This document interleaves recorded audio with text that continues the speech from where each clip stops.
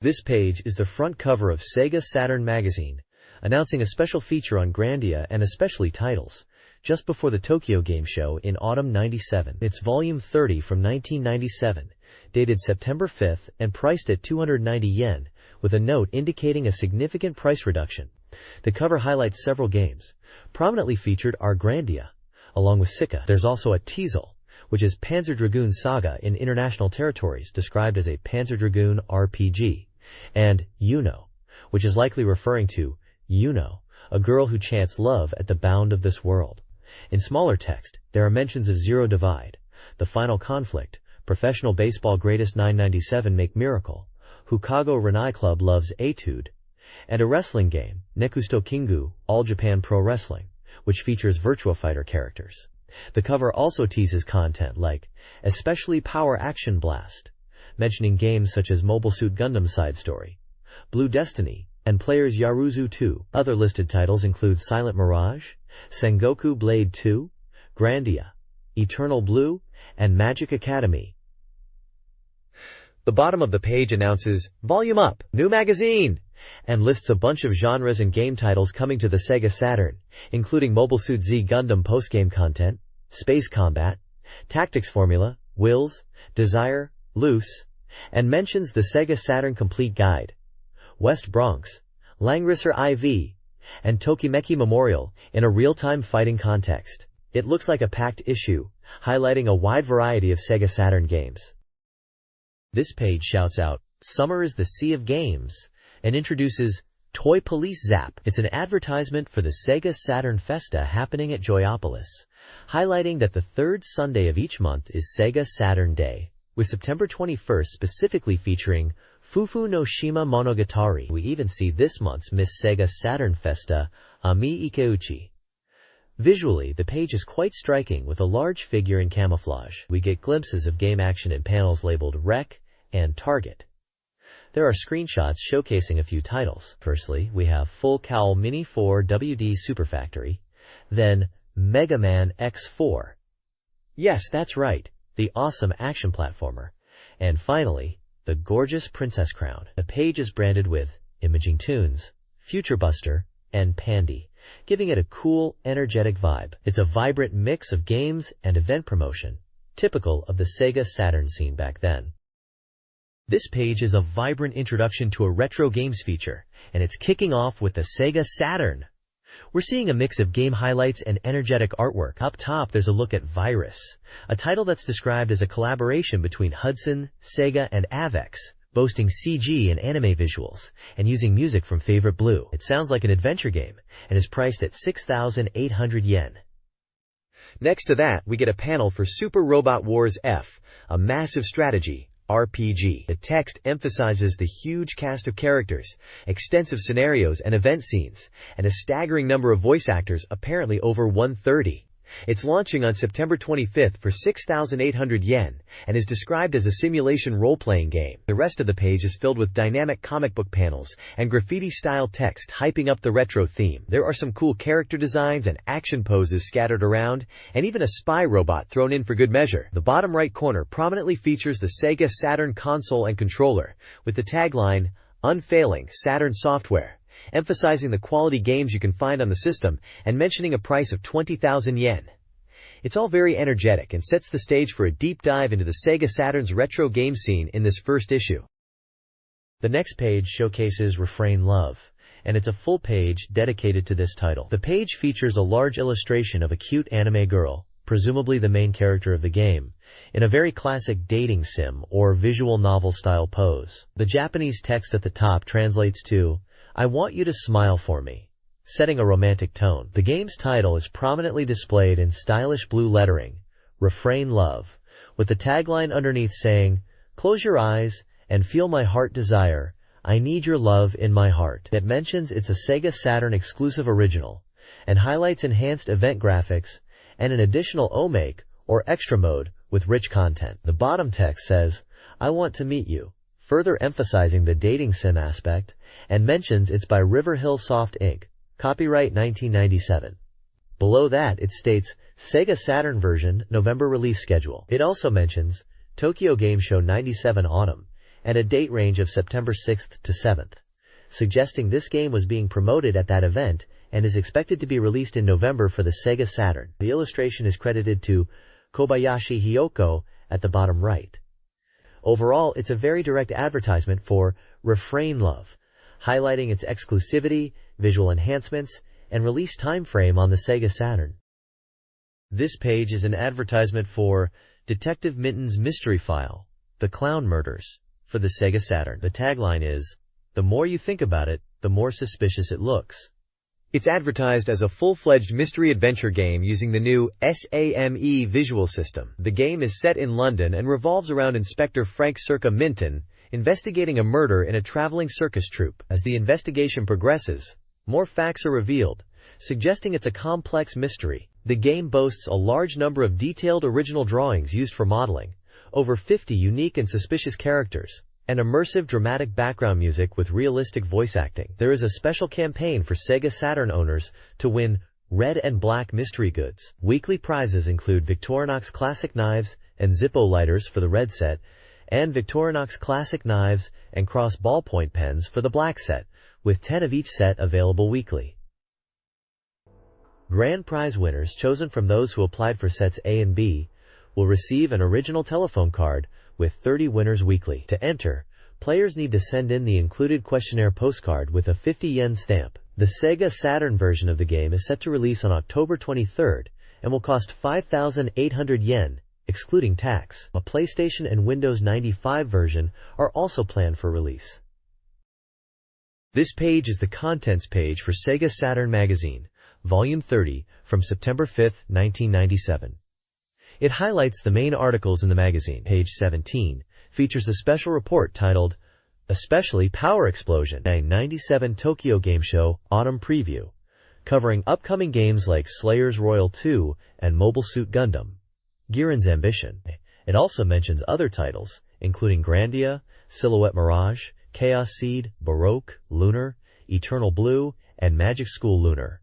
Page 50 has a special report section featuring Zero Divide 3, The Final Conflict, and lists more games like A Girl Who Chants Love at the Bound of This World, Panzer Dragoon Saga, After School Love Club Love Etude, Professional Baseball Greatest 997 Make Miracle, Setsu Island Story, Ninpen Manmaru, Next King, Love's Millennium Kingdom, Culdicept, and All Japan Pro Wrestling featuring Virtua. At the bottom right, there's an image of Sonic the Hedgehog in motion. Page 78 features a special Dead or Alive interview between Yu Suzuki, the head of Sega M2, and Tomonobu Itagaki, the producer of Dead or Alive.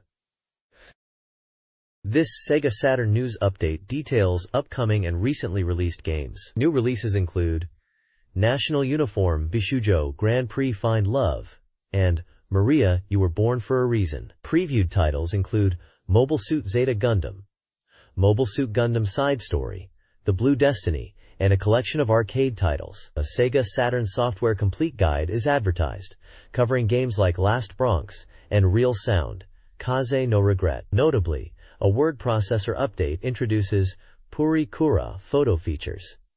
The M3 Research Rush section highlights The Lost World, Jurassic Park, and Virtual Onyx Over. Finally, a reader giveaway commemorates a power-up renewal. A game index on the right side of the page lists a wide variety of titles, showcasing the diverse Saturn library. This page is reporting on the Konami Club DB Caravan 97 Summer Event, a nationwide tour celebrating the popular Tokimeki Memorial Dating Sim series. This year's caravan was promoting Konami's internet radio station, DB-FM. The event, held in 6 locations across Japan, gathered together the voice cast of Tokimeki Memorial, featuring familiar names such as Mami Kingetsu, Sakura Tange, Sachiko Sugawara, Shiho Kikuchi, Yurika Nagasawa, Mie Kuribayashi, and Huko Kuwashima. The caravan started on August 2nd in Meguro Ward Public Hall and continued to venues including Osaka's L Theater and Tokyo's Yomiuri Hall on August 17th, part of the Club DB station schedule. The article describes lively stage performances and talk segments, noting the enthusiastic audience response and the popularity of limited edition merchandise which created long queues. It seems to have been a very successful event for Tokimeki Memorial fans. Sega showcased its latest prize merchandise, including posters, figures, and phone straps, and encouraged readers to visit SEGA Press. Namco's Wonder Egg 2 theme park celebrated 5 million visitors with a ceremony and discounted one-day passes. Nespa, a cosplay internet dance party by 2-5, debuted at Club Ayasa, Shibuya, and is planned monthly. The popular radio show, Mika's Radio Show, held a public recording in Ikebukuro, with the hosts wearing yukata. Finally, Sony advertised its Glastron PLM100 head-mounted display, offering a large screen experience for games and movies but with age and health warnings.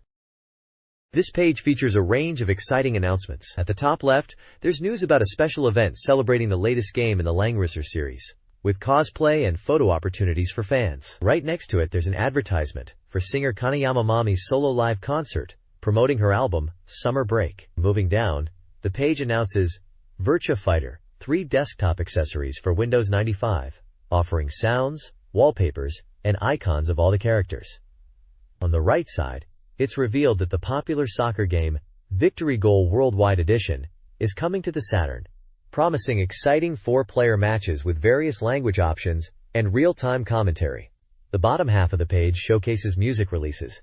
There's a new single called Smile Full from Sugahara Yoko, and an announcement for a debut album from the band The Colts. Also featured is Taste of Sweet Love Masterpiece 196,979, a tribute album covering famous anime songs. Further music releases include Girls Be, a new release from the French Heavy Artillery series, and One and Only by M.C.AT.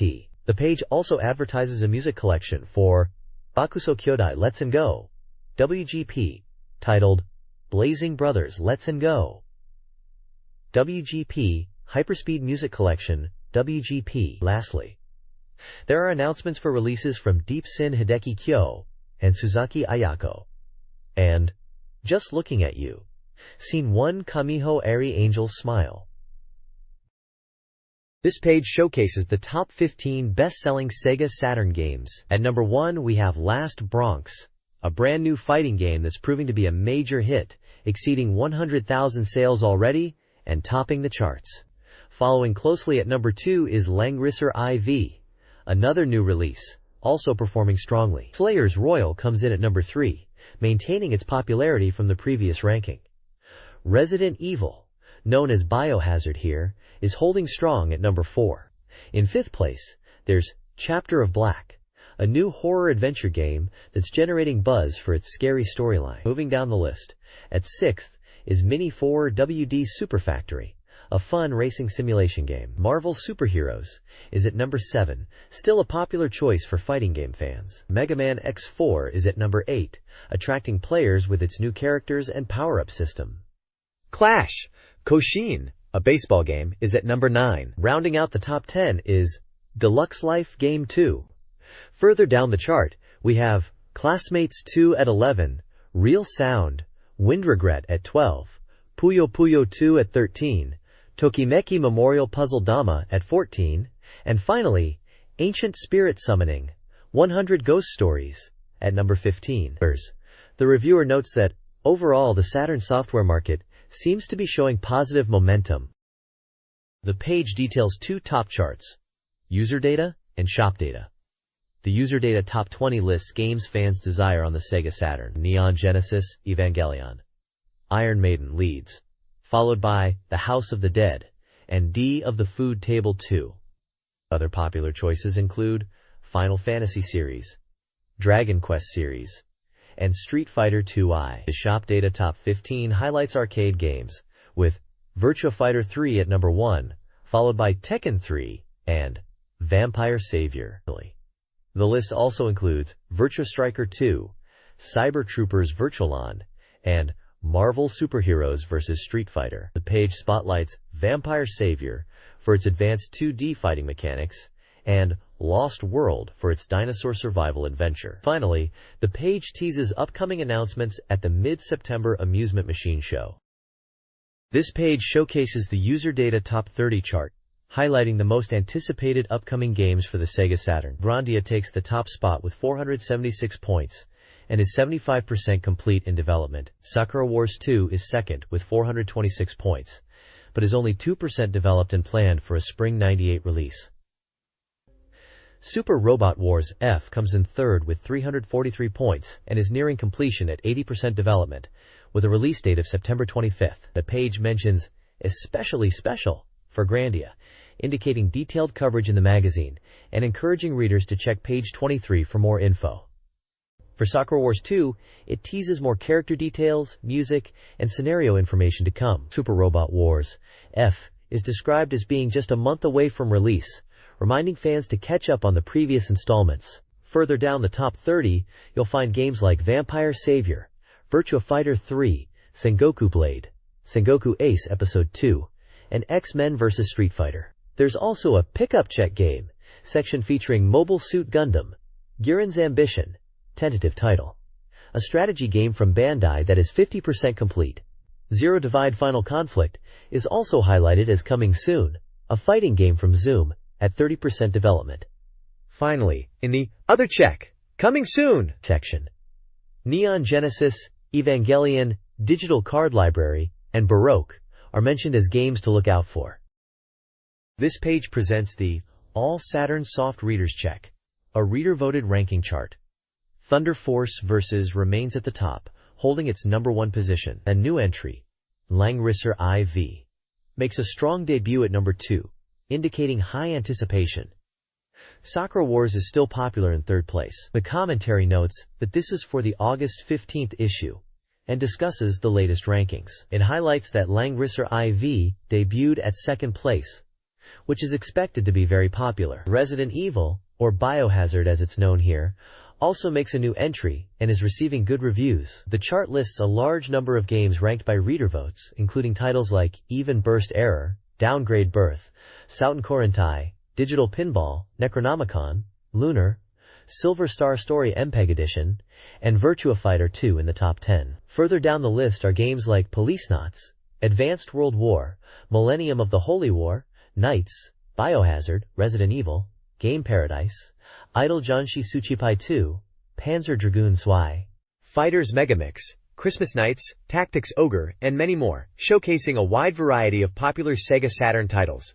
The commentator mentions the dynamism of the rankings and points out shifts in positions, reinforcing that the list reflects real-time reader opinions and the current trends in Sega Saturn gaming popularity.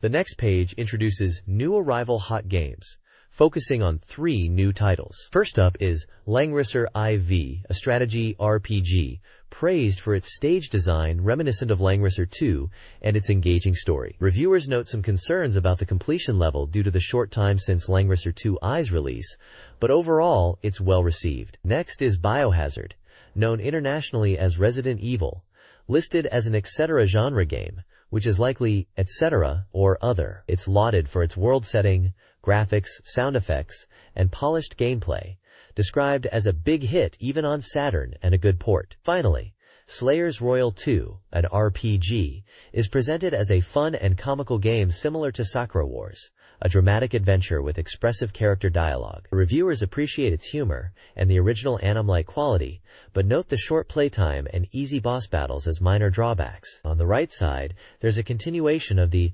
Opposition Aussie Saturn B chart, listing games ranked by reader votes, from position 169 down to 279. It's a long list of titles spanning various genres, showing the wide range of games being played and voted on by Saturn owners. This page showcases the Opposition Aussie Saturn C chart, continuing the reader-voted game rankings from the previous page, now covering positions 280 through 390. It's a long list, indicating a wide variety of Saturn games are still being played and rated by fans. The highlight of the page is the new Arrival Hot Games section featuring Last Bronx.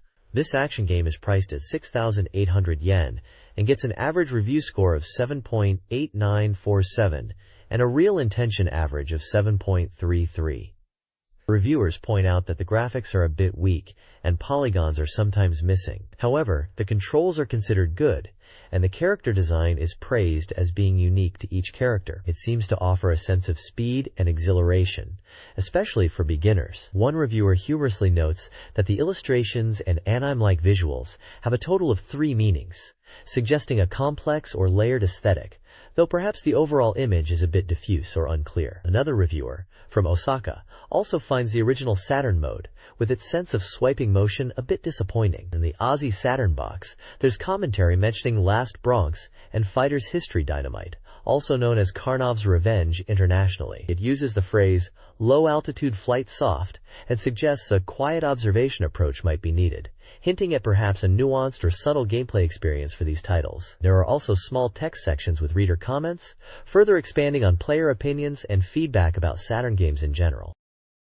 This installment of the SEGA Saturn Reader Rankings, Opposition SEGA Saturn D, covers games ranked 469 to 564. The spotlight game is Advanced World War German Power, a strategy title released in 1997 that earned a high reader score of 9.2523 compared to a staff score of 8.33. The game's focus on German warfare, including historical figures and operations, differentiates it from simpler unit clash games. Here, the review highlights its strategic depth, requiring careful planning and challenging gameplay.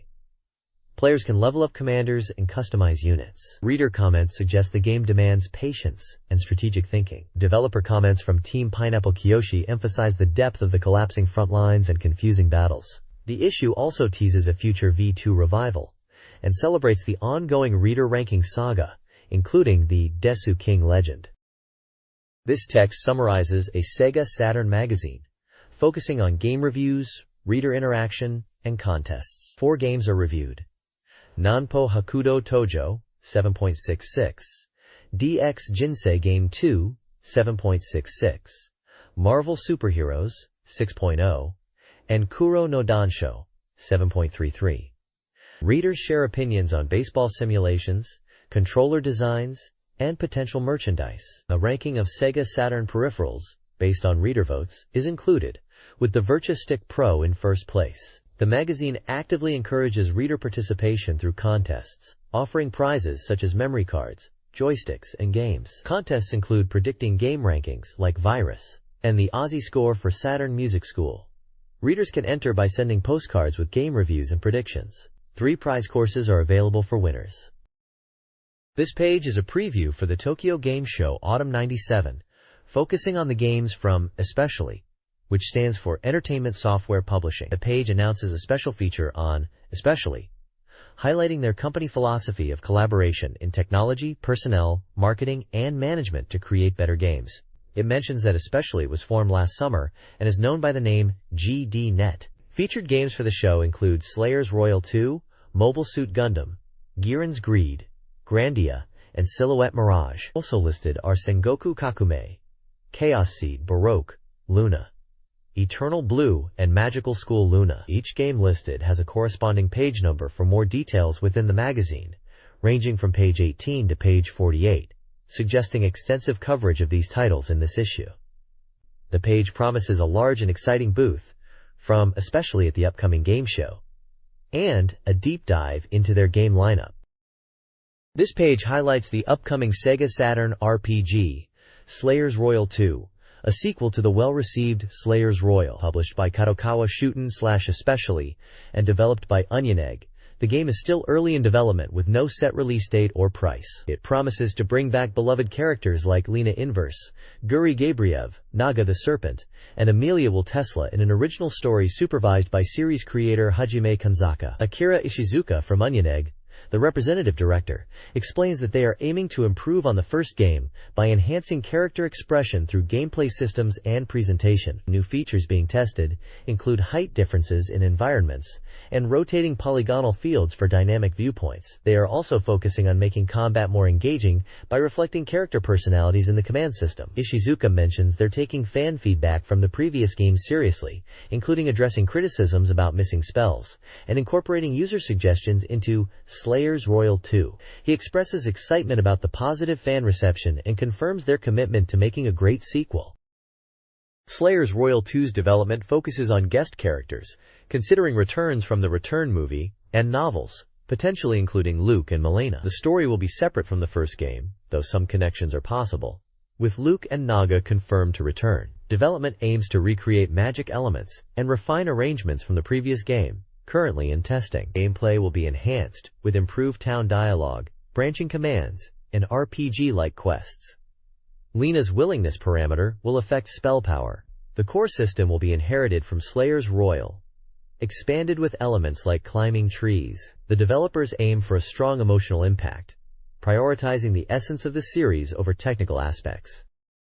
This page is all about the upcoming Bandai strategy simulation game, Mobile Suit Gundam, Giran's Ambition. It's still in development, at about 50% completion, and looks like it will let you experience the one-year war from a grand strategic perspective, playing as either Zeon or the Earth Federation. The game lets you step into the shoes of either Giran Zabi for Zeon or General Revel for the Federation, reliving key moments from the anime. It sounds like they are really focusing on the scope of the conflict, from space to Earth, with mobile suits and warships battling it out. They even mention characters from the OVAs making appearances, like Annabelle Gato from Stardust Memory. The developers are highlighting the impressive Symes battles and the overall scale of the war you'll get to experience in this game. Norihiko Ushimura from Bandai, who worked on games like Gay Centenary and Outbarred Force on PlayStation, mentions that this Gundam game aims to deliver a new kind of strategic gameplay, different from typical SLGS, really emphasizing the grand battle scenes. He says he personally loves General Revel and is putting a lot of passion into this project, which is great to hear for fans of the series. Mobile Suit Gundam, Giran's Ambition, is a strategy game emphasizing deep gameplay beyond individual unit battles. Players manage squads, capture bases for resources, and control supply lines. Development includes a rich event system with potentially 20-plus minute movie scenes using anime footage. The game, described as a full-fledged SLG, features military research, personnel management, and resource allocation. Players will experience impactful graphics, showcasing battles with units like the Zakuthu and Jim, along with ace pilots such as Johnny Ridden and Shin Matsunaga. Base defense is also emphasized. The tagline, Zeon and Federation, Where is Justice?, hints at the game's exploration of the conflict's moral ambiguity. The game aims to provide a grand-scale, story-driven strategy experience. An interview with the developers of Mobile Suit Gundam, Giran's Ambition, details the upcoming game. Developed jointly by Bandai and especially, the game will be previewed at a game show. The gameplay focuses on strategic planning. The map is divided into zones where players organize squads. Battles are initiated by designating attacks after unit movement, similar to a board game. The game stresses resource management. Continuous combat can weaken units. New type pilots and units, like Amuro Ray piloting powerful mobile suits, are key to victory, highlighting the importance of new type research. The developers aim for strategic depth and realism, while incorporating the Gundam universe through anime cutscenes, voice acting, and collaboration with Sunrise and voice actors to create a high-quality product. This page announces new information for the upcoming game arts title, Grandia. It highlights that the game is currently 75% complete, although the release date and price are still to be determined. It's noted as a single-player RPG coming on 2 CD-ROMs. The article emphasizes that Grandia is designed to meet high reader expectations, showcasing new characters and adventures in a new continent.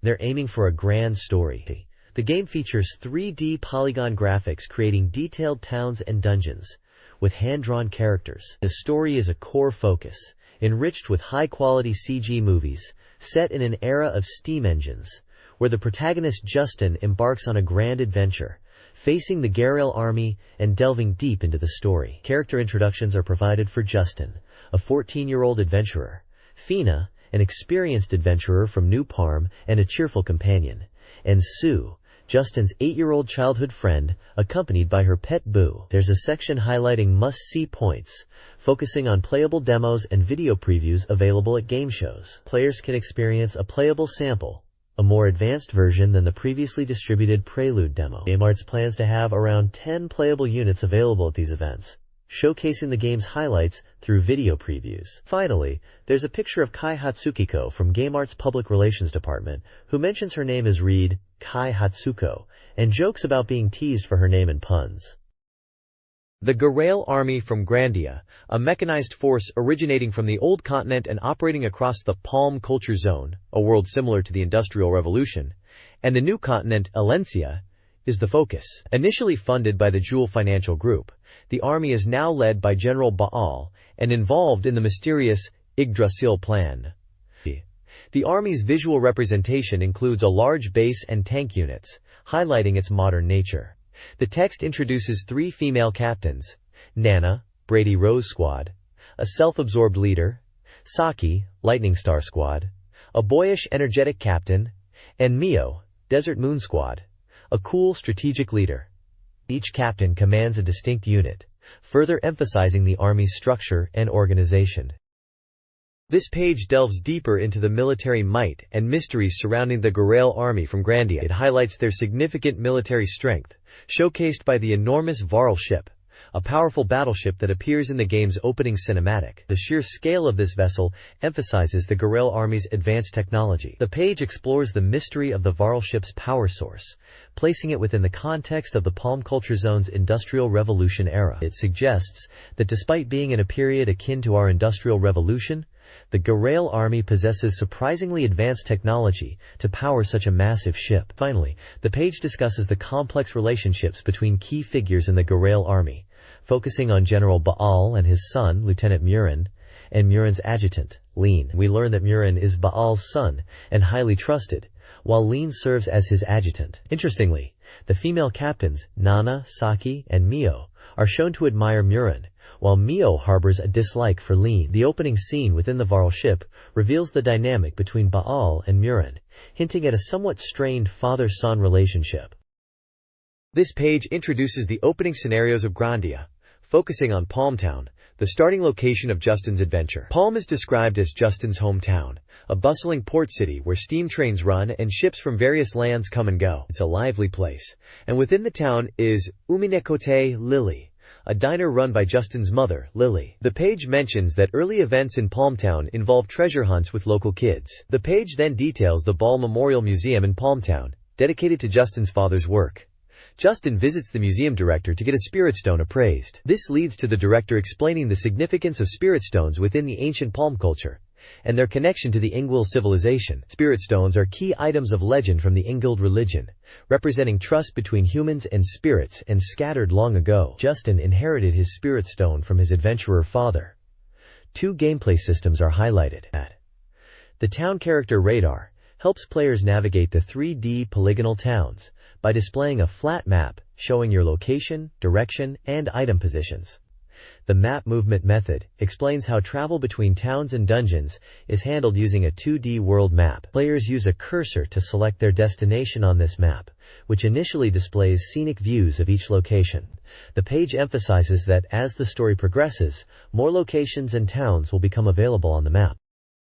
The introduction to Grandia continues, showing Justin and Sue exploring the salt ruins despite warnings. Inside, they meet Nana, Saki, and Mio, engaging in turn-based battles and dialogue that subtly influences the story. The ruins are a relic of the ancient Ingwil civilization, promising mystery. Next, Justin seeks transport to a new continent, consulting seasoned adventurer Jinsan. Screenshots depict Justin searching Palm for information, potentially about a bus. Ginsan, an eccentric old adventurer, holds the key to Justin's journey. The page concludes with a promise of more adventure. The content shown is just a prelude to a grand journey, hinting at vast landscapes and wonders with glimpses of future areas, promising a vibrant and expansive world to explore.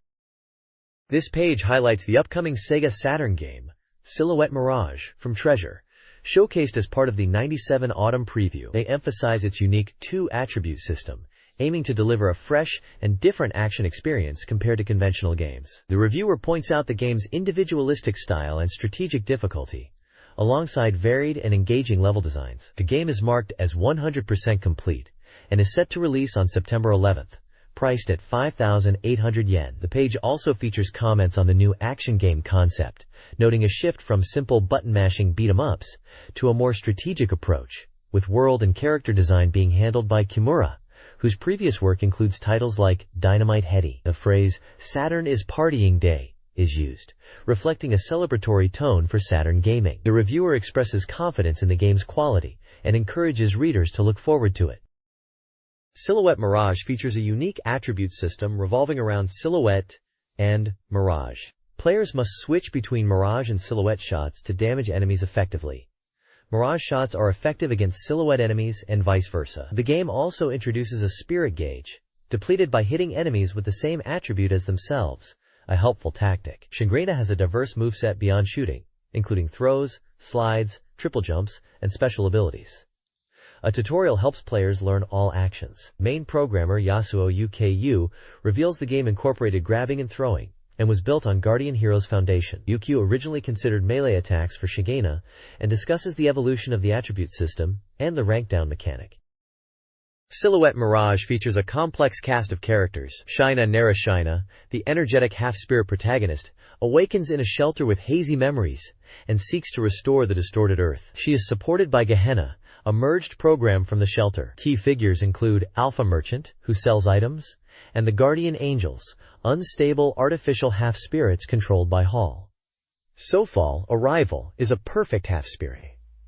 The game explores two races, the Silhouette race, valuing physical strength, and the Mirage race, emphasizing mental strength. Hall, the leader of the Mirage faction, aims to control the computer race.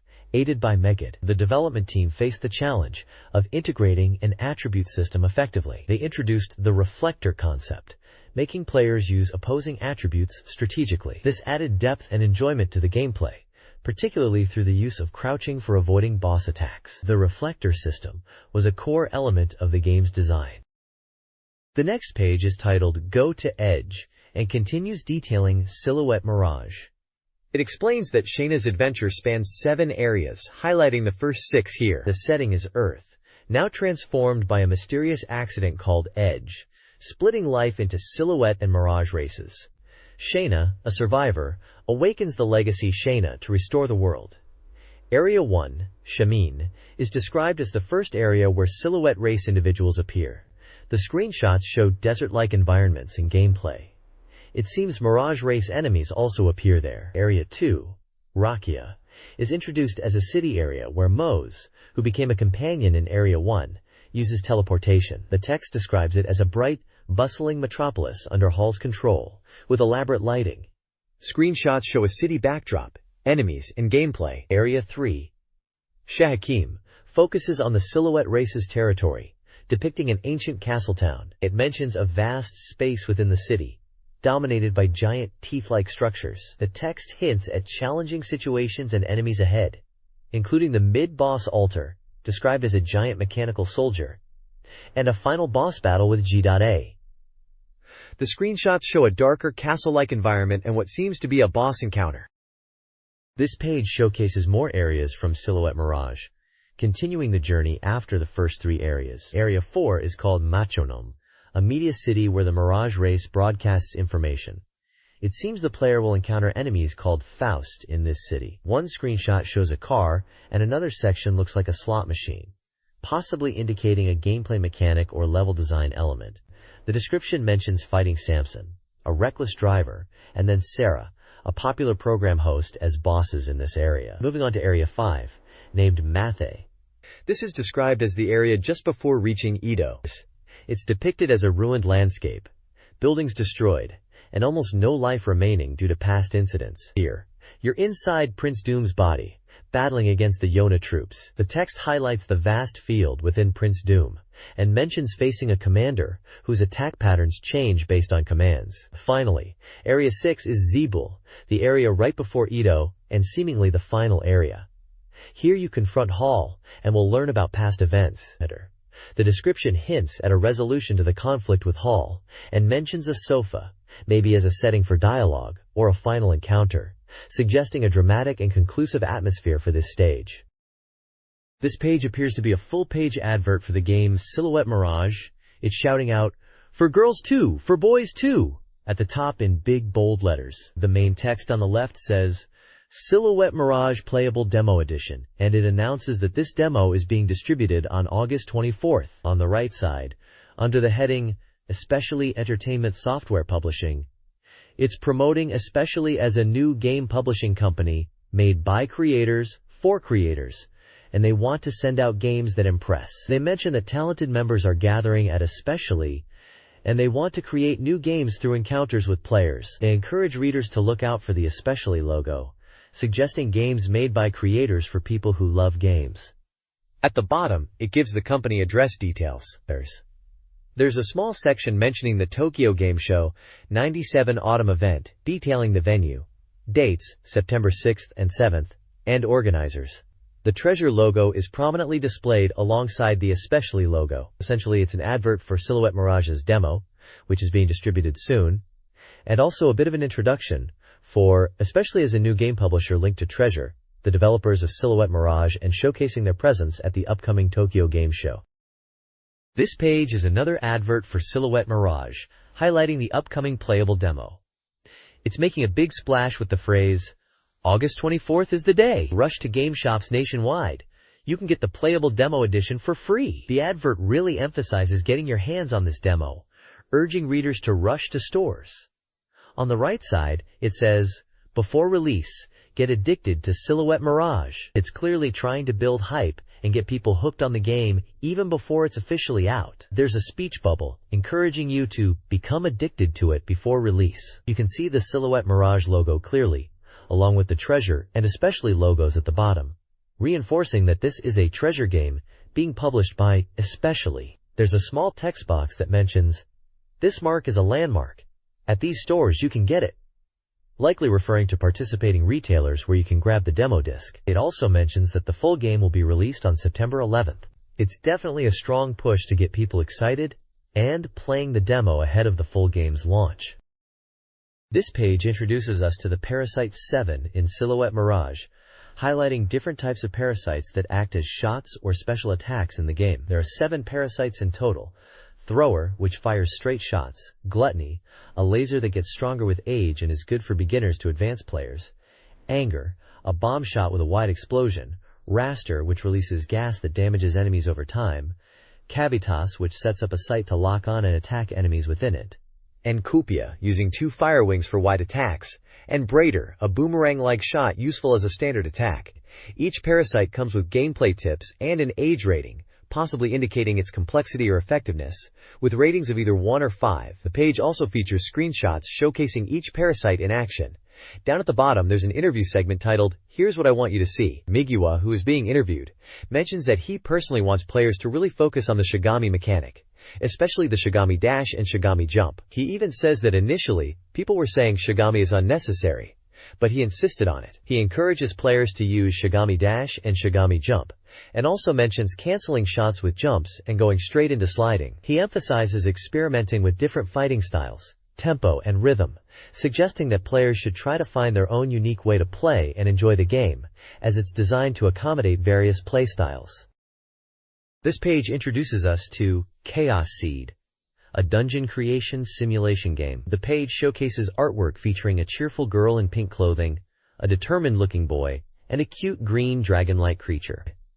It explains dungeon creation as the act of growing and strengthening dungeons, mentioning the inclusion of wind and water elements within these mysterious cave systems. In a section called, Here's What to See, they're planning in-game events with Second Wave of Presents, where you could win heroin life-size pop displays and jigsaw puzzles. The game is by Neverland Company, scheduled for release on October 23rd, priced at 6,800 yen, and is a single-player game. There's also a comment from Takada Makoto of Neverland Company, who is mentioned as being deeply involved in the Lufia, or Estopolis Denki series. Chaos Seed utilizes elemental rooms, fire, earth, wood, gold, and water, each linked to a god embodying specific traits. The fire god, power, destruction; earth god, stability; wood god, growth; gold god, wealth; and water god, birth, dictate which rooms you can build, production, training, summoning, etc., and affect room attributes like durability. The core gameplay revolves around managing energy, sacred pills, and sacred beasts. Production rooms generate energy, while training rooms develop sacred beasts using energy and pills. Summoning rooms bring forth these beasts, essential for resource transport, dungeon defense, and summoning. Finally, players set routes of march for their sacred beasts, optimizing resource flow and defensive strategies within their dungeon.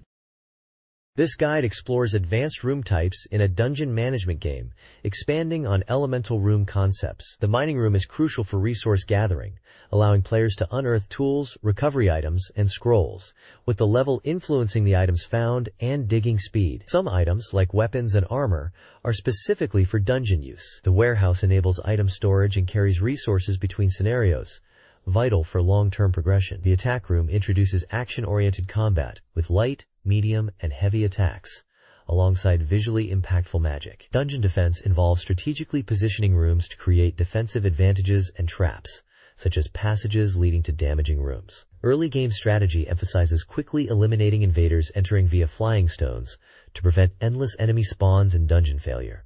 These defeated foes might even yield items.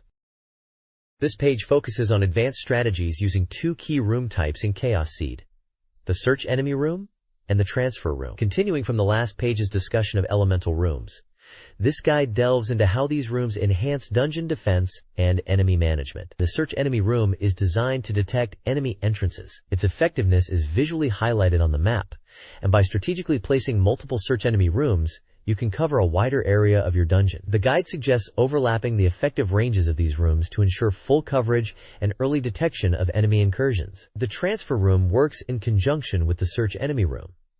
While useful on its own, its real power comes when combined with the Search Enemy Room. For instance, upon detecting an enemy entrance with the Search Enemy Room, you can immediately use the Transfer Room to teleport directly to the enemy location. This is especially beneficial in larger dungeons, where manual movement would be time-consuming, allowing you to quickly respond to threats and prevent dungeon failure. The guide emphasizes that by using both rooms effectively, you can swiftly eliminate enemies, showcasing a powerful strategic approach to dungeon management in Chaos Seed. This page is a preview for the upcoming RPG Baroque for the SEGA Saturn. The tagline is RPG of the New Earth. The page emphasizes experiencing the story, rather than just reading it, describing the game as a conceptual shock RPG. It highlights elements like angels, distortions, great heat waves, and nerve fibers, suggesting a surreal and perhaps disturbing world. The game is set in a world that has collapsed after a great cataclysm, depicted in the opening movie. It is stated to be 50% complete at this stage, and is being developed by Sting.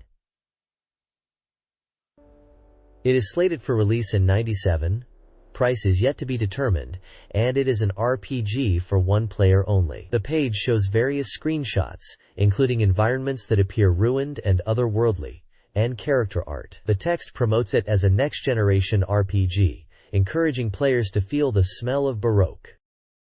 This page delves deeper into the upcoming SEGA Saturn RPG Baroque. It reinforces the idea of it being a very unique and immersive experience, calling it a real-time 3D RPG, where player actions shape a constantly evolving world. The game is set in a devastated future, after a cataclysmic event referred to as the Great Heat Wave. The world is described as ruined, inhabited by strange beings, and in constant flux. You play as a young protagonist suffering from amnesia, driven by a sense of sin towards seeking divine revelation in this bizarre world. The page highlights the unsettling atmosphere, suggesting a world of distorted landscapes and strange occurrences. The game story section elaborates on escalating bizarre incidents and brutal murders which become commonplace. This led to the formation of special units to deal with deformed creatures. Intriguingly, it also mentions religious groups claiming to be angels and possessing divine technology. The Great Heat Wave is presented as a pivotal moment. Apparently, pre-cataclysm manga and movies depicted apocalyptic scenarios. But the reality of the Great Heat Wave in Baroque's world is described as something different and perhaps more insidious. The only significant change in the world, it suggests, is the rise of Baroque itself, hinting at a pervasive and corrupting influence.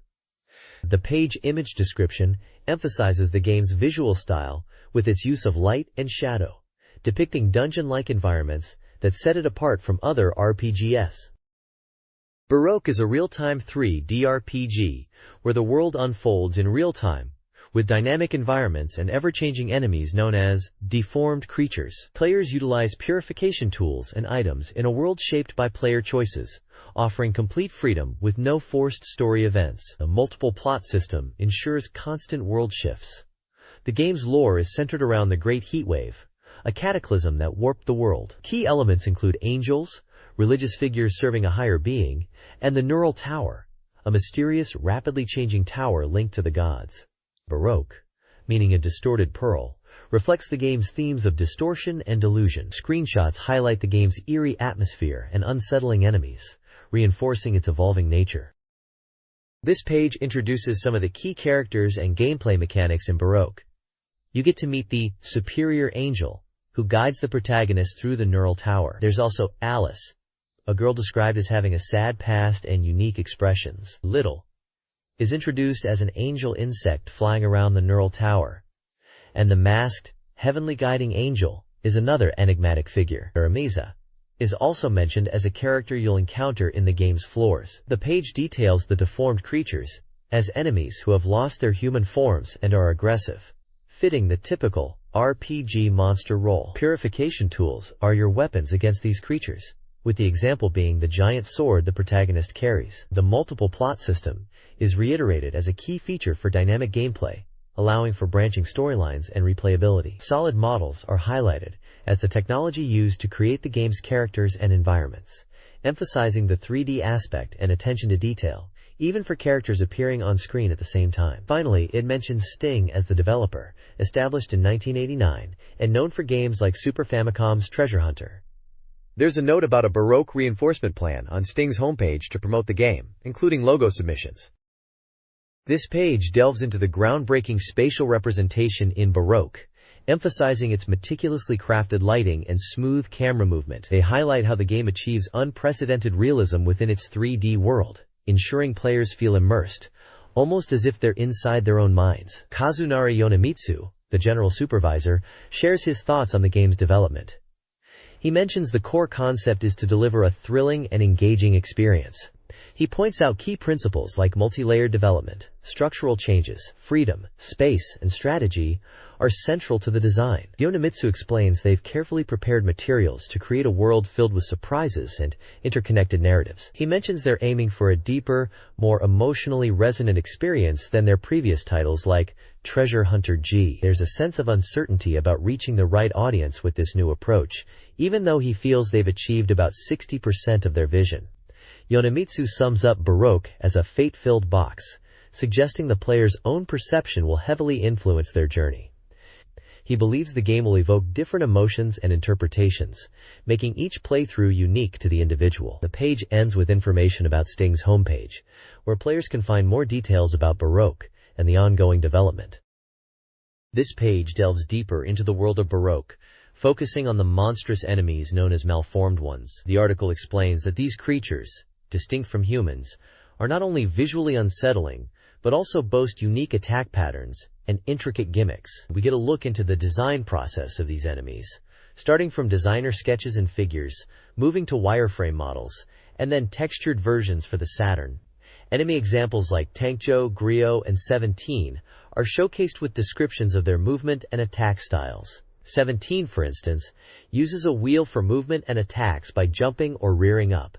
It's revealed that there are 22 types of malformed ones in total, some of which are even friendly to the player. The game features a staggering number of motion patterns for each enemy, around 50 per creature, making their movements incredibly realistic and diverse. The page also promotes a special event at Tokyo Game Show 97 Autumn for Satamaga readers. Attendees could receive limited edition Angel Boy keyholders and premium postcard sets. To get these items, readers needed to bring a copy of the magazine with a coupon and potentially share their thoughts on Baroque. There's also a message from Sting's PR representative, Yano Kayoko, encouraging readers to visit the Baroque booth at the game show. Finally, a postcard redemption coupon is included on the page itself, offering a premium Baroque postcard set to the first 10,000 people.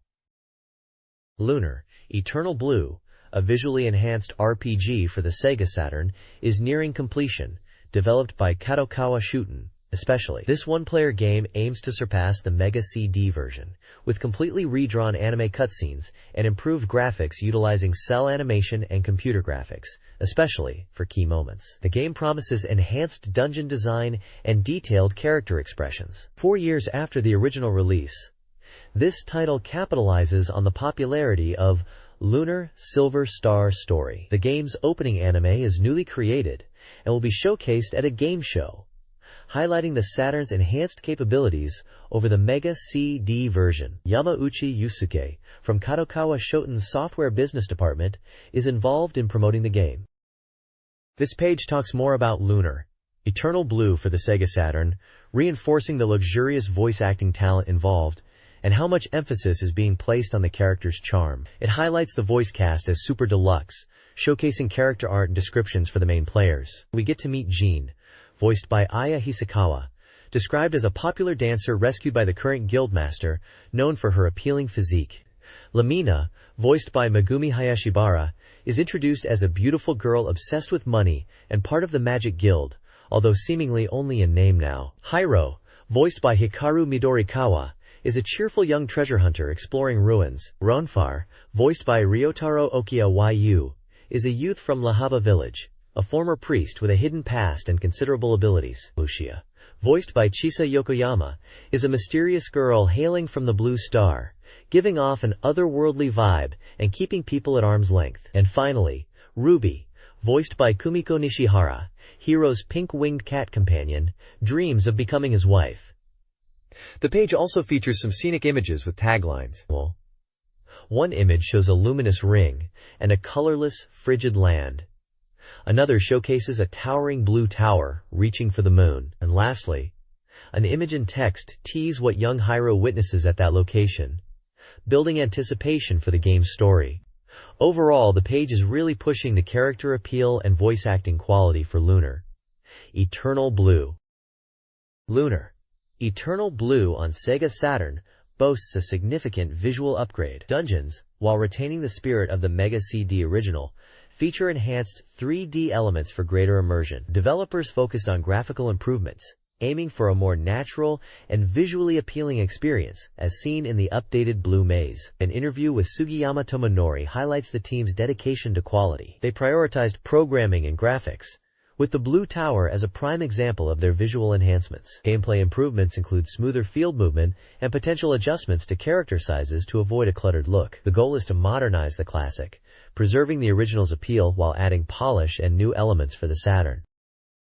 This page delves deeper into the battle system of Lunar, Eternal Blue on Sega Saturn, questioning if there are system-wide changes alongside the background enhancements. The article confirms battles will now occur within the dungeon environments themselves, not on separate battle screens. This means the backgrounds during battles are directly taken from the dungeon you are currently exploring. The developers emphasize the effort put into graphically recreating the dungeon environments as battle backgrounds, aiming for a seamless transition and immersive experience. The interview with Sugiyama continues, discussing the battle system further. They are considering changes to magic, but intend to respect the names of spells from previous versions.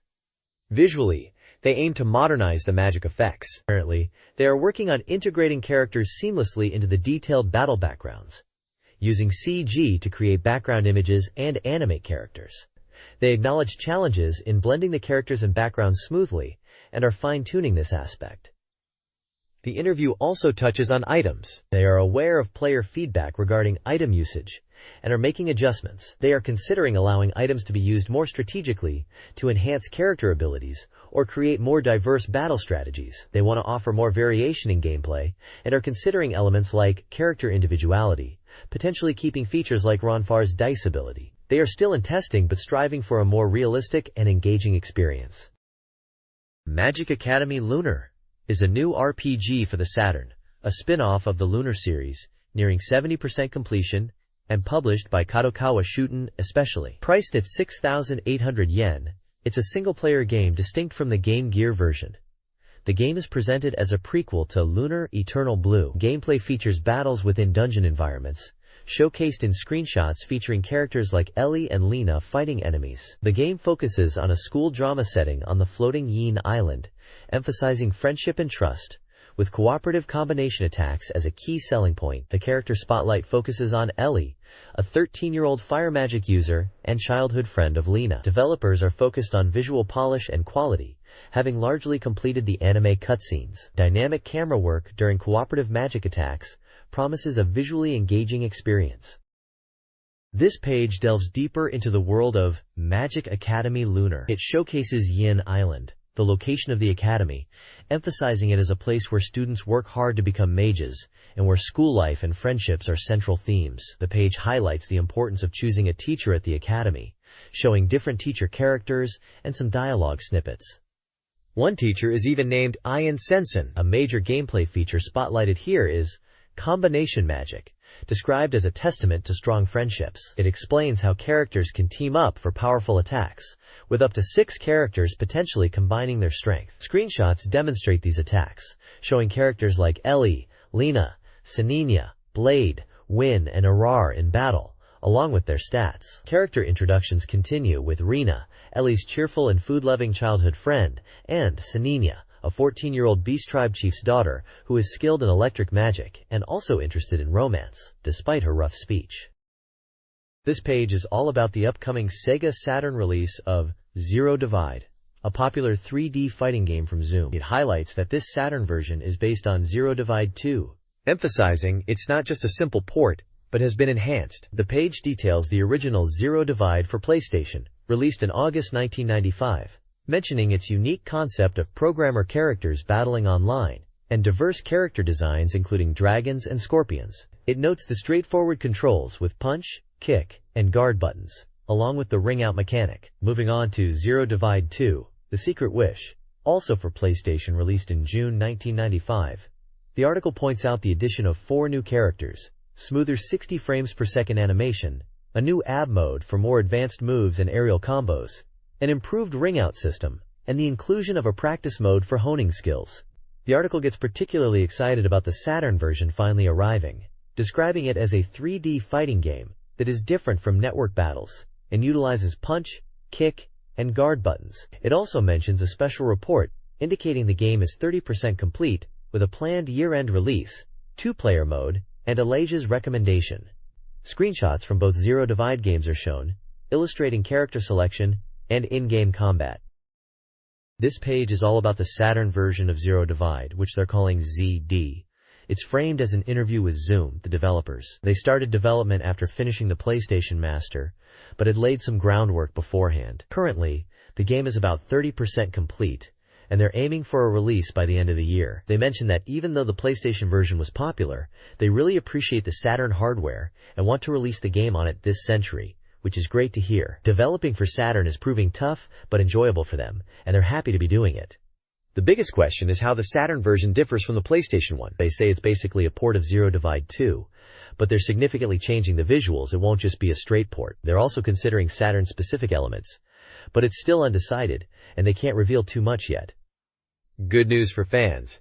Neko is already included in the Saturn version. For highlights, they're keeping the series' signature ring-out and unit destruction mechanics while aiming for a new feel, smooth 60 frames per second gameplay, and responsive controls. The Zoom development team ends with a message thanking everyone for their support and asking people to keep an eye on the game's development. There's also a cute cat cartoon at the bottom holding a Saturn controller and game cartridge, which is a nice touch. This page shines a spotlight on Yuno, a girl who chants love at the bound of this world. It sets the scene by describing a beautiful, mysterious forest with sunlight dappling through the trees, bird song, and a gentle stream, making you wonder where exactly this place is. The game is hyped as a parallel world where the protagonist arrives, transcending time and space, and promises a nostalgic yet new experience filled with encounters and drama that will resonate with players. The page reveals some key details in a special report section. Developed by Elf and planned for release in 1997, the price is still undecided. It boasts a multi-story system, ADMs, and is recommended for players 18 and over. Interestingly, it also mentions shuttle mouse compatibility. The game is stated to be about 50% complete at this stage of development. The article mentions that this new world is the second stage for the main character, and they are introducing one of the worlds in the game. This page seems to be further introducing the world and characters of Yuno, a girl who chants love at the bound of this world. It focuses on giving you a sense of the appealing and comfortable atmosphere of the characters and locations you'll encounter in the game. We see 3 distinct characters showcased here. First, There's a sophisticated-looking woman with red hair, dressed in elaborate clothing and accessories. The text suggests she's of high status, and might even be someone unusual, given questions about her hair and ears, hinting she may not be entirely human. Next, there's a young blonde girl, who is described as bright, energetic, and very curious. She looks noticeably younger than the other characters, and the text wonders about her relationship to the main character. Finally, at the bottom, we see a mysterious armored figure, with a rather unpleasant-looking mask. The armor is white with designs, and it's noted that it looks soldier-like. The text questions if this character belongs to some kind of organization, and if a red emblem on their shoulder is a key clue to their identity. In the background, there's also a glimpse of a temple-like location, with crystal pillars and a glowing object in the center, further expanding on the intriguing and somewhat mystical setting of the game. It seems like the page is trying to build intrigue and make you wonder about the roles and relationships of these characters within the world of Yu-Gi-Oh! This text introduces 3 new characters in the game. Yuno, a girl who chants love at the bound of this world. The first is a red-haired woman with a confident pose, suggesting a leader-like personality. The second is a woman in elegant armor, reminiscent of a knight, potentially connected to a previously introduced character. Finally, a bald, heavy-set man with a goatee, holding a whip, is presented as a villainous figure. Accompanying the character descriptions is an image of a ruined city with a castle-like structure in the distance, prompting speculation about its inhabitants. The text concludes with a notice from the game company, Elf, regarding articles about this world, and apologizing for the poor image quality of certain game versions.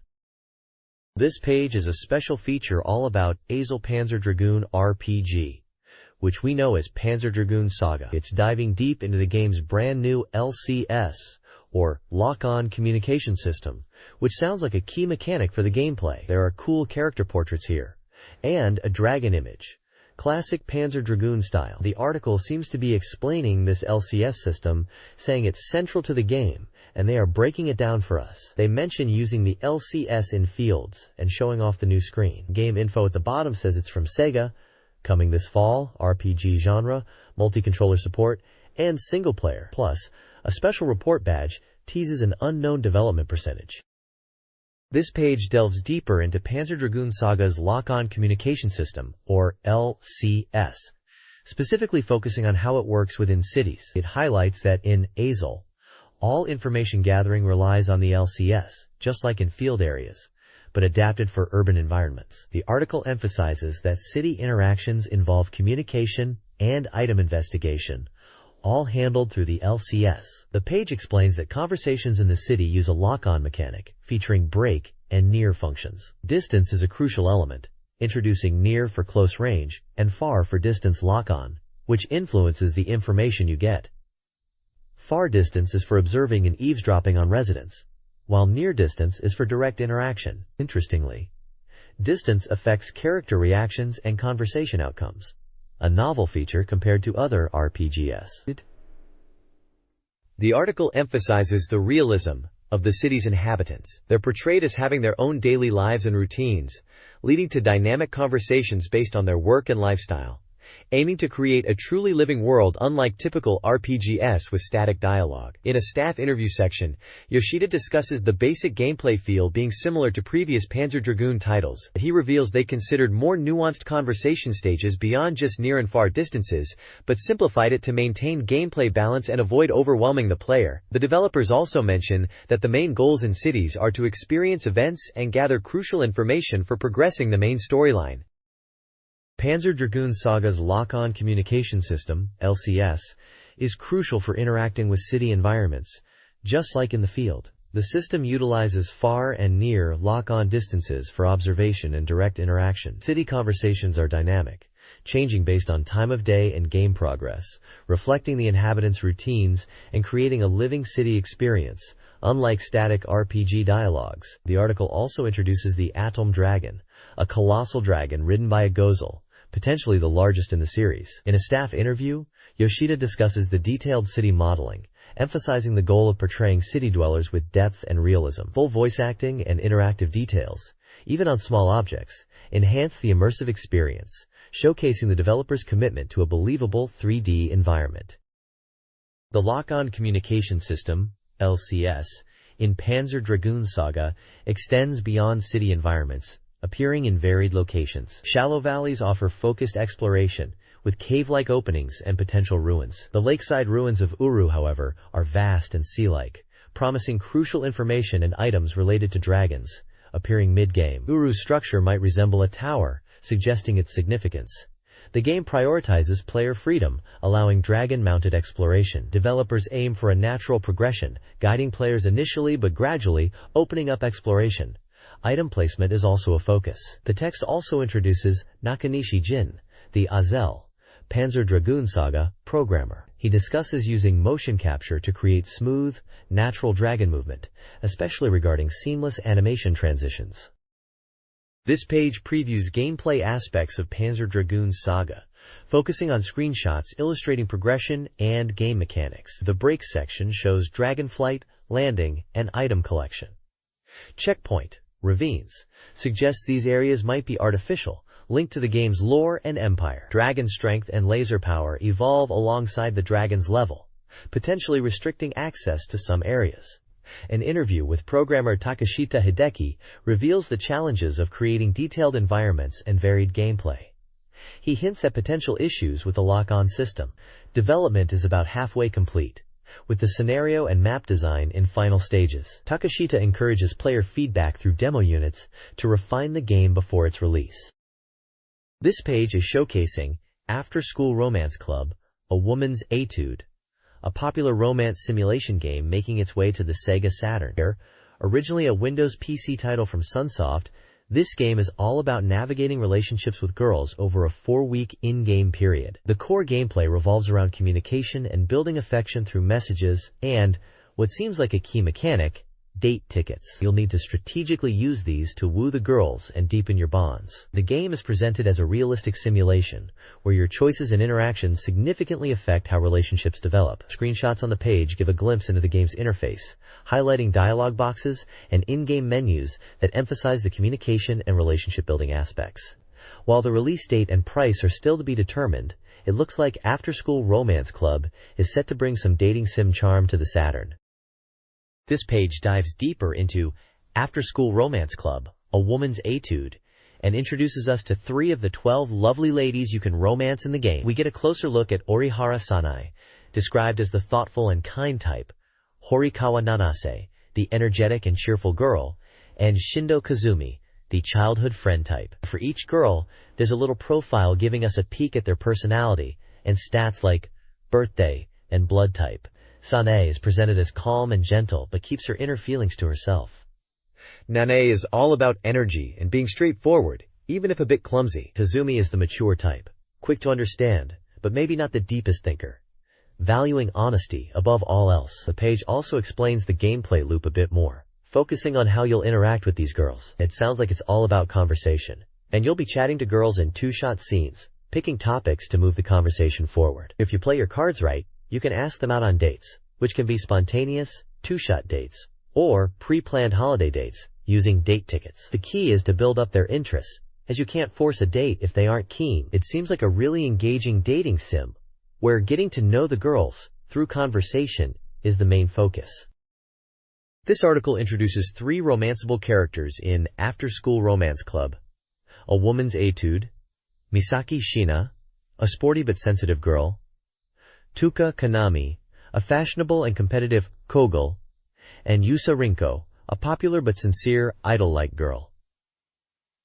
The PC version is used as a reference, emphasizing the importance of varied, daily conversations. Players are advised to confidently approach girls they like, but to be mindful of their feelings and schedules. A key feature highlighted is the rich conversation data, with unique dialogue for each girl, promising a non-repetitive experience.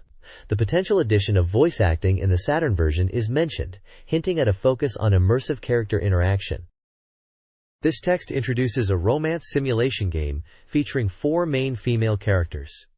Misuzu Yamashina, a diligent university student seeking true love, is the first. Misao Sonozaki, a vocational school student who is seemingly showy but longs for serious love, follows.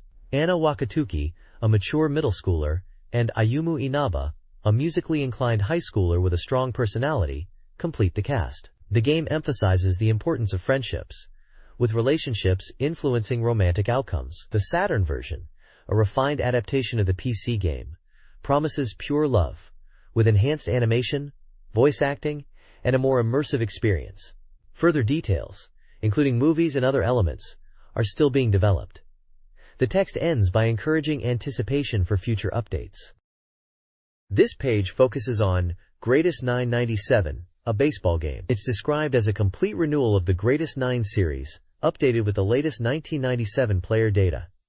The game boasts enhanced gameplay and new game modes. There's a home run contest mode and a team edit mode that lets you create your own original teams. The page mentions it retains the good points of the previous game while adding power-ups and improvements to game mechanics. It highlights various gameplay modes, including pennant races, open matches, and the home run derby, supporting up to 4 players. There's a section showcasing player data customization, with keywords for creating unique player types, and showing things like pitching style, physique, and face. A World Topics section details a real-world player trade between the Cebu Lions and Shunichi Dragons. The report section gives details like the release date of September 25, 1997, the price of 5,800 yen, genre as sports, baseball, and that it supports 12 players, aimed at all ages.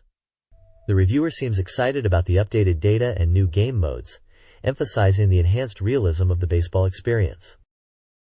This page continues to showcase Greatest 997 and focuses on what makes it a step up from the previous game. It shouts, "Here is the miracle! Greatest 997 checking the change points from the previous work." There's a Ball World Topics section reporting real-world baseball news, specifically about a Yomiuri Giants pitcher returning from injury and being ready to rejoin the team. The page emphasizes the appearance of real name OB teams, meaning teams made up of famous old boys or retired legendary players.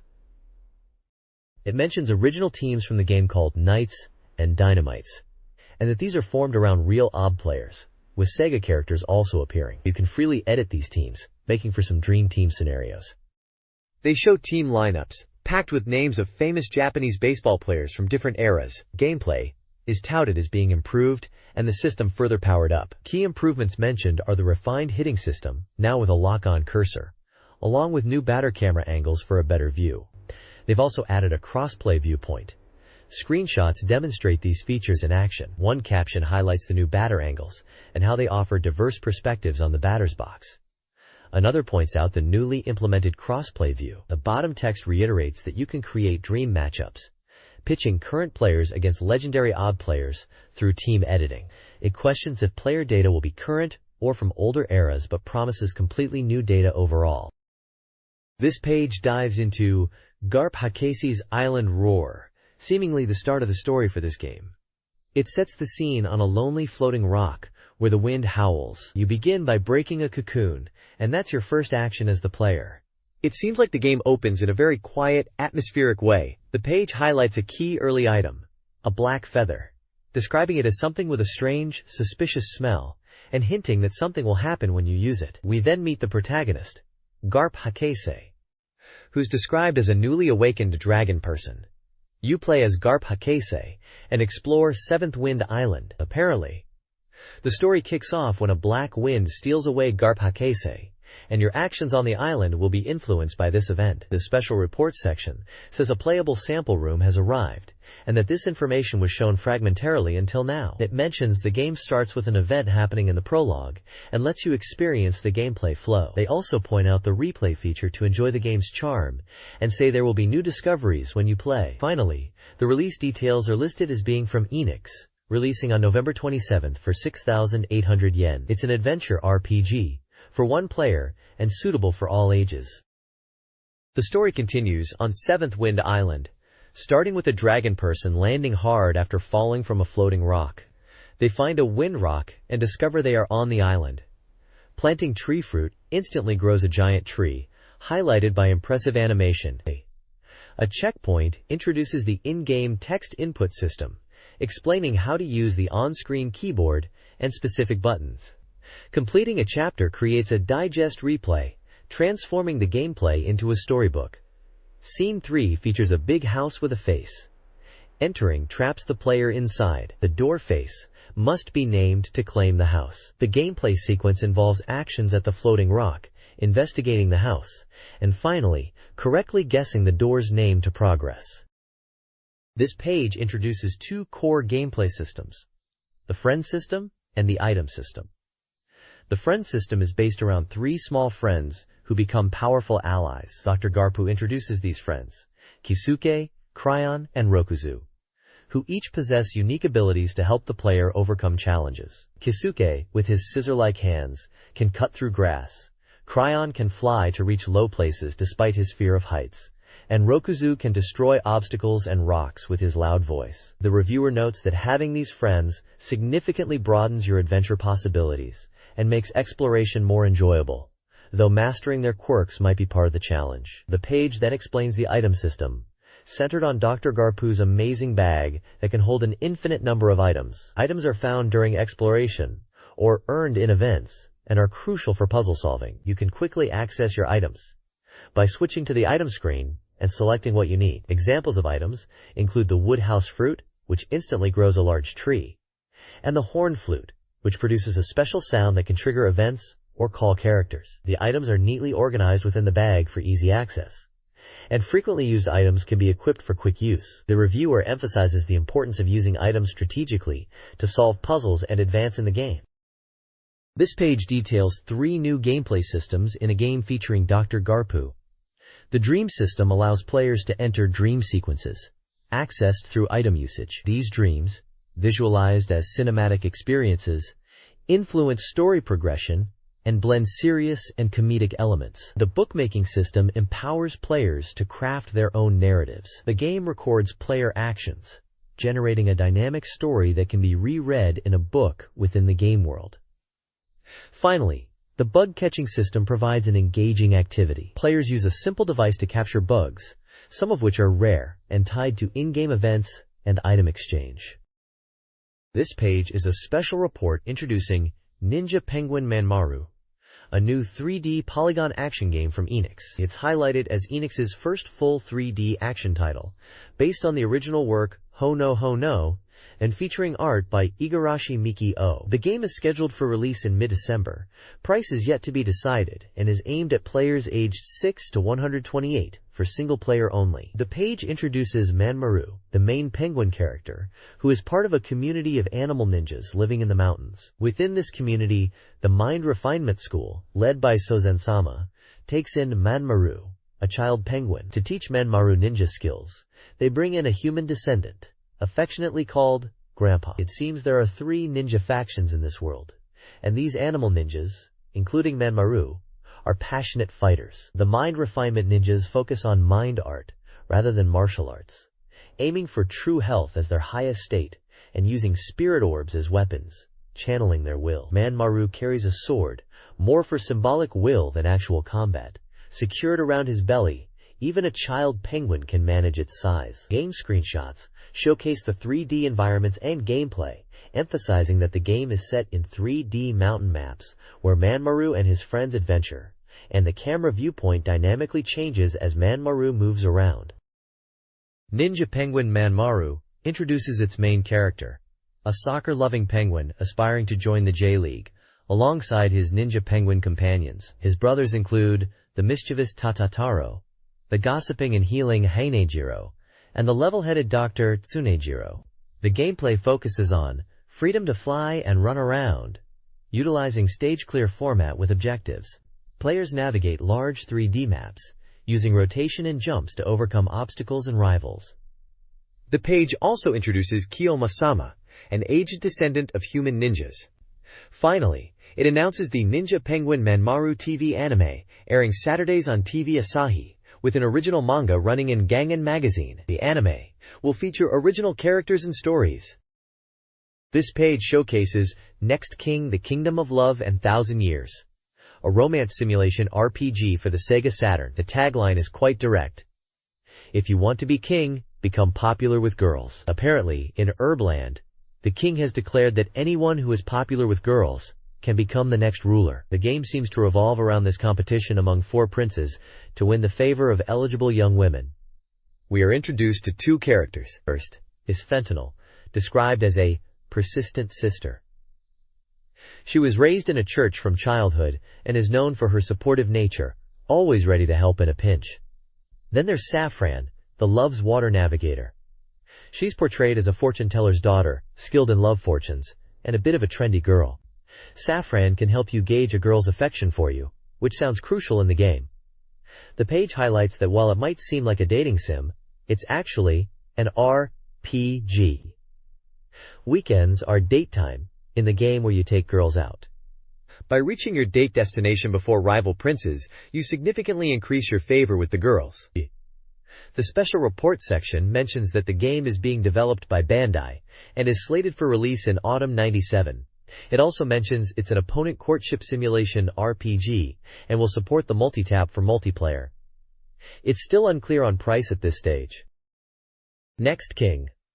The Kingdom of Love and 1,000 Years tasks the player with winning the hearts of 12 girls to become king. This is an RPG where building relationships is key. 8 of the potential princesses are introduced. Anise is a spoiled noble's daughter. Dill is aloof but warms to the protagonist. Chicory is a treasure hunter. Caraway is a masked knight's daughter. Ginger is a money-obsessed guardian. Marlene is a hot-blooded martial artist. Cumin is a clumsy but innocent ninja. Rosemary is a barmaid who offers relationship advice. To gain affection, players must give preferred gifts, consult Rosemary, go on dates, and win battles alongside the girls. Losing battles will lower affection. Giving a birthday gift doubles affection points. The game appears to include a calendar and character interface for managing relationships and events. Culdicept is a strategic card-based board game where players compete to accumulate magic power, which is equivalent to money. Victory depends on earning magic power faster than opponents, achieved through territory value, round bonuses, and protection symbols, Gofu. These symbols, purchased in churches, directly boost magic power and provide a bonus upon completing a lap of the board. Having more symbols offers greater advantages. The game features facilities like card shops for acquiring magic cards, and treasure spots that trigger random map-wide events. The total magic power calculation includes land magic, territory value, current magic power, and protection symbol magic power. The text introduces Miranda, a young scepter document person, skilled in ancient writings, who is crucial to understanding the game's lore by interpreting the patterns on the scepters. This page is all about showcasing the multiplayer fun of Culdicept. It highlights the game's appeal for up to 4 players, saying while the story mode is great, the real fun is battling against other people because the AI is no match for human strategy. This is a report of a match between a seasoned player named Ray and a newbie named Umanosuke. They are playing on the map called Death Desert Goza. The page walks us through their first turn and subsequent moves, explaining what's happening through their dialogue. Ray is clearly teaching Umanosuke the ropes, giving advice on creature cards, land types, and item usage, specifically mentioning cards like Fighter, Hornet, Holy Word, Sling, and items like Checkpoint Bonus. They discuss strategies such as capturing territory, using element-specific lands, and dealing with neutral properties, showing how players think through their turns and make decisions. It gives a good sense of a real player versus player match in Culdicept, and how engaging the game can be with its card-based strategy and board game elements. The overall impression is that Culdicept is a deep and rewarding game when played against others, and the page effectively demonstrates this through the playthrough between Ray and Umanosuke.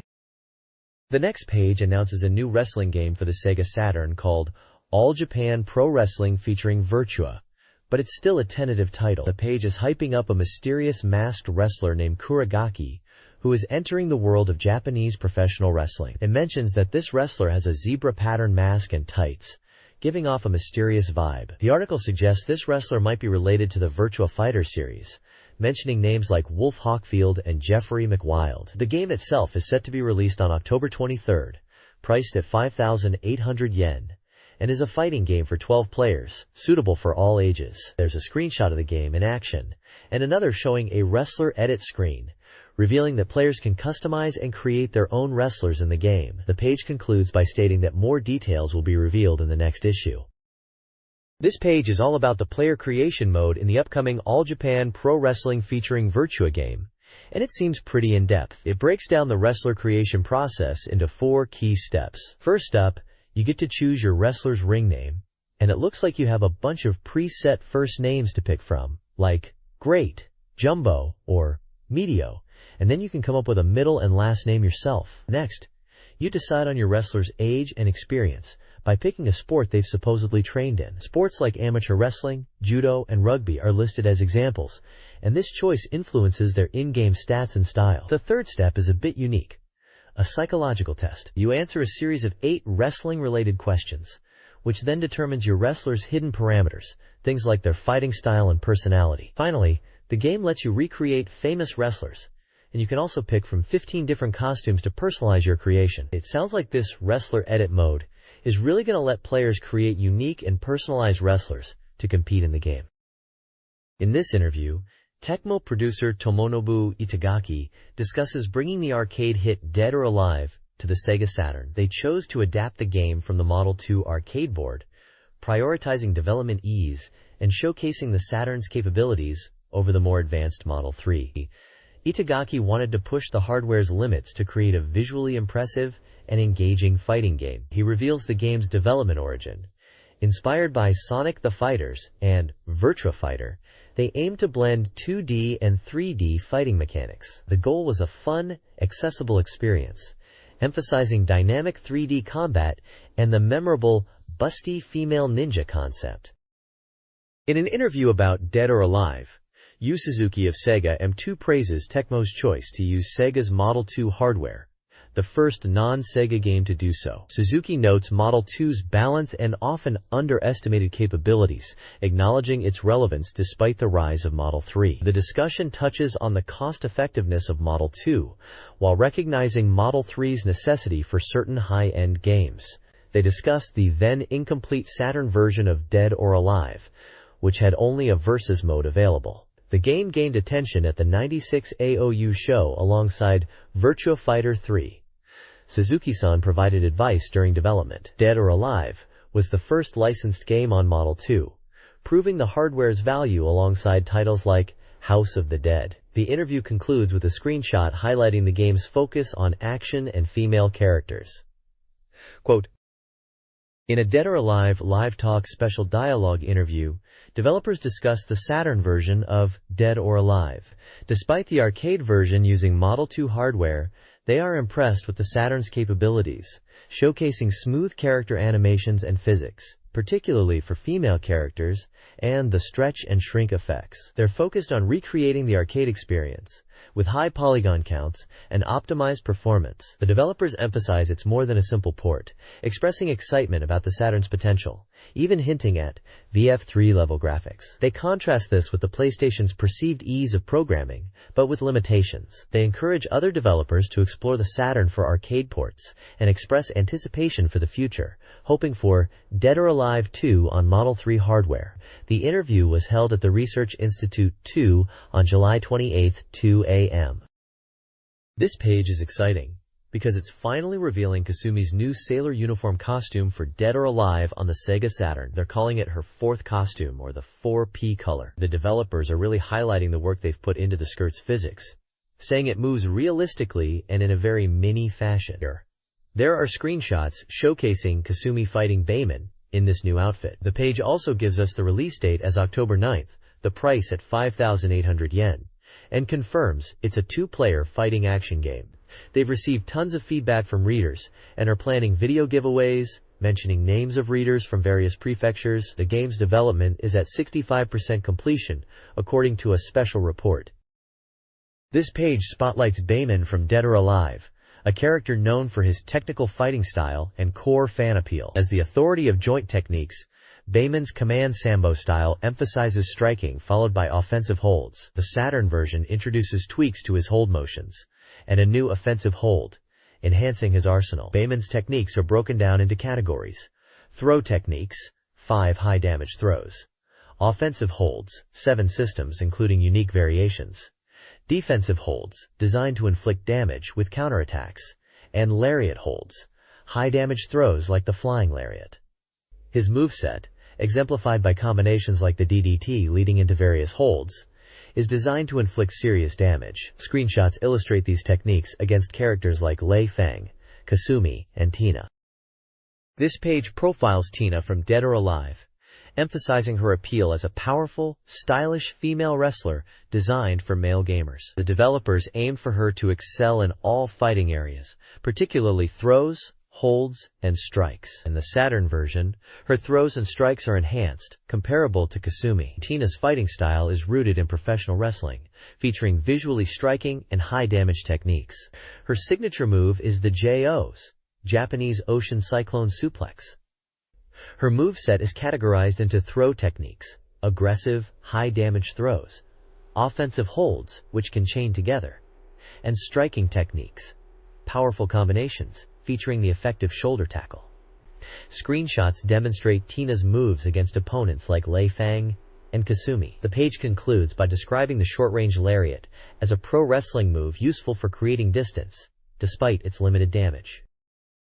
This page is a Refrain Love Club Report Campus Report, focusing on the character design of the game Refrain Love, and features an interview with the character designer, Kobayashi Hiyoko. Kobayashi discusses how she aimed to create characters for Refrain Love that differed from the usual beautiful girl game style, focusing on relatable and unique personalities. The game itself is described as a romance simulation with 7 different scenarios, and the article highlights the appeal of the male characters. Kobayashi mentions creating characters like Yazaki Tetsuya, who is popular with girls due to his Kimutaku-like looks, but is actually quite ordinary. Sato Ryosuke is depicted as a sporty and sincere young man, while Kashiwagi Tai is introduced as a funny older character who brings a lighthearted element to the game. The designer shares that she enjoys drawing these male characters and finds their interactions engaging and interesting, even more so than the female characters. The article emphasizes the game's focus on male character relationships and events, suggesting these are a particularly memorable aspect of Refrain Love. This review of Refrain Love focuses on the emotional impact of Ranchan's story, highlighting the game's appeal to a wider audience beyond typical pretty girl games. The reviewer, Kobayashi, was deeply invested in Ranchan's route, finding the initial ending disappointing, motivating a replay. They praised the drama, character development, and the depth of each character's story. The page introduces 4 key female characters: Sagara Asami, Yuki Ran, the childhood friend, Takanomiya Yoko, lonely but strong-willed, and Yazawa Kasumi, the kind and gentle Madonna. The upcoming Saturn version promises a Dakiri Kiss event with new visuals and exclusive content, further enhancing the experience. The next page dives deeper into the Refrain Love craze. It kicks off with reader letters showing just how much fans are loving the game, especially the character Ranchan. One reader from Hokkaido was so inspired by Ranchan's purity that they felt they wanted to be like her. Another reader from Kanagawa mentioned they initially thought the game was just for guys, but were happy to find it appealed to them too because the swimsuit scenes were great. Someone from Tokyo expressed their love for the changing expressions of the characters as they fall in love, which they found very relatable. Then, there's the announcement of the Summer Limited Ref Love Swimsuit Design Contest winners. 3 designs were chosen and are showcased with comments from the designers and the magazine staff. The winning designs are by readers from Miyagi, Ishikawa, and Wakayama prefectures, each with their own unique style, from cute and slightly embarrassing to cool and mature. There's also a section called Ref Love Experience, Kampa Edition, where a reader from Tokyo talks about how Refrain Love is great for parties. They describe how getting everyone involved in the game makes it fun and creates a friendly atmosphere, highlighting the game's ability to bring people together. Finally, there's a little box with the address for the Ref Love Love Club and the URL for the Refrain Love homepage, suggesting a strong community is building around the game. The page overall emphasizes the game's popularity and community engagement. Godoji, a power character in Anarchy in the Nippon, is characterized by his tough appearance and unique ability to take damage while guarding, a bold but disadvantageous trait. His backstory involves getting lost and experiencing heartbreak at a shrine in Kotsuritsuku after a failed encounter with a young woman. Godoji's gameplay centers around powerful throws. His Tsushima Bomb, Tataki Uchi, and Kan Daiku Ten moves are detailed, with the latter allowing for air combos. The Iron Man comments reinforce Godoji's power-based playstyle, highlighting his expressive throws and combo potential. Despite his guard vulnerability, his high attack power and effective throws make him ideal for aggressive, combo-focused players. This page is an advertisement for the Victor Twin operator for the SEGA Saturn. a peripheral that enhances the console's multimedia capabilities. It boasts three key features. Firstly, it integrates video CD and photo CD playback directly into the Saturn, making it a convenient all-in-one entertainment device. Secondly, it highlights improved video CD operation, with features like auto start when inserting a disc, user-friendly on-screen controls, and panel auto-hide functionality. Thirdly, it supports MPEG for high-quality anime and game animation playback. The advertisement promotes the video CD and photo CD twin operator RGVC3 at a standard price of 18,000 yen. An emergency announcement at the bottom teases an upcoming RPG title for Saturn in November, mentioning legendary RPG titles and suggesting a revival of RPGs on the Saturn. The images show screenshots related to video CD playback and anime content. This page highlights the benefits of the Victor Twin operator further, now showcasing MPEG game software that takes advantage of the device's capabilities. It mentions a rich library of over 2,500 video CD titles and announces the arrival of MPEG-compatible game software. There are a few MPEG-enhanced games spotlighted here, starting with Lunar, Silver Star Story MPEG version, indicating a visually enhanced edition of this classic RPG. Next up is Moon Cradle, priced at 6,800 yen, suggesting a visually rich adventure title. Then there's Battle Arena Toshinden Yura, which we know internationally as Battle Arena Toshinden 2, also at 6,800 yen, showing off some action-fighting gameplay. Wangan Dead Heat plus Real Arrange is next, priced at 6,800 yen for a 2-disc set, promising high-octane racing action. Finally, Sakura Wars Flower Troop Communication, at 4,800 yen, appears to be a visual novel or adventure game in the popular Sakura Wars universe. At the bottom, there's an ad for Falcom Classics, touting a special First Press limited edition that includes bonus crids with voice dramas and character animations. The standard 2-disc set is priced at 6,800 yen, while the regular 1-disc version is 5,800 yen, showing the value added for early buyers.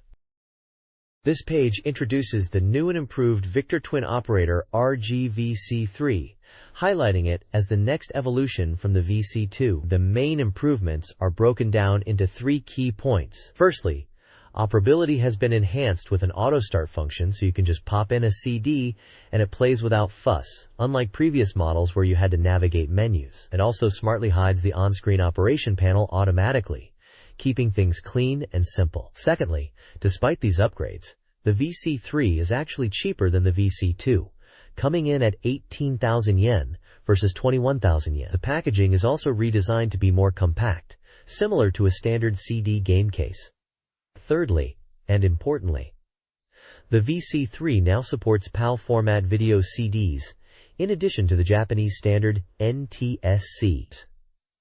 This means you can now play imported video creeds, which are often in PAL format, making it much more versatile, especially for those who travel or import media. The page also features an interview with the developer, Saito Hirofumi, who talks about their commitment to MPEG software for the VC3, and hints at future cost reductions to make it even more accessible. Finally, there's a section showcasing compatible software, featuring Lunar, Silver Star Story MPEG version, emphasizing its enhanced MPEG animation quality. Battle Papa is also mentioned as a 6-player car battle game that benefits from the twin operator's high-quality MPEG playback. This page is an advertisement for the SEGA Saturn game Tokimeki Memorial Taisen Puzzle Dama from Konami. It's promoting a new system called Tokidama, which is described as a significant upgrade to puzzle games. The advert suggests that puzzle game fans will really enjoy it, and the key feature is being able to freely swap balls to create combos and aim for big chain reactions to turn the tide of the game. It also mentions that girls from the Tokimeki Memorial series are featured in the game. The bottom text mentions that the SEGA Saturn version is currently on sale, and that Konami will be participating in the Tokyo Game Show 97. It also lists the game modes, mentioning there are 3 types to play: a story mode following the girls and their stories, a 2-player versus mode, and a puzzle game mode for single players to enjoy. This page is dedicated to the SEGA Saturn game pu.li.ru.la,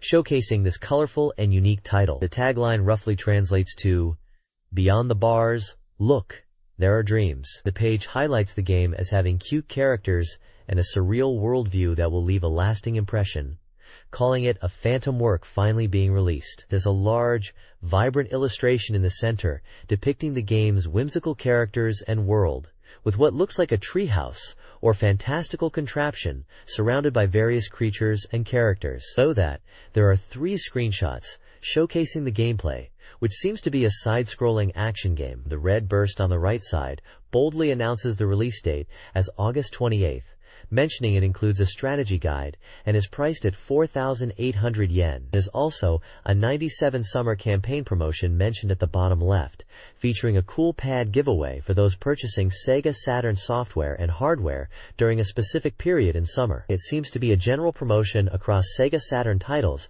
rather than specific to pu.li.ru.la. Overall, this page is a vibrant and enthusiastic advertisement for pu.li.ru.la, emphasizing its unique visual style and engaging gameplay, and clearly aimed at SEGA Saturn owners in the late summer of 1997.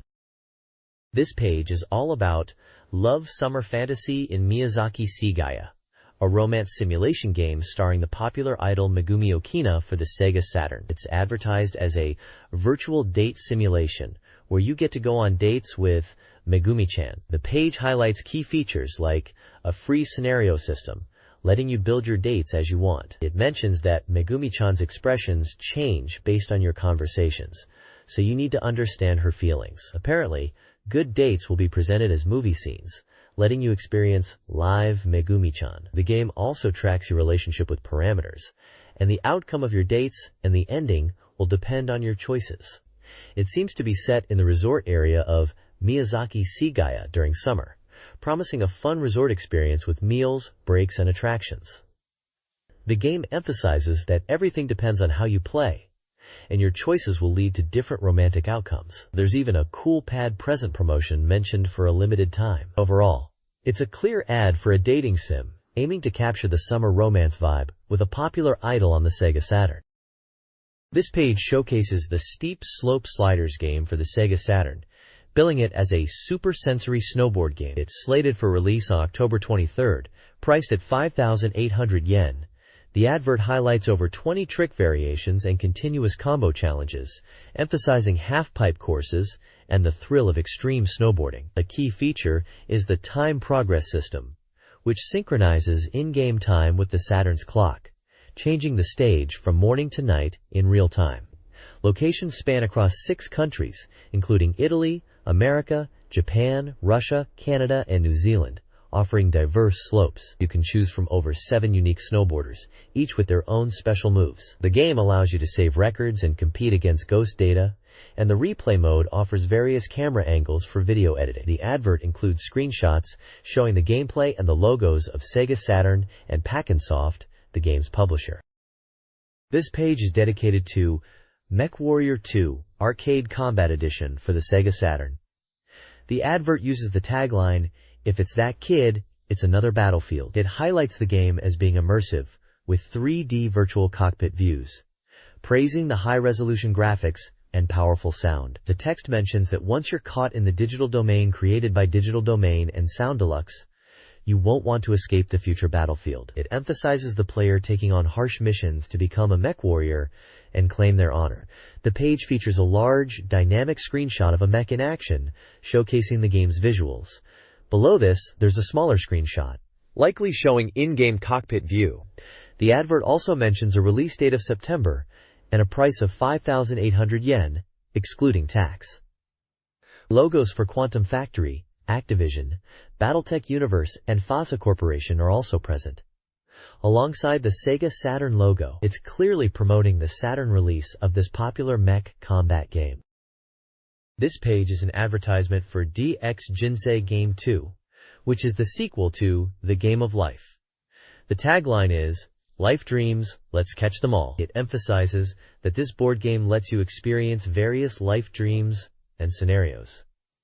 The advert talks about different types of players the game caters to. If you dream of being a top Fly 1 racer, a supermodel, or even a museum owner, this game is for you. Or, if you imagine yourself as a stewardess in a passionate romance with a J-League player, marrying and raising 11 kids to create a soccer team, It's all possible for players who simply want to enjoy life in a fun and interesting way. The game offers around 2,000 event types, double the previous game, packed with laughs and gags, and plenty of minigames. For those with a strong sense of justice and peace, the game now includes a moral parameter.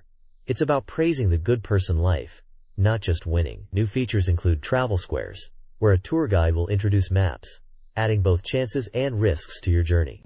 The game is described as the definitive board game, upgraded for even more fun. It is available on PlayStation and SEGA Saturn, and is priced at 5,800 yen, excluding tax. The advert encourages players to experience these life dreams together. Let's Park! Aim for Submission King is a reader submission section in a magazine focused on the SEGA Saturn. Readers share their experiences, thoughts, and fan art. One reader enjoys the magazine's expanded content and the Saitama section, while another buys the magazine weekly despite not owning a Saturn, connecting with other readers. Submissions cover various topics, including debates about Virtua Fighter, 3 characters, idol admiration, and the appeal of Saturn worms after seeing a commercial. Readers also discuss the Dynavisor, baseball games, and the magazine's renewal. Humorous anecdotes about the Giants baseball team and a frugal week with simple meals are also present. The section showcases reader engagement through personal stories, game experiences, illustrations, and a shared enthusiasm for the SEGA Saturn. This page features reader submissions. One fan from Saitama expresses their love for Street Fighter II Aya's show, practicing special moves. A Kanagawa reader loves the mechanic driver mode in Sega Touring Car Championship, finding enjoyment in car settings. A Shizuoka reader bought a Saturn game, Shining Wisdom, resold it, and used the money for Daikatana, questioning their shopping skills. Another reader bought a Sirius CD, which their family uses. A Gifu reader found a new copy of Puzzle in Action, Treasure Raiders for 280 yen. The heart-throbbing Confession Room details a Virtua Fighter 3 match, where a player playing Sarah made a younger boy, Akira, cry. Finally, readers discuss game prices, including CG Portrait Rate and Jeffrey, with some finding extreme bargains. This reader submission page, titled, "I Don't Want This," highlights humorous dating sim concepts. The page solicits further submissions on any theme. Current ideas include dating sims with time-traveling characters, bizarre character names, and games that morph into fighting games. Settings range from the Taisho and Heian eras to unexpected concepts like a muscular macho real dating sim. The page also features comments on game screenshots, like a critique of Vampire Hunter, and confusion regarding being called an Sakatsuku idiot in J-League Pro Soccer Club O Tsukuru 2. Additionally, a Boys Forbidden Kanta Higashi's after-school club caters to female readers' gaming thoughts.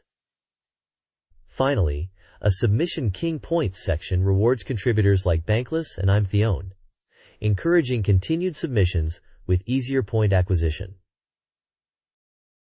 This page features reader-submitted illustrations and comments on various games. Artists from different prefectures showcase their work, ranging from detailed wrestling scenes to anime-style characters. Submissions praise aspects like background detail, character design, and vivid colors. Works include depictions of Gradriel from Princess Crown, game consoles, characters with weapons, and silhouette images. The next theme is Smile, with a deadline of September 9th, postmarked by September 5th. Guidelines for submissions include postcards or white paper with black ink, and a call for postal code, address, name, and phone number on the back. Points are awarded for interesting submissions, exchangeable for prizes. A specific address is provided for postcard submissions, with a call to action encouraging participation. This page is a mail-order advertisement from a shop called Santa, selling Sega Saturn games, Mega Drive software, and peripherals. They are offering a flat-rate shipping fee of 400 yen, with slight increases for certain regions. The ad lists a huge selection of games, separated into Saturn New Software, Saturn Standard Software, Mega Drive software, 32X software, and GG software. There's also a section for Saturn peripherals. The advert details how to order via phone or fax and payment methods, including cash on delivery, bank transfer, cash postal mail, and postal money transfer. It emphasizes placing phone orders before 3 p.m. for same-day shipping, and outlines the information needed for fax orders. It also details the bank transfer information for Mitsubishi Bank. The sheer volume of game titles is striking, showing the extensive library available for the Sega Saturn at the time, and the variety of genres on offer.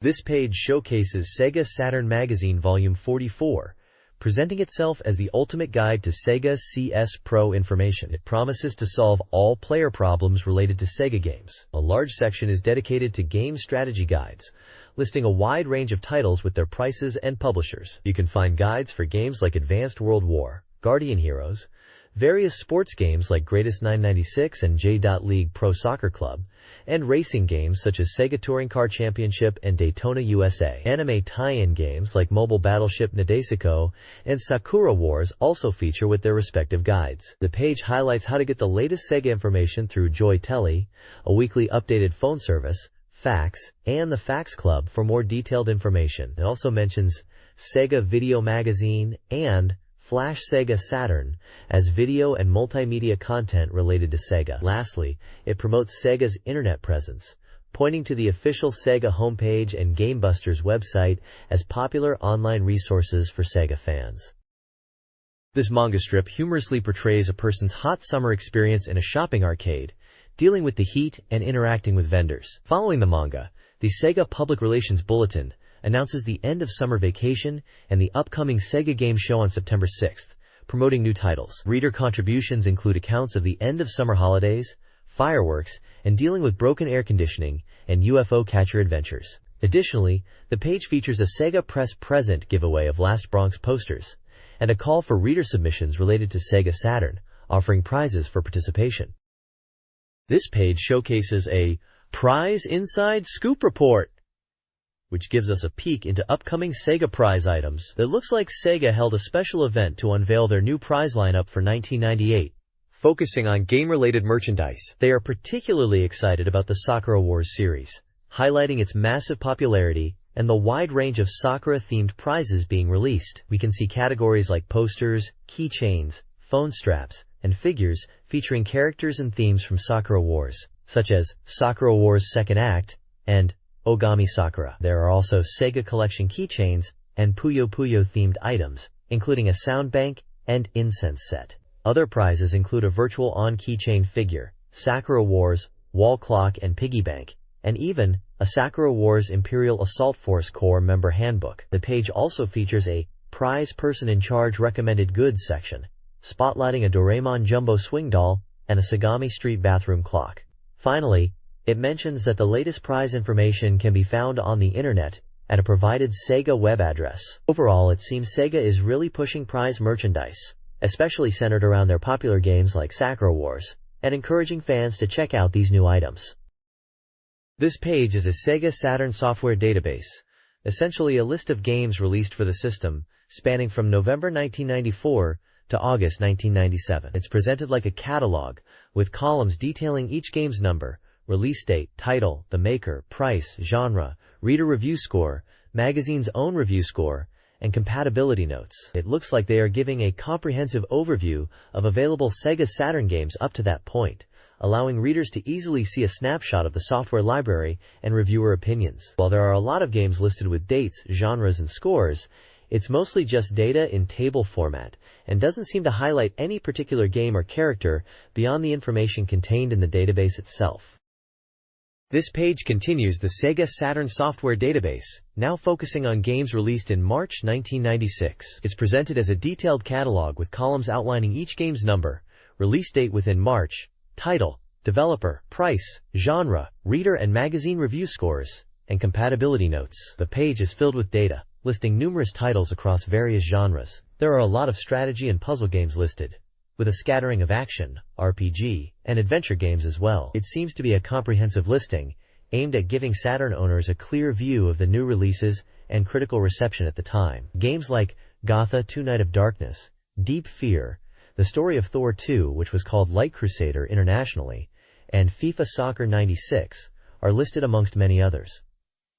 The reviews are presented numerically, and seem to offer a quick way for readers to gauge game quality at a glance, based on both reader and magazine staff opinions.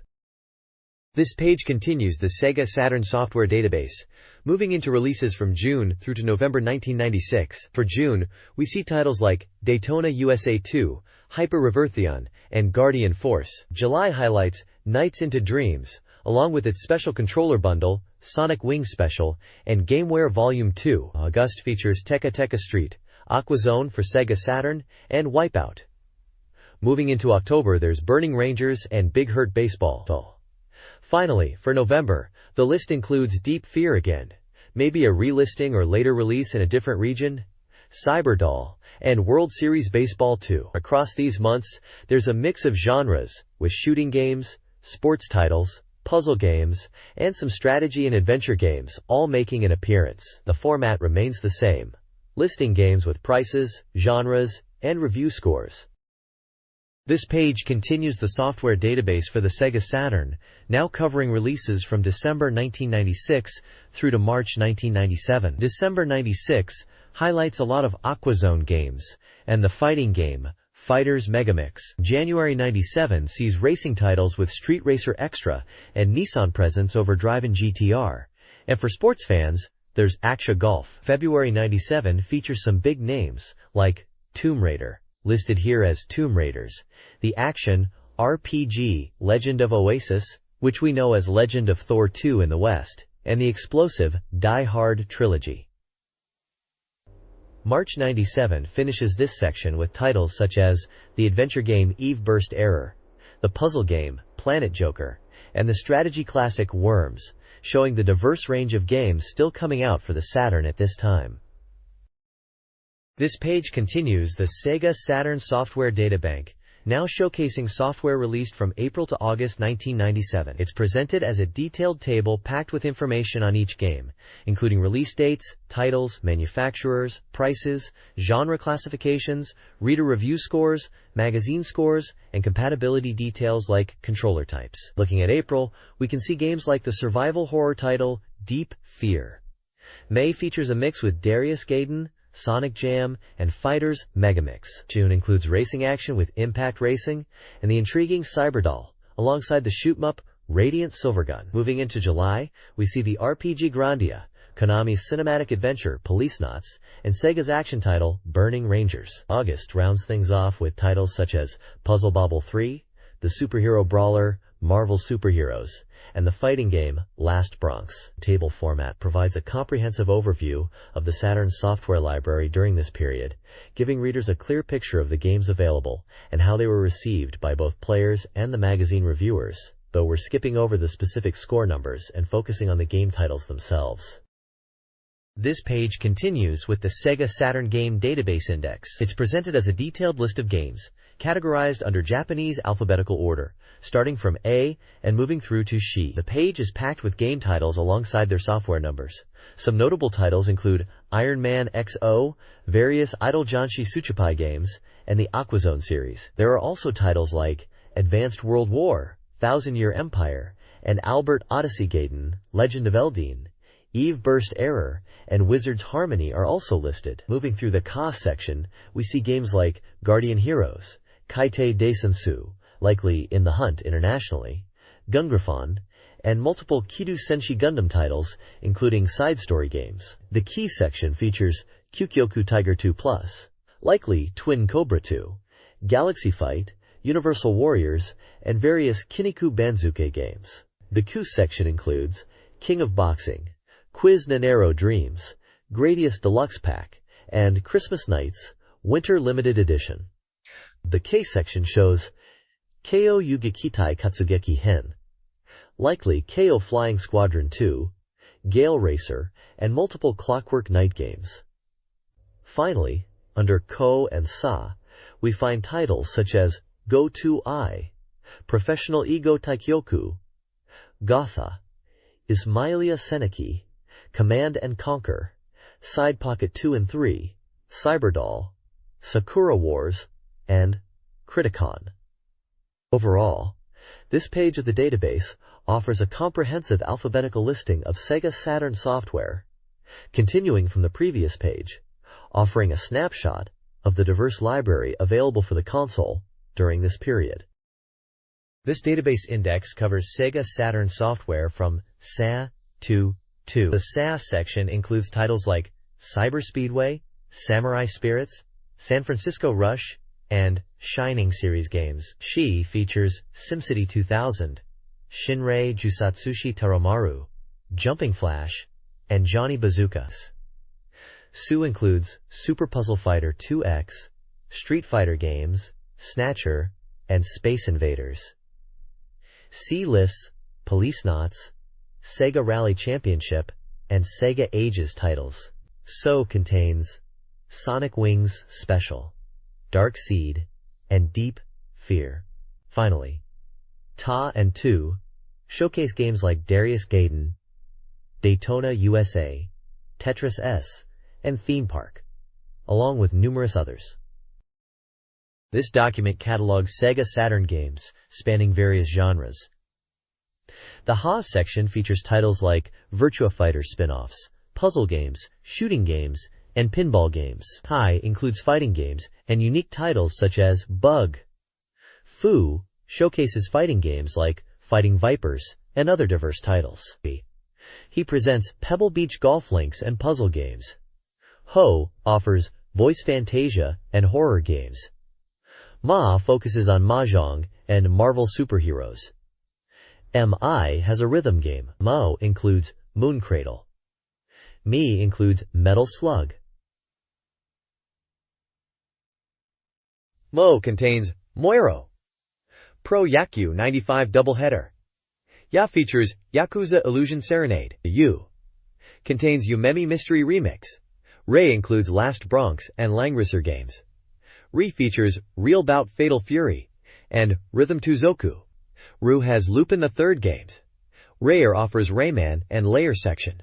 RO features The Need for Speed, WA, and Wu include RoboPit, Worms, and World Series Baseball, making this an extensive game database. This page showcases the release of the romance RPG, Bluebreaker, for the Sega Saturn. It's advertised as a major title arriving this autumn, with the tagline emphasizing a journey of adventure to meet you, suggesting a strong focus on character relationships. The subtitle, Smiles More Than Swords, further highlights the romantic aspect over combat. Bluebreaker is set to be released on September 25th, and the first edition includes a special bonus. This game is developed by Human Entertainment. This page announces the Virtual Coliseum 3 tournament for the game Decathlete on SegaNet. It's being hyped as a major event for Japanese gamers in the summer of Heisei, Year 9, 1997. The tournament period is from August 15th to September 7th. This competition is for the Sega Saturn game Decathlete, designed for network battles on SegaNet. Players will compete online in qualifying rounds to reach the finals, which are set to take place at the Tokyo Game Show 97 in autumn. The prizes are quite special, with the winner receiving a custom gold Sega Saturn and a gold medal, the runner-up getting a custom silver Sega Saturn and silver medal, and third place winning a custom bronze Sega Saturn and bronze medal. The page emphasizes how easy and affordable it is to participate in online battles, claiming it's even cheaper than playing in an arcade. It breaks down the costs for online play. 10 yen for X-band host connection, 10 yen for a roughly 3-minute battle call, and a 60 yen matching fee, totaling just 80 yen for about 3 minutes of play using a Sega Saturn media card. This page is all about a serious summer for SegaNet, highlighting the ongoing Decathlete tournament. To participate, you first need a Sega Saturn modem, and this summer, if you get one, you'll receive the game Decathlete for SegaNet as a free gift. It's also mentioned that it's the first anniversary of X-Band. They're emphasizing that online battles are more accessible than ever, and if you already have a modem, you can get Decathlete for SegaNet for a handling fee of 1,500 yen. The page also promotes currently popular online compatible games, including Virtua Fighter Remix, online battle version, which is bundled with the modem, Sega Rally Championship, Plus, online battle version, part of the Saturn Collection Budget Series, Saturn Bomberman, online battle version, Daytona USA Circuit Edition, online battle version, Virtual on Cyber Troopers for SegaNet, online battle version. All these games are available and compatible with online battles, emphasizing the exciting world of Sega Saturn online gaming. The next page showcases advertisements for 2 different books related to Cyber Troopers Virtual On. The first book, titled Cybertrooper's Virtual-On Graphics Perspective is presented as an A4-sized, 112-page volume, fully in color, and priced at 2,000 yen. The second book, Cybertrooper's Virtual-On Reference Schematic, is a larger B5-sized book with 208 pages and a price of 2,400 yen. Both books are advertised with the tagline, "Everything is here," and are scheduled to be released together in August. It seems these books are designed to delve deeper into the visual aspects of Virtual-On, offering fans a detailed look at the graphics and schematics of the game's iconic mecha. This page is a directory listing special stores that handle SoftBank amusement products, specifically strategy guides and game software, including for the PlayStation. It's a geographically organized list, starting with Hokkaido, and going down through Aomori, Iwate, and other regions of Japan. The stores listed appear to be mostly bookstores, and possibly some electronics or general goods retailers, offering a wide network of locations where customers can find these gaming-related items. This page continues the directory of special stores stocking SoftBank amusement products, and it's still organized geographically. We're now moving through the Kanto region, specifically North Kanto, and then diving into Tochigi, Gunma, Saitama, Chiba, and finally Kanagawa prefectures. It's a detailed listing that seems to be mainly bookstores, but possibly also includes other retailers, providing names of stores within cities and towns in these regions, along with their phone numbers. It's essentially a comprehensive guide for anyone in those areas looking for strategy guides and game software, pinpointing where to go to get their hands on the latest titles or maybe find some helpful tips and tricks for the games they are playing.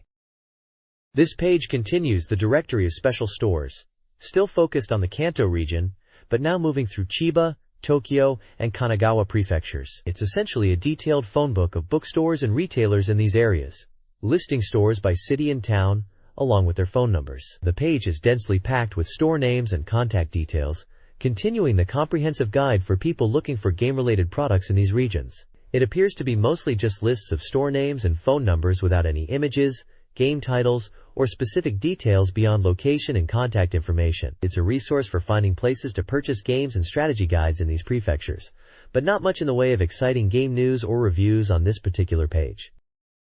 This page continues the directory of special stores, still listing various bookstores and retailers within the Kanto region. It's essentially a detailed listing organized by prefectures such as Kanagawa, and then further broken down by cities and towns within those prefectures like Yamato City, Sagamihara City, and others. It's very much a phone book style directory, giving store names and their corresponding phone numbers. There's no game-specific content or images mentioned.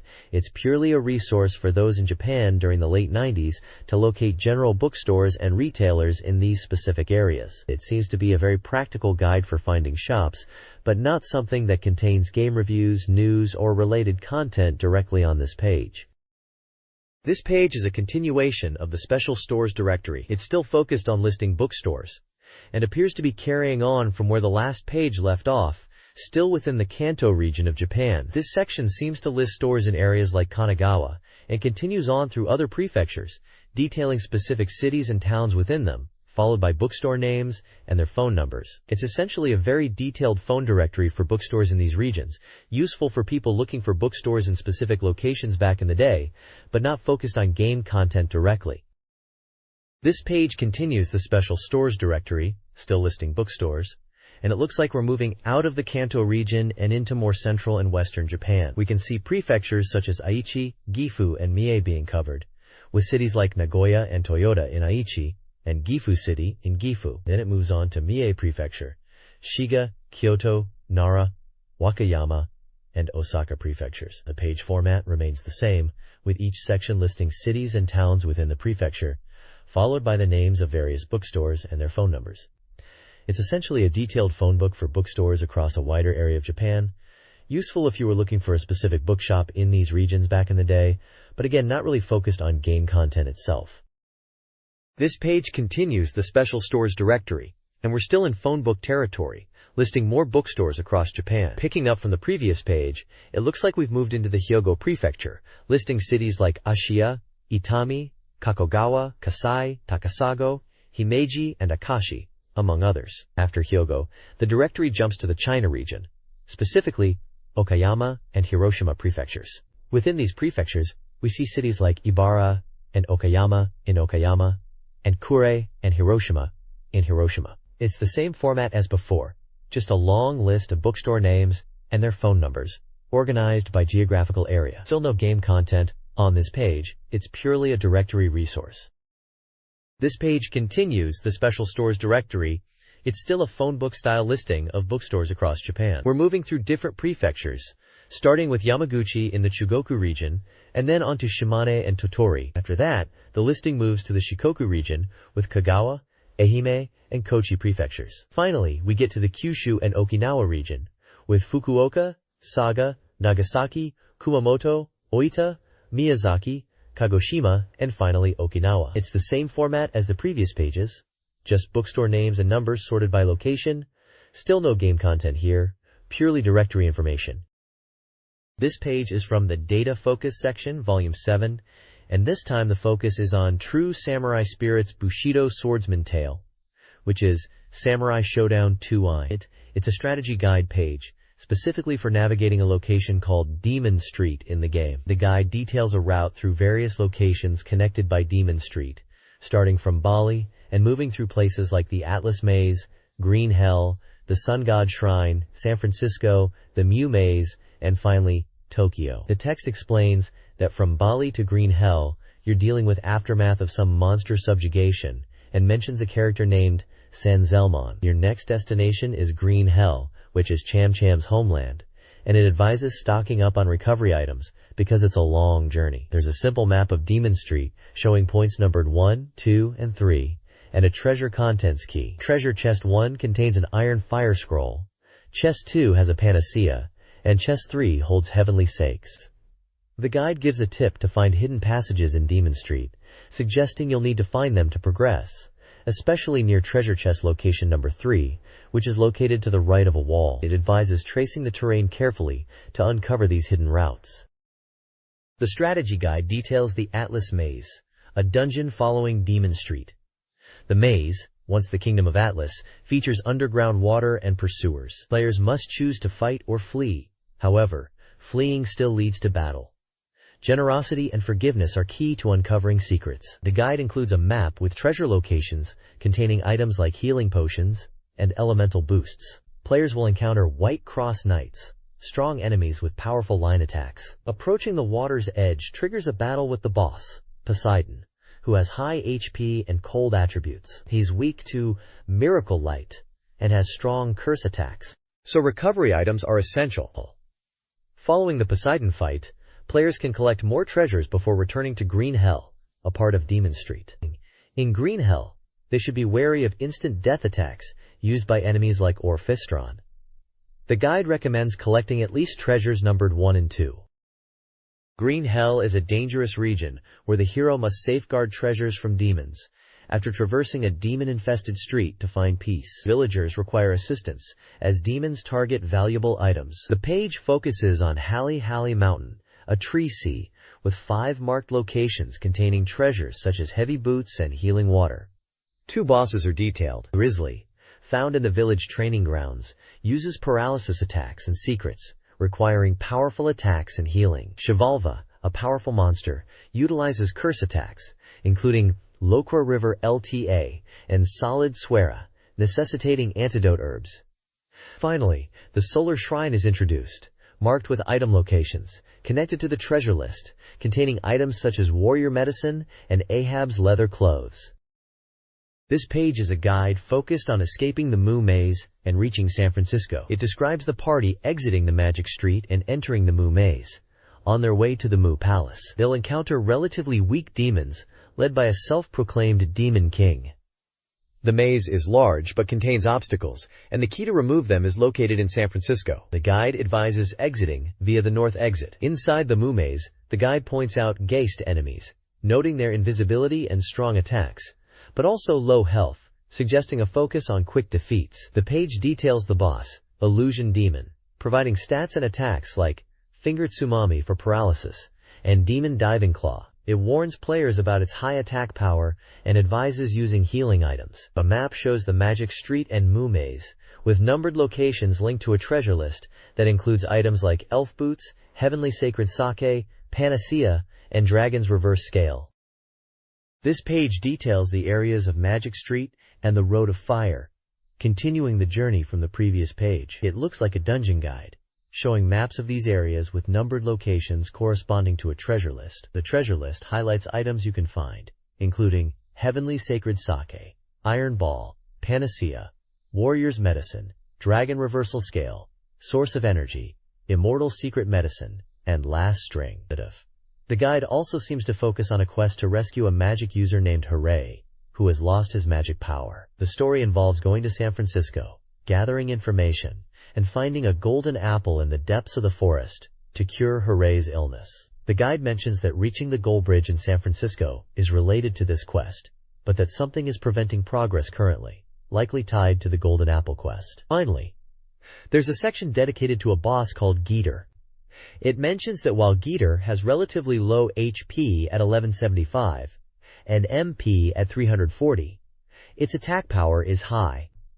It has 2,354 gold and 17,202 express. The guide advises caution due to its attack strength and recommends focusing on HP management during the battle. 2 attack methods are listed: Meteorite Gold, non-attribute, whole party attack, and Gold Gathering, non-attribute, single target strong attack. The overall advice is to be mindful of its attack power and focus on healing to overcome it. This page continues the dungeon guide focusing on the Corinian training grounds, still within the Magic Street area.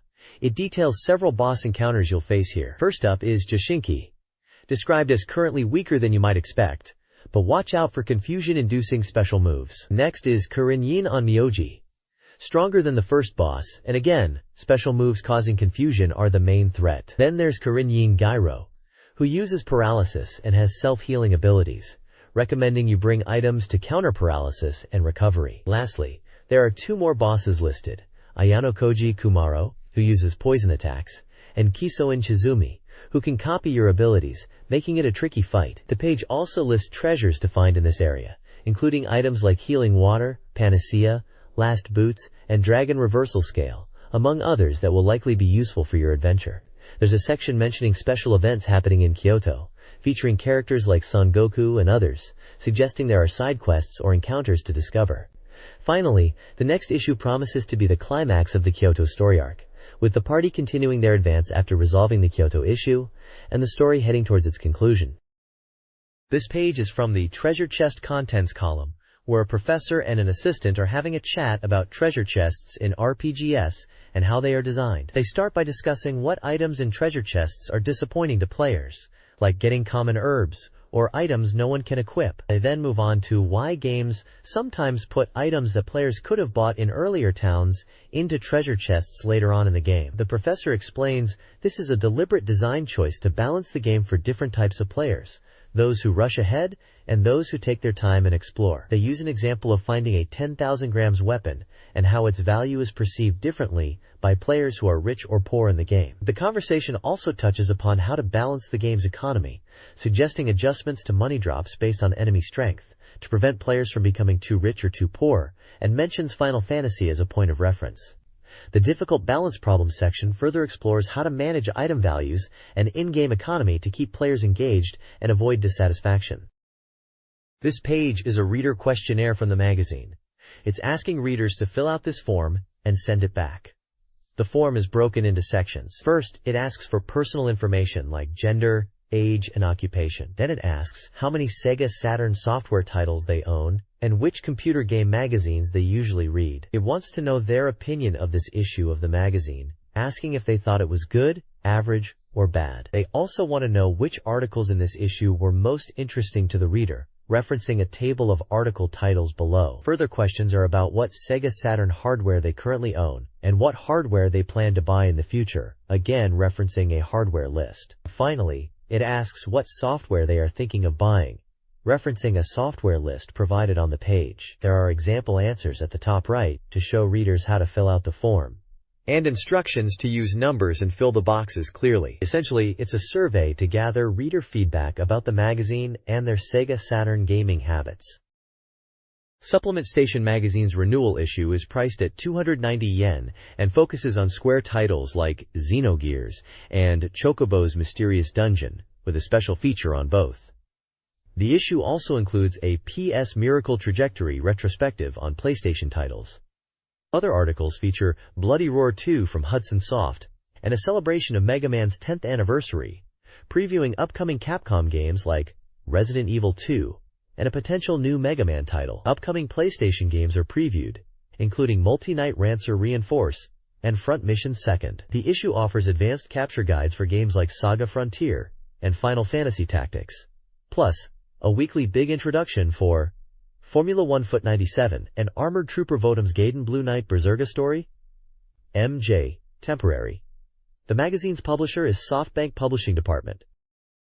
This page presents an advertisement for Laos, a new RPG for the Sega Saturn from Sierra Pioneer, scheduled for release in spring 1998. The advert features a charming owl-like creature hatching from a cracked egg, with the game's title Laos boldly displayed across the egg itself. The Japanese text at the top translates to "Anytime, anytime, let's play," suggesting the game is designed to be easily accessible and enjoyable for repeated playthroughs. It's promoting a fun and engaging RPG experience for Sega Saturn owners in the spring of '98.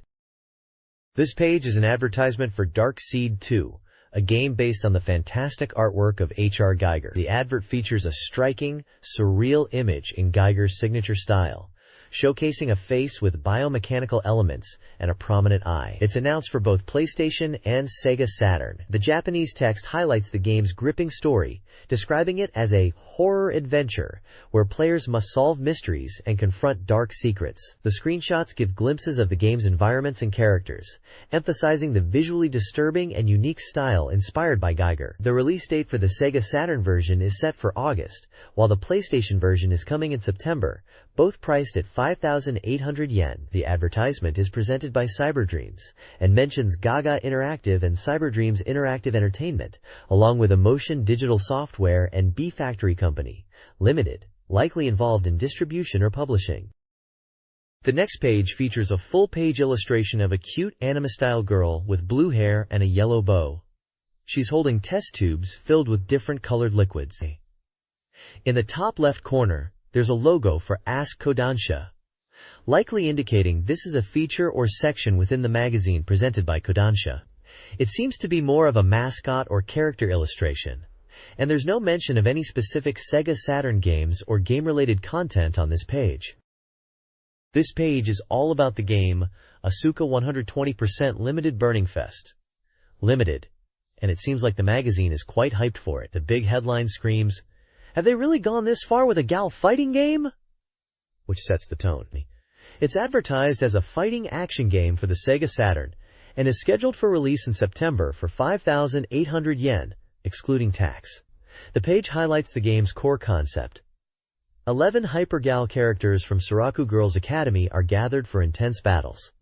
There are screenshots showcasing the fast-paced fighting action and the distinctly anime-style female fighters. Beneath the screenshots, there's a section called Senior, Tell Me, featuring interviews or comments from two people, Furutachi and Hugatani. They seem to be really enthusiastic, calling it a mega fight tournament and the series' strongest battle. Furutachi is described as a burning announcer, and Hugatani as a beautiful festival. They talk about how this installment has become even more powerful and evolved, reaching 120% limited potential. They are discussing the exciting developments and improvements in this new iteration of the game, looking forward to how it will stand out in the fighting game genre. The next page showcases Kamen Rider Tactics Operation File 1 for the Sega Saturn. This game, set to release on October 23rd for 6,800 yen, positions you as a rising executive in a mysterious organization with a mission to take down Kamen Rider. It seems to be a strategy or tactics-focused title, where you'll be tasked with devising plans and using past battle data to outmaneuver and ultimately defeat the iconic hero. The page is quite dramatic, emphasizing the player's role in this conflict against Kamen Rider, and the challenge of using tactical thinking to overcome him. It's advertised as a Masked Rider Interception Tactics Simulation Analysis file, hinting at a deep strategic element within the game. This page introduces us to the world of Selpit Island Story and its quirky inhabitants through the eyes of the graphic designer. We get a close look at Selpit himself, a character described as colorful and full of movement, with many joints that were a struggle to design digitally. The designer mentions that orange and pink are his base colors. He's designed to look like he's floating, adding to his unique appeal. The designer notes that Celpit is a character specifically designed for race events, and there's a concern that players who aren't into racing might find him less appealing, which he finds a bit sad. Interestingly, most islanders live in simple single-room homes, but Celpit resides in a more lavish mansion, which the designer finds quite enviable. The bottom part of the page talks about the Garip Hakase's Celpit Island Stories Mysterious Companions Illusion Meeting. It mentions that the islanders are troubled by victory being forced upon them, and the factory owner is building various types of cars by freely combining frames and wheels. There's talk of race victories, and seemingly, by consistently winning races, the factory owner avoids blame. The text also mentions that this is supposed to be the final decisive battle, and they've asked Garip Hakase to be the driver this time. It's presented as a look into the world of Celpit Island Story through illustrations by Keita Amiya, emphasizing the unique characters and graphics. This page is all about King of Fighters 97 Extra and highlights the special Orochi versions of Iori Yagami and Leona Hydern that become playable. It explains that these powerful characters, fueled by the Orochi blood, usually appear as tough opponents during the single-player mode. For those wanting to unleash their power, the page provides the secret commands to play as Orochi Iori and Orochi Leona. For Orochi Iori, to fight under the moonlit night stage, the command is to hold left on the character select screen while pressing start, and then the A and C buttons together. For Orochi Leona, battling in the darkness stage, the command is to hold up 3 times, down 3 times, then press start and the B and D buttons together. The page includes gameplay screenshots of Orochi Iori and Orochi Leona in action. It also features short comments from reviewers named Shurajishi Maro and Masa, who share their thoughts on the game, mentioning aspects like the difficulty and the feeling of awakening power. Essentially, this page is a guide to unlocking and experiencing the Orochi characters in King of Fighters 97. This page highlights both new and upcoming SEGA Saturn games in a feature called SEGA Saturn Press. The first section covers new release soft and lists several recently launched titles. These include National Uniformed Beautiful Girl, Grand Prix Fine Love, Bubble Symphony, Winning Post 2 Final 97, and titles related to the artists, Christian Reese Lassen and Desiig Thomas McKnight, and finally a game called Maria, The Reason We Were Born. Moving on to Coming Soon Soft. This section previews a wide range of games on the horizon.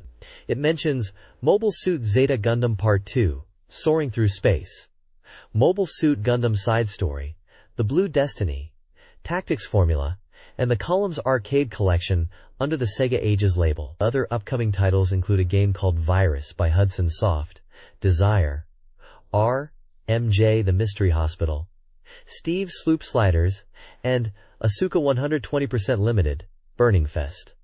Limited.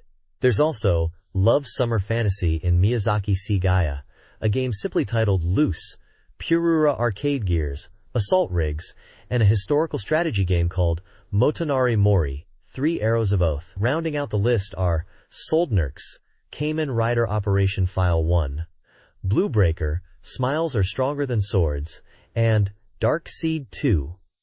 The page also features artwork of 2 anime-style characters, a purple-haired woman and a red-haired woman, adding visual flair to this preview of SEGA Saturn software. National Uniformed Beautiful Girl Grand Prix Fine Love is a puzzle game featuring 35 girls in uniforms. Players battle the girls through 4 puzzle types: jigsaw, panel puzzle, nerve weakness, and spot the difference. Dialogue choices influence which puzzle appears. Successful completion leads to further interaction with the girl. The page introduces 6 characters. Yuki Sugiyama, 18, Yamanashi, a popular and innocent hard worker.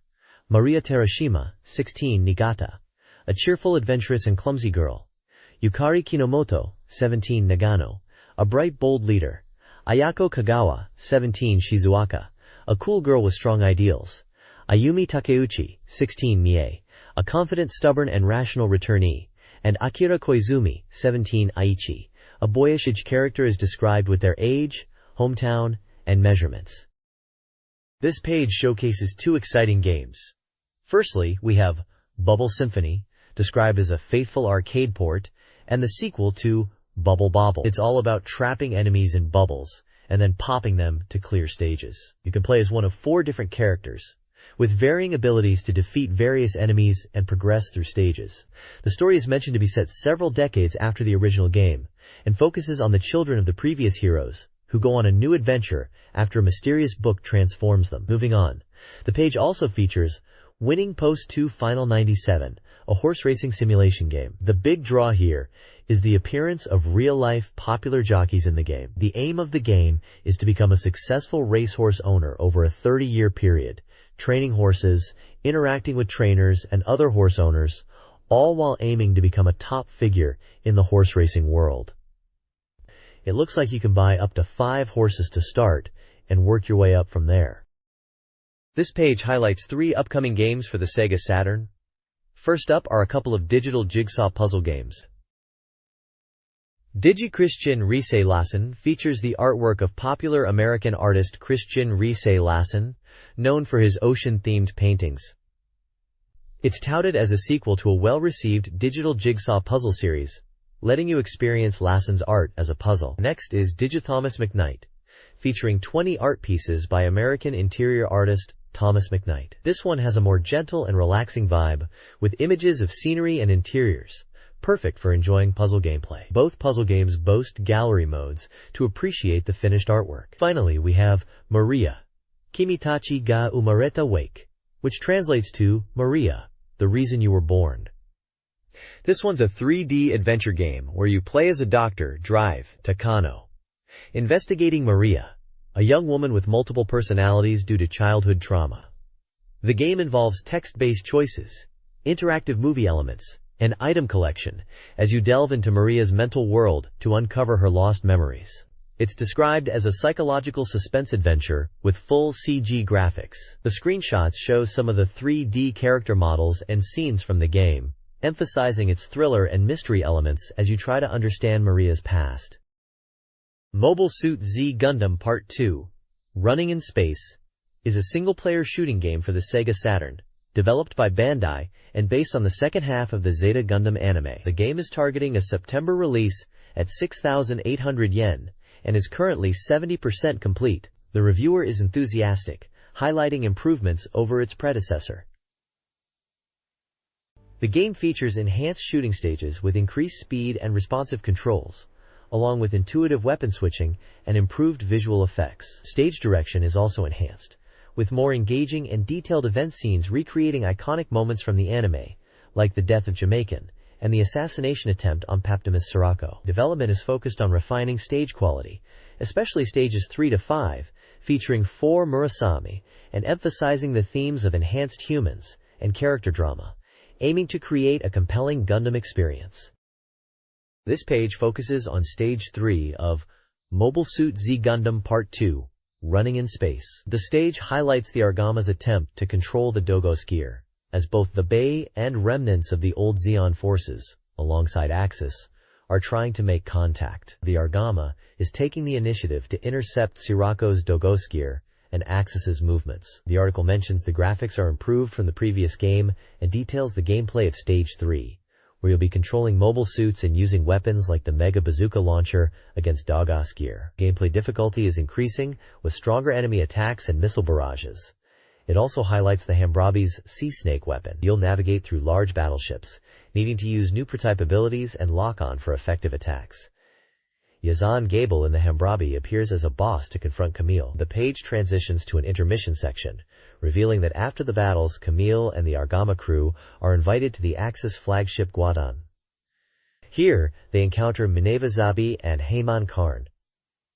The article describes Heyman as a woman who is educating Minerva and holds significant power within Axis, aiming to rebuild Zeon. She has connections to Char Aznable, Quattro Bagina. Meanwhile, Sirocco, despite withdrawing, is quietly observing the situation and forms an alliance with Axis. The story intensifies as each faction's intentions clash, leading to escalating battles. The article concludes by mentioning the growing tension and challenging circumstances faced by the Argama crew as the conflict escalates. This page continues with Mobile Suit Z Gundam and jumps to Stage 4 titled Eternal 4. The story picks up with Camille forced to land on Earth after an attack and finding 4 Murasame being experimented on at a Titan's base in Kilimanjaro. Despite 4 acting strangely, Camille is determined to protect her. The gameplay for Stage 4 is set on land and uses similar controls to the space stages, with boss battles retaining the previous game's style. It mentions enemies using subflight systems like Dodaikai, requiring calm responses to defeat them. The stage features Jared Mesa in the Bawu pursuing Camille, emphasizing beam sabers and high mobility for attacks. Stage 5 is titled Dakar Day and focuses on Char Aznabul's speech, with the goal being to prevent the Titans from interrupting it. Char is giving a speech as a representative of Xion's legacy, aiming to sway public opinion. The Titans are trying to stop the broadcast, and Camille, along with Amuro, are deployed to protect the communication facilities. Gameplay involves repelling enemies appearing from the front and back, aiming towards Dakar City. The Titans are presented as powerful, and the objective is to prevent them from disrupting the speech, requiring strategic combat. Jared returns in his Bawu again, highlighting the need to carefully consider the battle situation and adopt appropriate tactics. This page delves into the creation of Mobile Suit Gundam side story, The Blue Destiny, focusing on an interview with Hirofumi Inagaki, the development director from Beck. The interview is framed as a secret story about the making of this 3-part Gundam side story. A key point discussed is how they aimed to make the Jim, often considered a weaker mecha, look cool and appealing in the game. Inagaki talks about the challenge of portraying the Jim in an impressive way. The game is described as a new type of media called OGS, or Original Game Story, emphasizing its unique narrative approach within the Gundam universe, presented as a side story in 3 parts. The interview also touches upon whether this OGS approach was successful. We see screenshots from Blue Destiny showcasing the 3D graphics, including in-game views of the Jim mobile suits and cockpit perspectives, highlighting the game's visual style. Finally, the page gives us the release information. Mobile Suit Gundam Side Story, The Blue Destiny from Bandai is set to launch on August 29th, priced at 14,400 yen. It's categorized as a dramatic simulation and will come on 4 Kleindroms, aimed at all age groups. In a producer interview regarding Mobile Suit Gundam Side Story, The Blue Destiny, Hirofumi Inagaki discusses incorporating positive user feedback on space stages into the game. Early plot concepts involved Yu and Alfred exploring the exam system in space, but the final version centered on Marion's perspective and internal conflicts. The interview explains Yu's design as a silent protagonist, chosen to represent the player and foster immersion. The name Yu directly addresses the player, encouraging them to feel like they are you. The article also details the bonus disc included with the special pack, which aim to enhance the side story setting through in-game graphics, strategy movies, commercials, goods information, and a database. Inagaki concludes by expressing interest in a future 3D Gundam game and mentioning the planning of the second installment of OGS. This page introduces Tactics Formula, a brand new type of board game-style racing game for the SEGA Saturn. It's aiming for a release around October 9th and supports 1 to 4 players, even up to 6 players, with a multi-terminal setup. The game is described as capturing the atmosphere of race games while being easy to play, even for those unfamiliar with the genre, and fun to play with friends. The page outlines the flow of a race, starting from the grid, where players press a button at the signal to determine their starting speed. During the race, players choose routes for their cars based on speed and track conditions, with risky routes potentially leading to accidents. After each move, a short replay is shown. The goal is to complete the race, and upon reaching the checkered flag, the results, including rankings and points, are displayed, followed by a real-time animation replay of the race. The page shows screenshots of the game in action, including the start, in-race route selection, and race result screens. This page continues the introduction to the SEGA Saturn racing game, Tactics Formula, focusing on 2 of the 16 courses available, Brazil and Europe. The page highlights the driver's point system, with a leaderboard table showing driver names, teams, and points. For Round 1, the Brazil course is described as a high-speed track where engine power is key, suggesting players should prioritize max speed in their car settings. The distance is 4.325 kilometers. Screenshots showcase gameplay on the Brazil track and stage information like speed, lap count, and fuel. Round 2 introduces the Europe course, emphasizing technical corners and braking skills. It recommends focusing on the brake parameter in-car setup. This track is slightly longer, at 4.556 kilometers. Screenshots similarly illustrate gameplay and stage data on the Europe track. The page also details the multiplayer mode, allowing up to 4 players to compete. In this mode, players pick their machine order, similar to how the CPU chooses in single-player races, promising a unique competitive experience. It also briefly explains the stage information displayed during gameplay, including elements like speedometer, lap counter, fuel gauge, and replay function. The Sega Ages Columns Arcade Collection for Sega Saturn compiles the history of the arcade columns games onto a single disc. This collection, responding to fan demand, features 4 different Columns arcade titles, including Columns 97. The original Columns, released in 1988, initiated a puzzle game craze. Gameplay involves arranging falling jewels to form sets of 3 or more of the same color, which then disappear. The game also features a magic jewel for erasing all jewels of the same color. Players lose when jewels stack to the top. Scheduled for release on October 30th at 4,800 yen, the collection is designed for all ages and offers competitive gameplay across the included versions, with each arcade game's unique features preserved. The Sega Saturn's Columns Arcade Collection features 4 games. The original Columns, 1990, is a simple, addictive puzzle game, praised for its visuals, music, and the strategic Magic Jewel. Columns 2, 1990, expands the puzzle gameplay with flash columns and head-to-head versus columns modes across 69 stages. Columns 97 is a Sega Saturn remake, focusing on the core Columns experience with enhanced graphics, a gauge system for frequent magic jewels, and a ranking display. Finally, Stack Columns, 1994, focuses on arcade-style versus play, featuring computer opponents, unique characters, and tournament battles, evolving the battle mode from Columns 2 with a more elaborate presentation.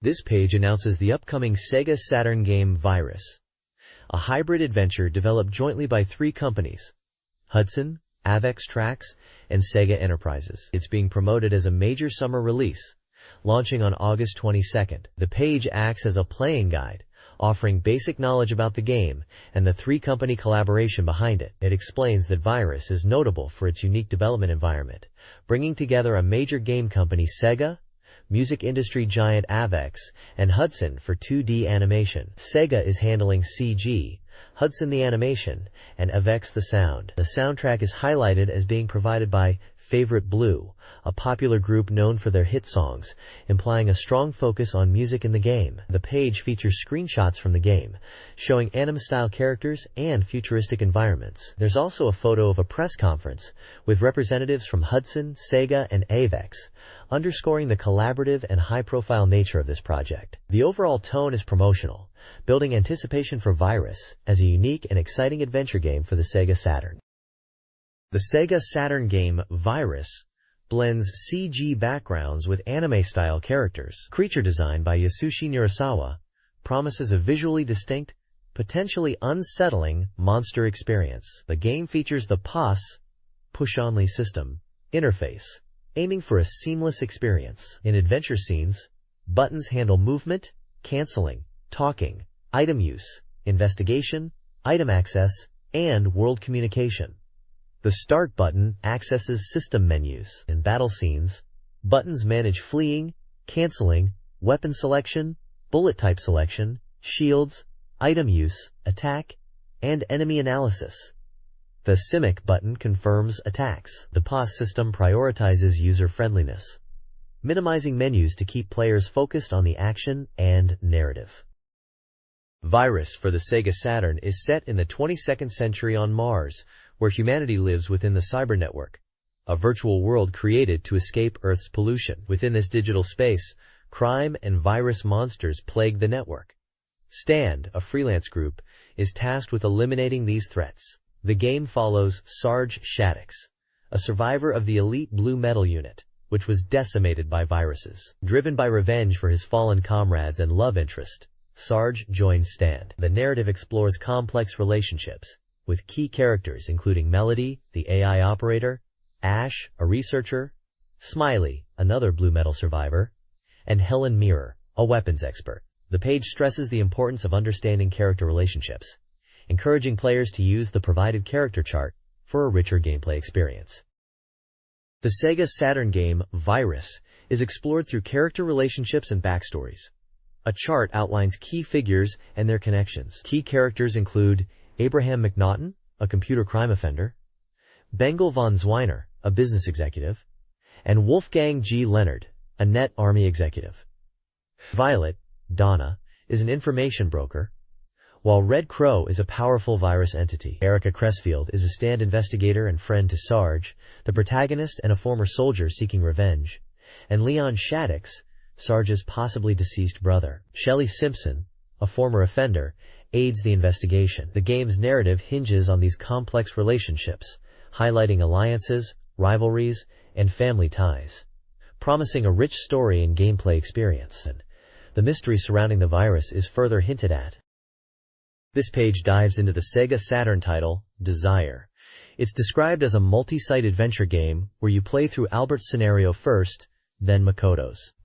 The page mentions it's coming soon, at 99% completion, priced at 6,800 yen, and will be released on 2 CD-ROMs.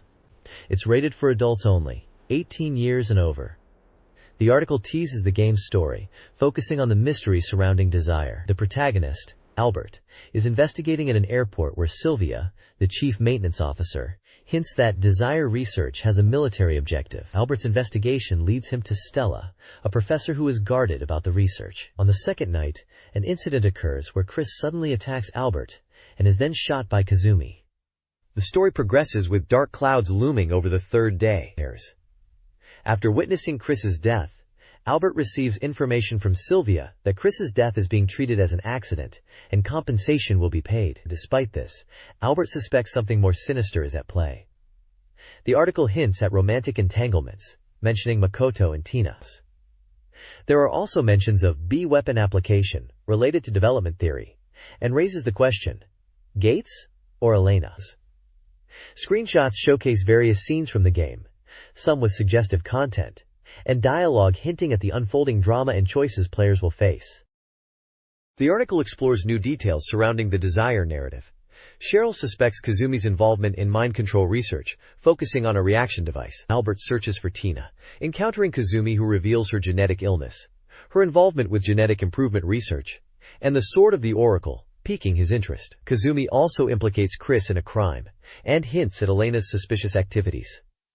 Albert finds Tina's pendant at the medical center, but loses sight of a suspicious figure.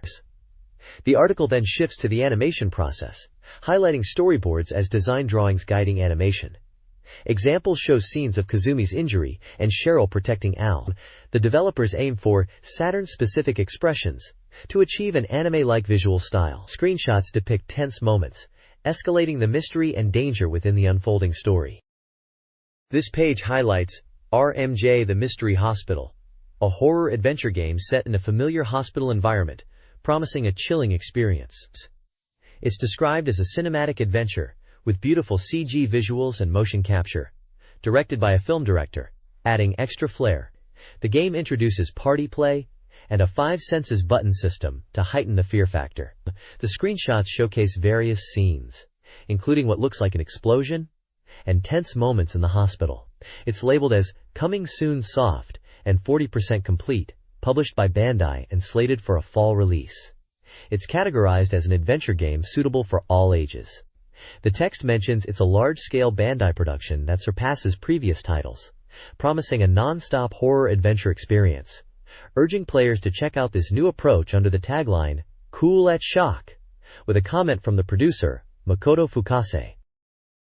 This page delves deeper into RMJ The Mystery Hospital. Continuing from the previous page, we get more story details. It seems Tomoe has contracted some kind of virus, specifically mentioned as the Lamia virus from overseas, which is detailed in a newspaper clipping shown on the page. The text talks about how even though the virus is deadly, Hajime and the others are determined to save Tomoe, putting their own safety aside. Gameplay-wise, it looks like you'll be exploring the hospital, finding items, and using things like card keys to open doors and progress. The game seems to shift in tone as you explore further, moving from the hospital setting to something more retro or sci-fi inspired. The text describes encountering bizarre, inhuman creatures and monsters, confirming the horror element. It hints that items you find in the hospital are crucial for finding your way out, emphasizing item collection and puzzle solving as key gameplay mechanics. It also mentions party play again, suggesting you'll explore with a party and split up, maybe even finding different items depending on your party's actions. Overall, the page reinforces the horror adventure aspects, highlighting both the story's virus outbreak and the eerie atmosphere with strange creatures, while giving us a glimpse into the exploration and item-based gameplay. Steep Slope Sliders, SSS, for SEGA Saturn, is a snowboarding game focused on stylish tricks and time attacks, promising an exhilarating experience. The game, nearing completion at the time of the review, received an 80% score and was intended for all ages. Features include a pack-in version in some regions, a dynamic trick system with controls using directional buttons, triggers, and face buttons for jumps, grabs, and flips. Players can choose from 4 starting characters, with unique visual styles and trick variations, while up to 20 unlockable characters are possible. The game's music is trance-like techno, fitting the snowboarding theme. Multiplayer supports up to 4 players. The game features a variety of courses and characters, including quirky unlockables. Gameplay is emphasized through screenshots of tricks and character selection. Steep Slope Sliders offers diverse snowboarding courses across the globe. Players can tackle 6 courses, each with best and target times. Italy's Extreme 03 is a challenging, scenic mountain run, while Alpine in Japan focuses on slalom racing. Extreme 01 in the USA provides a wider course with speed challenges. Canada's Halfpipe is for practicing tricks. Extreme 02 in Japan blends speed with Japanese scenery and a train track jump. Snowboard Park in New Zealand is a freestyle course with man-made obstacles. A replay feature allows for editing replays with adjustable camera angles, playback speed, and special effects, enhancing the gameplay experience. This page introduces Asuka 120% Limited Burning Fest Limited, a hot-blooded fighting game for SEGA Saturn that might surprise those who think it's just another cute girl game. The reviewer emphasizes it's a serious fighting game despite featuring an all-female cast of adorable characters from a private girls' academy. The page details 3 game modes. Story mode lets you choose 1 girl out of 11 participants in the Mega Fight Tournament, following her story and aiming for victory. Dialogue scenes between matches reveal character relationships and motivations. Ranking mode is for honing your skills. You select a character and battle opponents, earning points based on consecutive hits and performance, with scores displayed on screen. Strong CPU opponents are highlighted as a challenge. Finally, VS mode removes the story elements, allowing for quick matches against friends or the CPU, including CPU versus CPU spectating. The game promises impressive visuals and deep gameplay, encouraging players to master techniques. The game is developed by Ask Kodansha and was scheduled for release in September for 5,800 yen. It's described as a 2D fighting action game supporting 2 players and is recommended for all ages. The reviewer quotes comments from the developers hinting at intense action and polished gameplay, promising it won't be a boring experience. This page delves deeper into the core mechanics of Asuka 120% Limited Burning Fest Limited. It breaks down the fighting system into 4 key points. First, it covers attacks, explaining there are weak, strong, and special attack types. Weak attacks are fast and good for combos, while strong and special attacks are more powerful but slower. Next, it explains guarding, which involves using directional inputs to block both high and low attacks. Interestingly, the game features a semi-auto guard system, where standing still guards high and mid attacks, and crouching guards low attacks automatically. Guard cancels and counterattacks are also possible. Moving on to backdashes, these are quick retreats activated by tapping backwards twice and provide a moment of invincibility. Lastly, dashing is covered, activated by tapping forward twice, enabling quick forward movement with running and rolling dash types available. The page then highlights 2 charms of Asuka 120%. The first is its accessibility. It's designed to be easy for anyone to enjoy, from beginners to experts, thanks to simple controls and the semi-auto guard, yet still offering deep gameplay. The second charm is the exhilarating combo system, allowing for extensive combos by linking different attack types. The page notes that as combos get longer, it becomes progressively harder to extend them due to diminishing hit stun, encouraging players to find new and creative combo routes.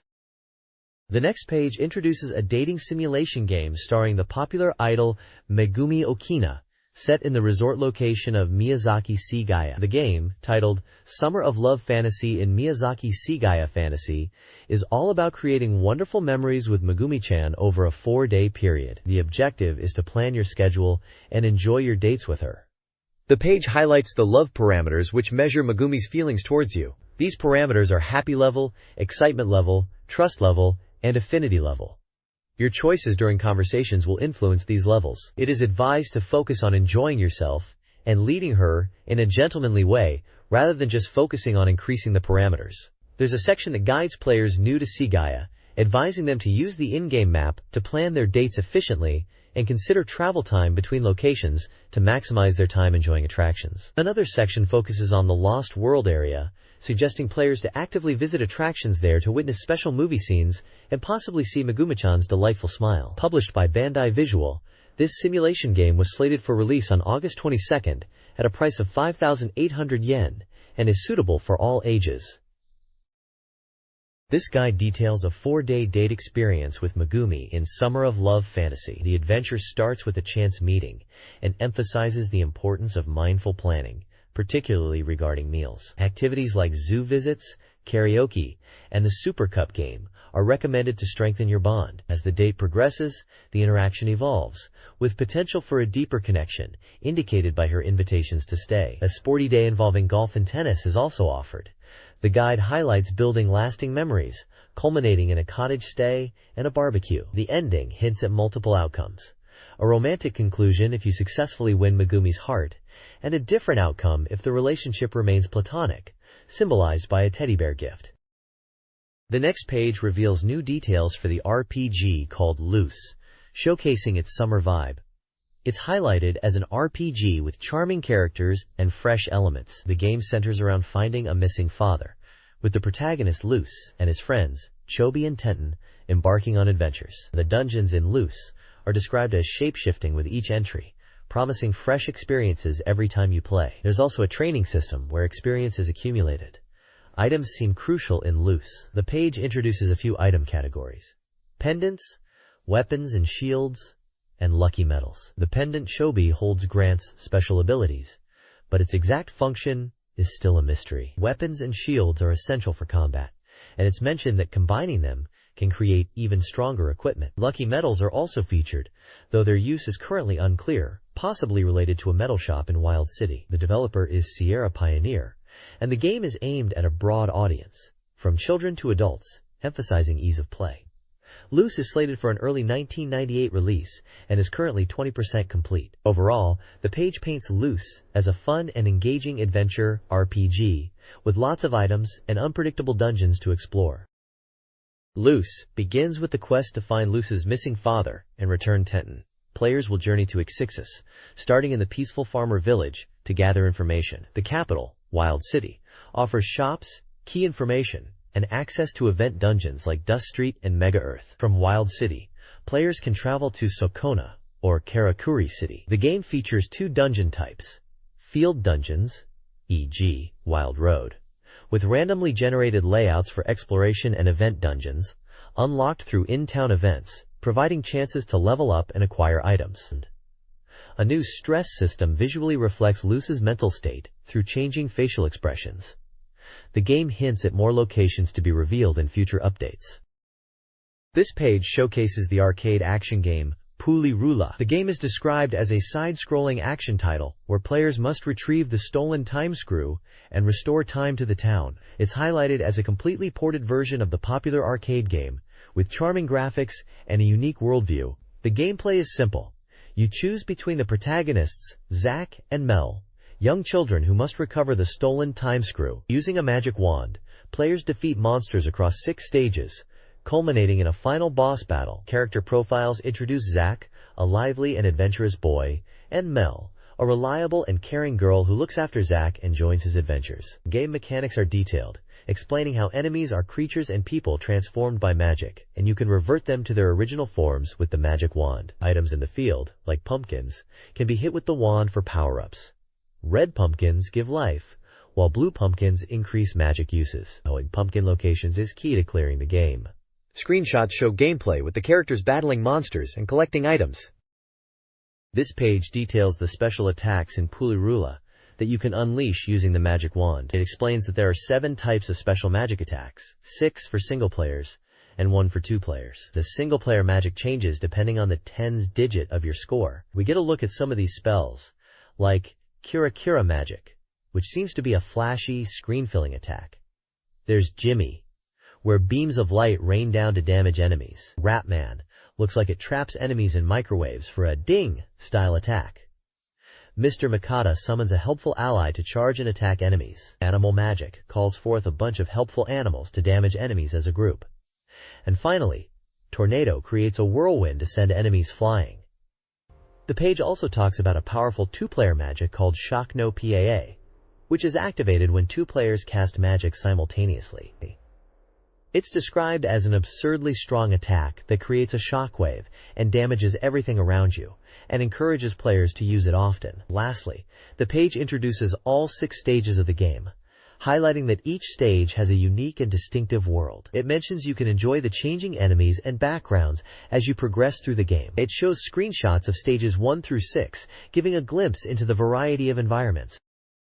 Assault Rigs, a 3D tank shooter for SEGA Saturn, is set for release on September 11th for 5,800 yen. The game is described as a retro, fast-paced experience similar to Doom, but with tanks. Players navigate virtual mazes as an assault rig, collecting gems and reaching the exit before time runs out.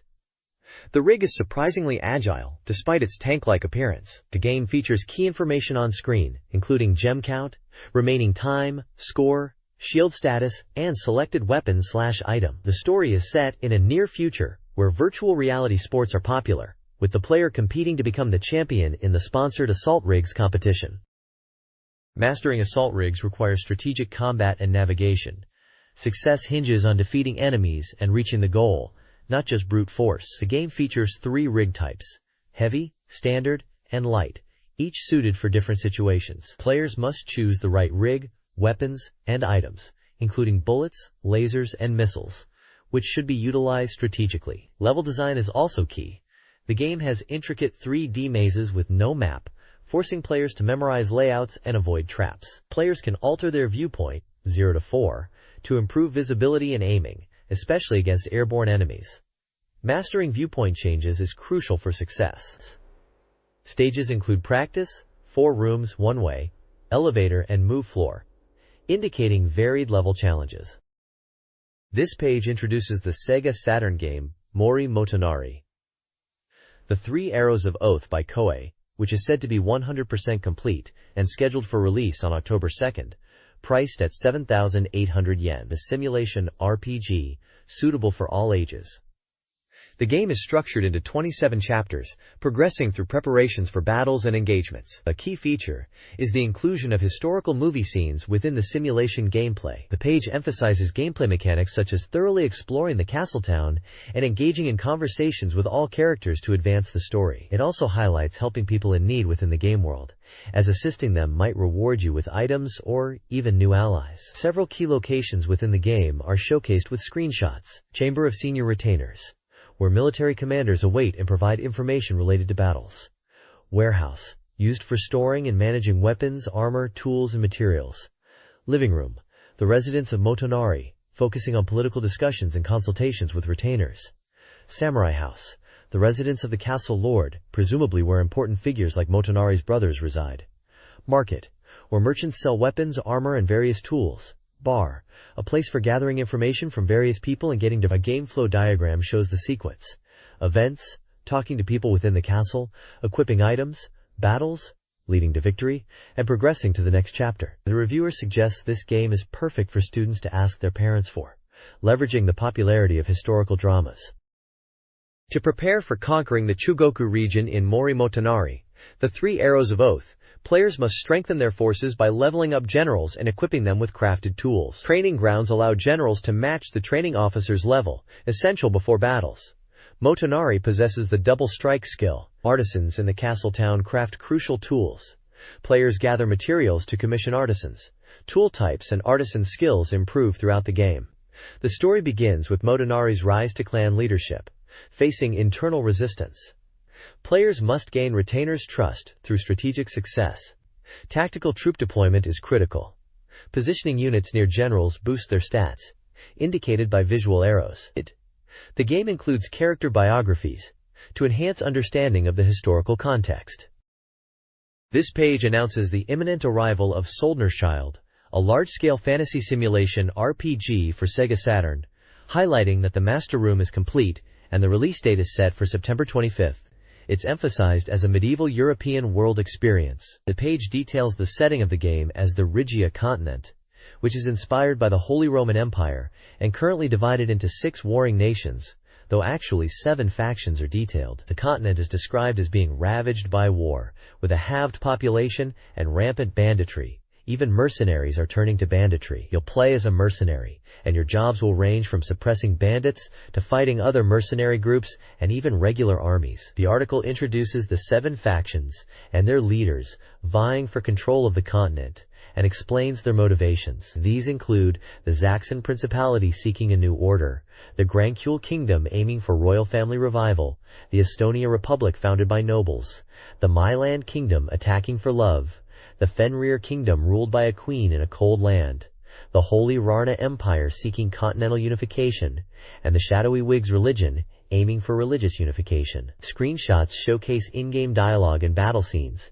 hinting at the story and tactical gameplay. The reviewer mentions that the game is 100% complete and is a collaboration between Sega and Koei Tecmo, urging players to look forward to a deep RPG experience where player actions affect the world and story. This page continues detailing Soldner's Child, and it talks about taking a break from the battles and exploring other aspects of the game. It introduces detours, starting with visiting civilian houses within cities. Apparently, these visits can trigger events that might get you new allies or items. The magazine suggests visiting houses at least twice in each city, once before and once after you complete a job there. The next detour is training in arenas, which are available in specific cities.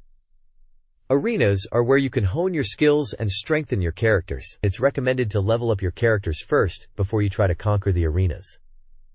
There's also a section about getting to know the barmaids in the taverns. Every city has barmaids, and they come in 4 personality types. Building a rapport with them might lead to beneficial item exchanges, hinting at some form of relationship mechanic. Finally, the page offers an overview of the Rhygia continent, with a table and map of 20 cities. It uses symbols to show city features, like castles, arenas, civilian houses, wealthier residences, and plazas. It's mentioned that cities with lower culture levels generally have cheaper goods, and knowing these city features is helpful as you journey across the continent. This page introduces Kamen Rider File 1 for the SEGA Saturn, a game advertised as the perfect database for Kamen Rider fans. It seems to cover Kamen Rider 1 and 2, offering a comprehensive database with information from all 100 episodes of the TV series. The page highlights something called Rider Files, which details different aspects of Kamen Rider's body, like the Supersense antenna and converter lung. There are 5 secret files you can access in the game, including Operation File, Shocker File, Gel Shocker File, Monster File, and Rider File. These files seem to contain various data and content related to the Kamen Rider universe. The game also features a simulation game mode, where the goal is to defeat the Double Riders.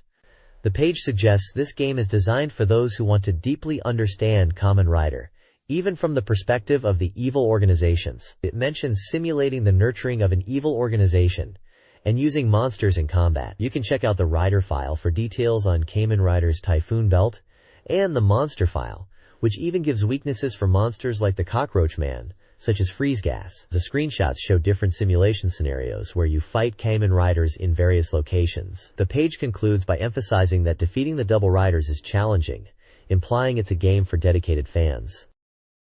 Bluebreaker is a SEGA Saturn RPG blending RPG and romance simulation elements. The game features a unique command system and focuses on building relationships with 8 girls. Their reactions, influenced by player actions like conversations and party invitations, change based on their emotional state, potentially leading to blushing and increased interaction. The game includes a travel system with a meter indicating distance and opportunities to rest and encounter monsters. Battles involve issuing commands to the party, either individually or as a whole, with various options like attack, defense, and special moves. Though girls fight without commands, strategic commands are crucial in challenging battles. Developed by Hunex and rated for all ages, Bluebreaker is 80% complete and slated for an October 2nd release at 6,200 yen. First print copies include setting materials, pre-order bonuses, and Sega Freak trading cards. The next page is all about Dark Seed 2 for the Sega Saturn, a fully complete adventure game ready for release on August 29th for 5,800 yen, published by Bandai Visual. If you're a fan of the original Dark Seed and its surreal, grotesque world influenced by H.R. Giger, the legendary artist behind Alien, then this sequel looks to deliver more of the same nightmare fuel. The story continues a year after the first game, with protagonist Mike returning to his hometown. However, he quickly finds himself in another bizarre and unsettling mystery, this time involving the murder of his ex-girlfriend, Lisa. As Mike investigates, he uncovers a conspiracy connected to the return of ancient gods and the dark world. The game's visuals are again heavily inspired by Giger, featuring his signature style of disturbing biomechanical imagery with women, skulls, and bones in grotesque, jelly-like forms. The article highlights that the game draws heavily from the Cthulhu mythos, known for its terrifying ancient deities and cosmic horror themes, which perfectly complements Giger's artistic vision. Screenshots show gameplay elements like choosing dialogue responses and interacting with items in the environment, all within the game's disturbingly beautiful and surreal locations, like morgues and mysterious hideouts. It seems like Dark Seed 2 is set to plunge players once more into a truly unsettling and unforgettable adventure.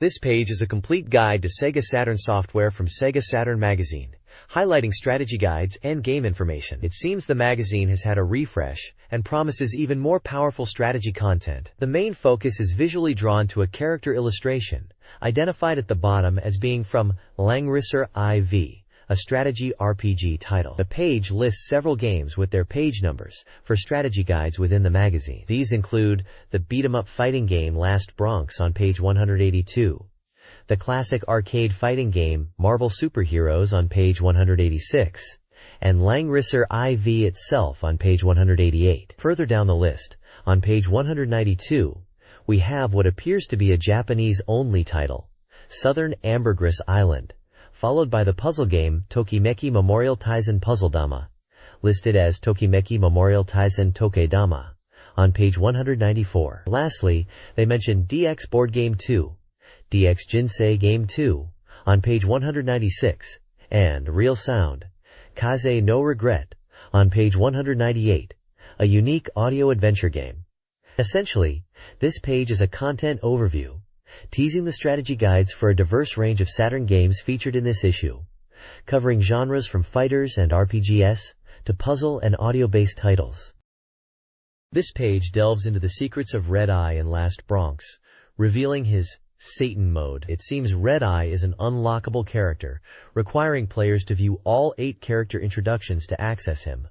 Quite the task! The article highlights that Red Eye mirrors Yoko's fighting style, but is even faster, and boasts unique special moves not available to her. They describe him as a speed, technique, and power type character, who uses tonfa weapons. The page details how to unlock Red Eye, and showcases some of his key special moves with command inputs like Brainwash Mount and Screwdriver. There's a comprehensive list of his special techniques and command inputs, including moves like Double Spin Kick, Mad Slider, and various scratch moves. They also break down a continuous combo move, emphasizing the importance of practicing in training mode. The article advises players to master Red Eye's speed and technique to dominate opponents, even against the CPU. Essentially, this is a strategy guide focused on unlocking and mastering the powerful Red Eye in Last Bronx. This page continues to explore the Saturn mode in Last Bronx, focusing on character relationships and gameplay strategies, particularly for Yusaku. It highlights that Saturn mode emphasizes character relationships and unique endings beyond the arcade version. The page features a relationship diagram, showcasing connections between various characters like Kurosawa, Toyoshima, Akane, and groups such as D-Troops, outlining their friendships, rivalries, and family ties. Redrum and Red Eye are also placed within this relationship web, showing their connection to player characters. The article mentions that CPU battle order is randomized in Saturn mode, and this influences the endings you can achieve. It then zeroes in on Yusaku's final battle in this mode, suggesting a storyline where he left the team, creating drama for the player. Gameplay tips for Yusaku are provided, listing moves like PP plus high evasion, shoulder tackle, and soul swinging. It advises players to be cautious against Yusaku's long reach, and emphasizes guarding against his PP and PPP attacks. The article also gives specific final battle strategies, recommending players to avoid single P attacks without AC at the start, due to throws, and to utilize PPP rushes, throws, and the Snake Slicer move to counter Yusaku. It mentions Yusaku gets tougher in the later stages, using PPP into AC attacks. Overall, the page offers a deeper look into the Saturn mode's story elements and tactical advice for mastering the final battle against Yusaku. This page continues the last Bronx Saturn mode guide, now focusing on specific character matchups and strategies for final battles. First up is Joe vs Yusaku. The Saturn mode strategy for Joe is pretty straightforward, as there aren't any major issues. It mentions that Yusaku often uses predictable, large opening moves like triple swing and spin high, which Joe players can exploit by guarding and then using command throws. The final battle strategy for Joe is to use simple combos for victory, suggesting an aggressive approach by repeatedly using close-range crouching punches into standing kicks. His basic combo is reliable and hard to counter. Standing kicks are highlighted as being effective for initiating aerial combos. Next we move to Nagi against Kurosawa. For Nagi in Saturn mode, her behavior differs slightly from other characters, especially when encountered later in the game, from the fourth opponent onwards. It's noted that Nagi might enter a throwing mode in these later encounters, so timing and spacing are crucial. The final battle strategy for Nagi emphasizes waiting for an opening and then using command throws, particularly against Kurosawa, in arcade mode, where his movements are similar. It suggests waiting for Kurosawa to attempt a reckless combo in Arcade Crash, AC mode, then countering with a throw. Command throws are highlighted as more reliable than standard throws, and using Nagi's dive attacks effectively to set up throws. The page advises caution against command throws and low attacks from AC Kurosawa. This strategy guide focuses on the final battles in Last Bronx's Saturn mode, specifically between Tommy and Lisa. When playing as Lisa against Tommy, the guide recommends a proactive approach. Exploit Tommy's predictable, powerful moves by using quick attacks to interrupt his offense, avoiding simply guarding. Use special beat attacks and AC throws to disrupt his counter throws. Against a distant Tommy, counter round strikes with dive throws. When playing as Tommy against Lisa, the guide notes her reliance on chipping attacks, special beats, and throws. Maintain a slight distance and counter her attacks with well-timed low attacks to aim for knockdowns. The strategy emphasizes using throws, particularly when Lisa is guarding. Avoid predictable attack patterns and focus on chipping away at Lisa's health while seeking throw opportunities. Crouching punches are discouraged, and back jump screen snares are suggested. Exploit the opponent's impatience for decisive attacks. This Marvel Superheroes strategy guide outlines CPU opponent tactics and strategies for specific characters. To defeat Wolverine, bait and punish his Tornado Claw. As Wolverine, prioritize jump attacks and aerial raves. Iron Man's CPU spams Unibeam. Punish it with timed jump attacks. Utilize aerial raves and smart bombs as Iron Man. Juggernaut's CPU has super armor.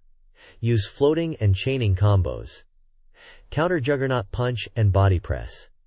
As Juggernaut, focus on specific combos. Spider-Man's CPU uses projectiles.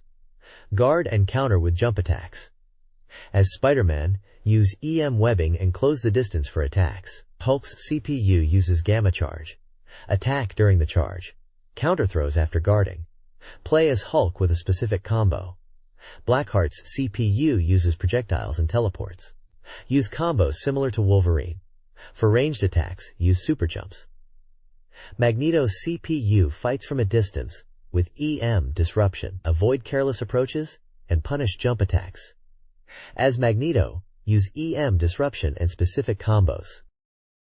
This page continues the Marvel Superheroes Strategy Guide and focuses on tactics for Doctor Doom and Thanos. For Doctor Doom, the CPU favors projectile attacks and maintains distance, utilizing dash jumps. To counter this, you need to close the distance and use dash jump attacks, taking advantage of his predictable anti-air counters. When playing as Doctor Doom, the guide recommends aerial raves as a key strategy. The point section highlights the importance of guarding and using aerial raves to create opportunities for attacks. Moving on to Thanos, his CPU is described as similar to other CPUs in using jump attacks and aerial raves. However, he's predictable with anti-air attacks, giving you chances for ground-based counters. For an easy win against the CPU Thanos, the guide suggests cornering him and using crouching strong kick continuous hits for a never-ending combo. When fighting as Thanos, be aware of his jump strong kick and infinity special attacks, which require guarding.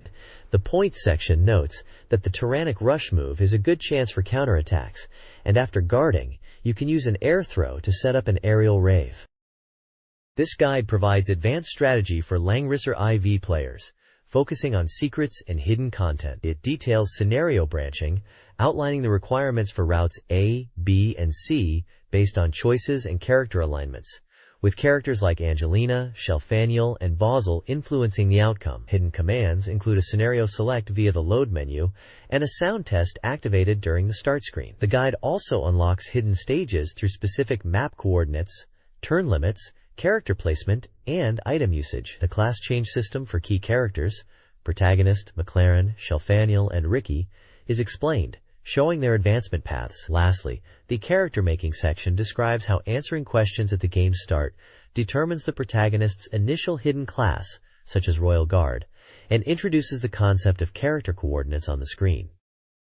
This page details hidden items in Langrisser IV, presenting a guide structured by scenarios. It outlines specific in-game locations and actions required to obtain secret items. For example, in Scenario 18A, if you meet the ninja at coordinate 425 with PC commander characters, choosing to present a stake will yield the Madogiromi no Yumi bow. Other scenarios list similar conditions involving character placement, choices in dialogue, and actions like examining objects in certain locations to unlock items like Star Pierce, Tiara, and Excalibur. The guide also includes sections on hidden scenarios, numbered 1, 2, 5, teasing further secrets within the game. At the bottom of the page, there are character class progression charts for Angelina, Selena, Jessica, Nall, Rachel, Lanford, Ristel, and Ivar, illustrating the different class paths each character can take in Langrisser IV, from basic classes to advanced ones like Dragon Master or Saint. These charts visually map out the character development system. This document details friendship mechanics in Langrisser IV. Friendship levels start at 100 and are altered by player choices in scenarios. Scenarios 1 to 14 detail how dialogue options affect relationships with Shelfaniel, Angelina, Rachel, and Selena. For example, helping Rachel boosts her friendship level. Friendship levels impact confession success. Route A requires a 120 friendship level with Shelfaniel, Angelina, Rachel, and Selena. Route B has no confessions. Route C has different requirements for each character. The document also covers dream events, triggered by certain characters' friendship levels. Angelina's level dictates one event, Rachel's another, and Shelfaniel's a third. Dialogue choices in these dreams affect friendship levels and a counter value. Sections on Shelfaniel's affection levels, using symbols like clover, heart, and diamond, further track this. The next page continues the Langrisser IV strategy guide, diving deeper into specific scenarios and how your dialogue choices impact character relationships, especially friendship levels. It looks like a detailed breakdown of branching paths based on your responses. We are still in the friendship guide for Langrisser IV, looking at various scenarios from 14 onwards.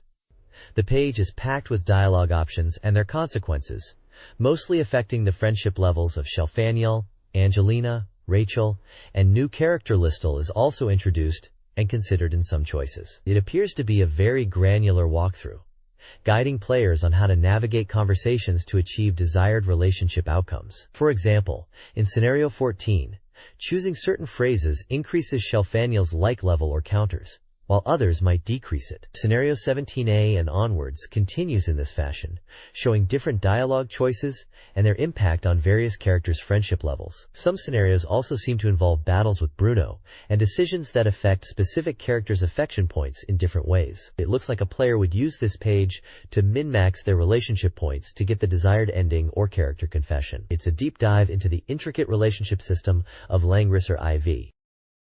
The next page introduces Minakata Hakudo Tuju, an adventure game from Atlas released on July 7th. This mystery title revolves around a new murder triggered by a past crime. The game's core is built upon listening to testimonies from key individuals connected to the case, with this page focusing on the accounts of Mizunos Yuko and Yoshioka Kazuhiro. The title 4 Keys and the mention of a sealed room trick hint at central gameplay elements focused on puzzle solving and investigation. A detailed timeline of events is provided, suggesting a methodical approach to unraveling the mystery. The game's objective appears to be to solve a complex murder by analyzing witness statements and deciphering the secrets of a sealed room. Screenshots and character portraits offer a preview of the game's visual style and the cast involved in this intriguing case. This page delves deeper into the mystery of Minakata Hakudo Tuju, focusing on witness testimonies and clues to solve the sealed room murder. We hear from 4 people. A mountaineer named Tozaki Mikio who describes the victim, Sakatake, as a large man but unlikely to be a criminal. A laundry service worker who mentions delivering a package to Sakatake with a 2-month delivery window, hinting at something being hidden. Madomiya Shinichi, who talks about Sakatake's scoop and a potential cover-up related to a past incident. And a building manager who states he gave permission to cut the door chain if necessary. The page highlights 3 key questions: why the chain was cut in 2 places, when Sakatake was murdered, and the culprit's objective. It suggests the double chain cut was staged. The advisor, Nankata, hints that an accomplice is involved, and that keys and the engaged couple's room are important clues. A detailed timeline from 9 a.m. to 9:58 a.m. reconstructs the events. It shows Kazuhiko, Yuko, and Shintichi arriving, cutting the door chain, making phone calls, and eventually the police arriving after the chain is cut. This timeline is crucial for players to analyze and deduce the truth behind the sealed room mystery. The page essentially sets up the puzzle aspect of the game, challenging players to use these testimonies and clues to unravel the murder.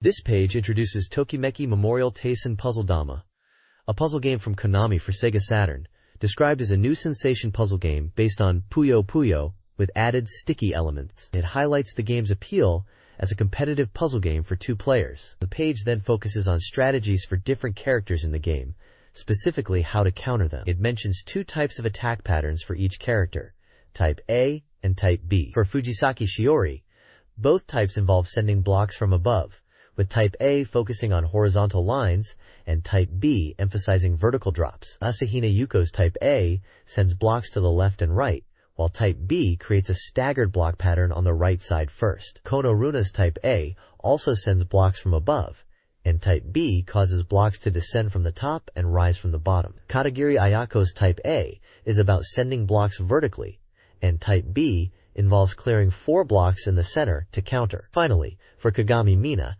Type A is simply sending blocks vertically, and Type B involves clearing either horizontal or vertical lines depending on the situation. The general strategy for both types is described as similar. When 3 or more blocks are lined up horizontally, clear them.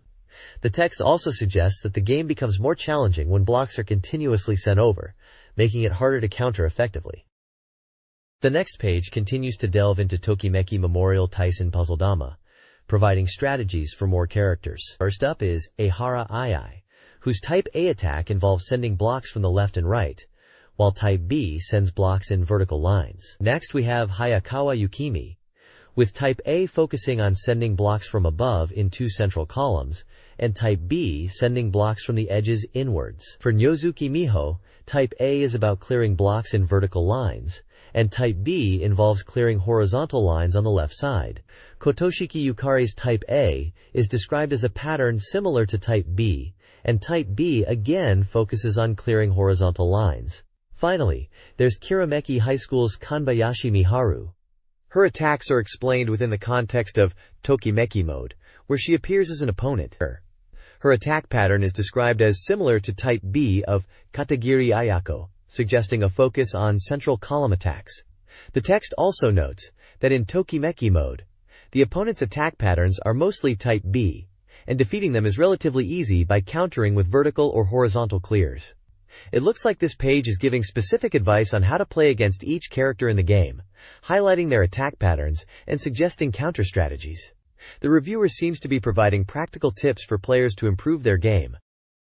This page introduces DX Life Game 2, describing it as a board game where you simulate life to become a great person by accumulating wealth and a high score. The core gameplay revolves around managing parameters and navigating life stages from infancy to old age. The page highlights key strategy points across different life phases. For early life, specifically infancy to junior high, it advises focusing on raising intelligence parameters to prepare for university entrance exams. Moving into high school and employment, it reiterates the importance of parameters for university success and future job prospects. Finally, in old age, it mentions different courses, like the resort course for a stable retirement, and the development course, which involves more risk and potentially higher rewards. The page also features a life flowchart illustrating the progression through life stages in the game and provides general tips for players to consider throughout their playthrough.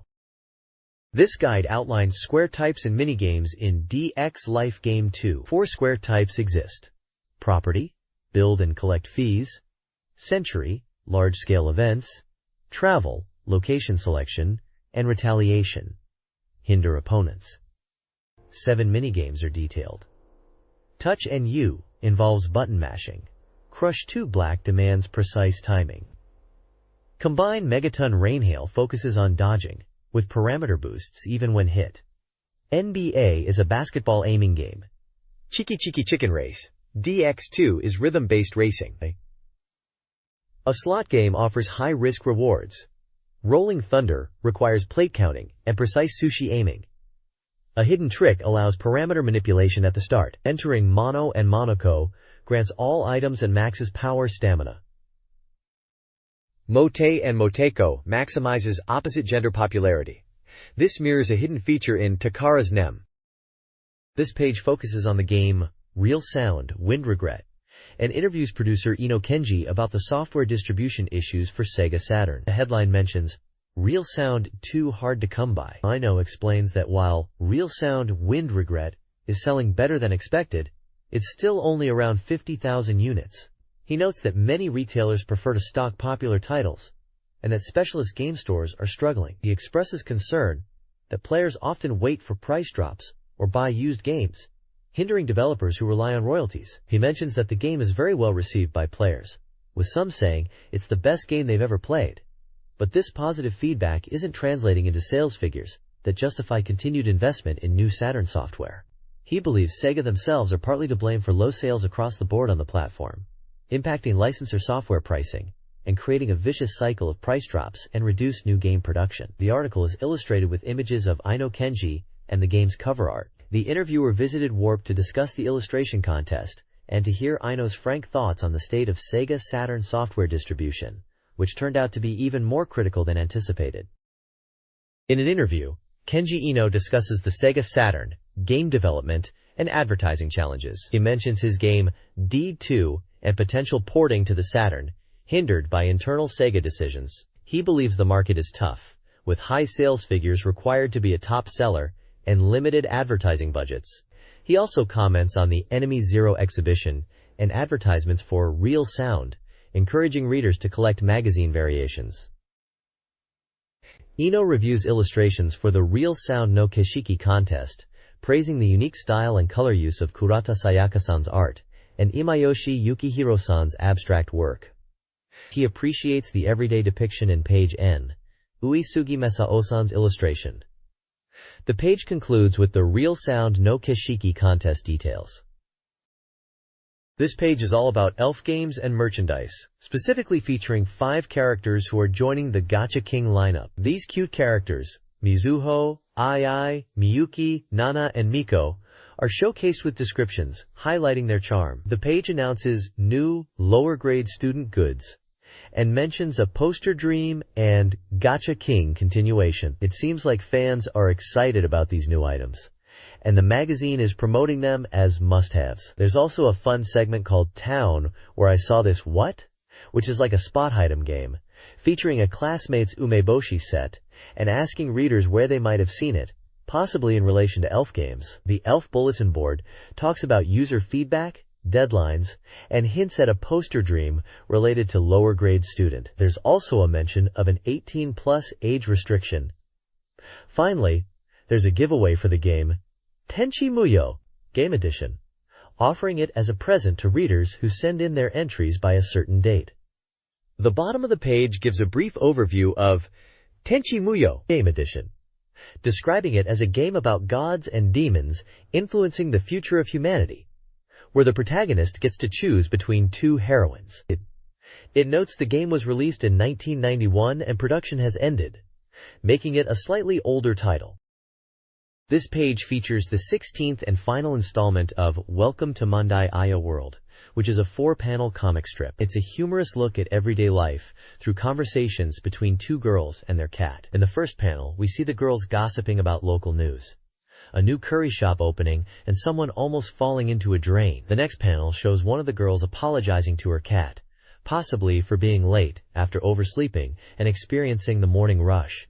The comic then moves to relatable everyday annoyances, like mistakenly putting telecards in envelopes and getting a fright from the doorbell. Another panel humorously depicts a misunderstanding, where the girl is mistakenly accused of something when she only mentioned food, leading to tears and a crying outburst, much to the cat's confusion. Finally, the strip ends with the cat Tina comically diving from the roof on a summer day, highlighting her surprisingly resilient body even after repeated dives. The overall tone is light and amusing, capturing the funny side of everyday situations.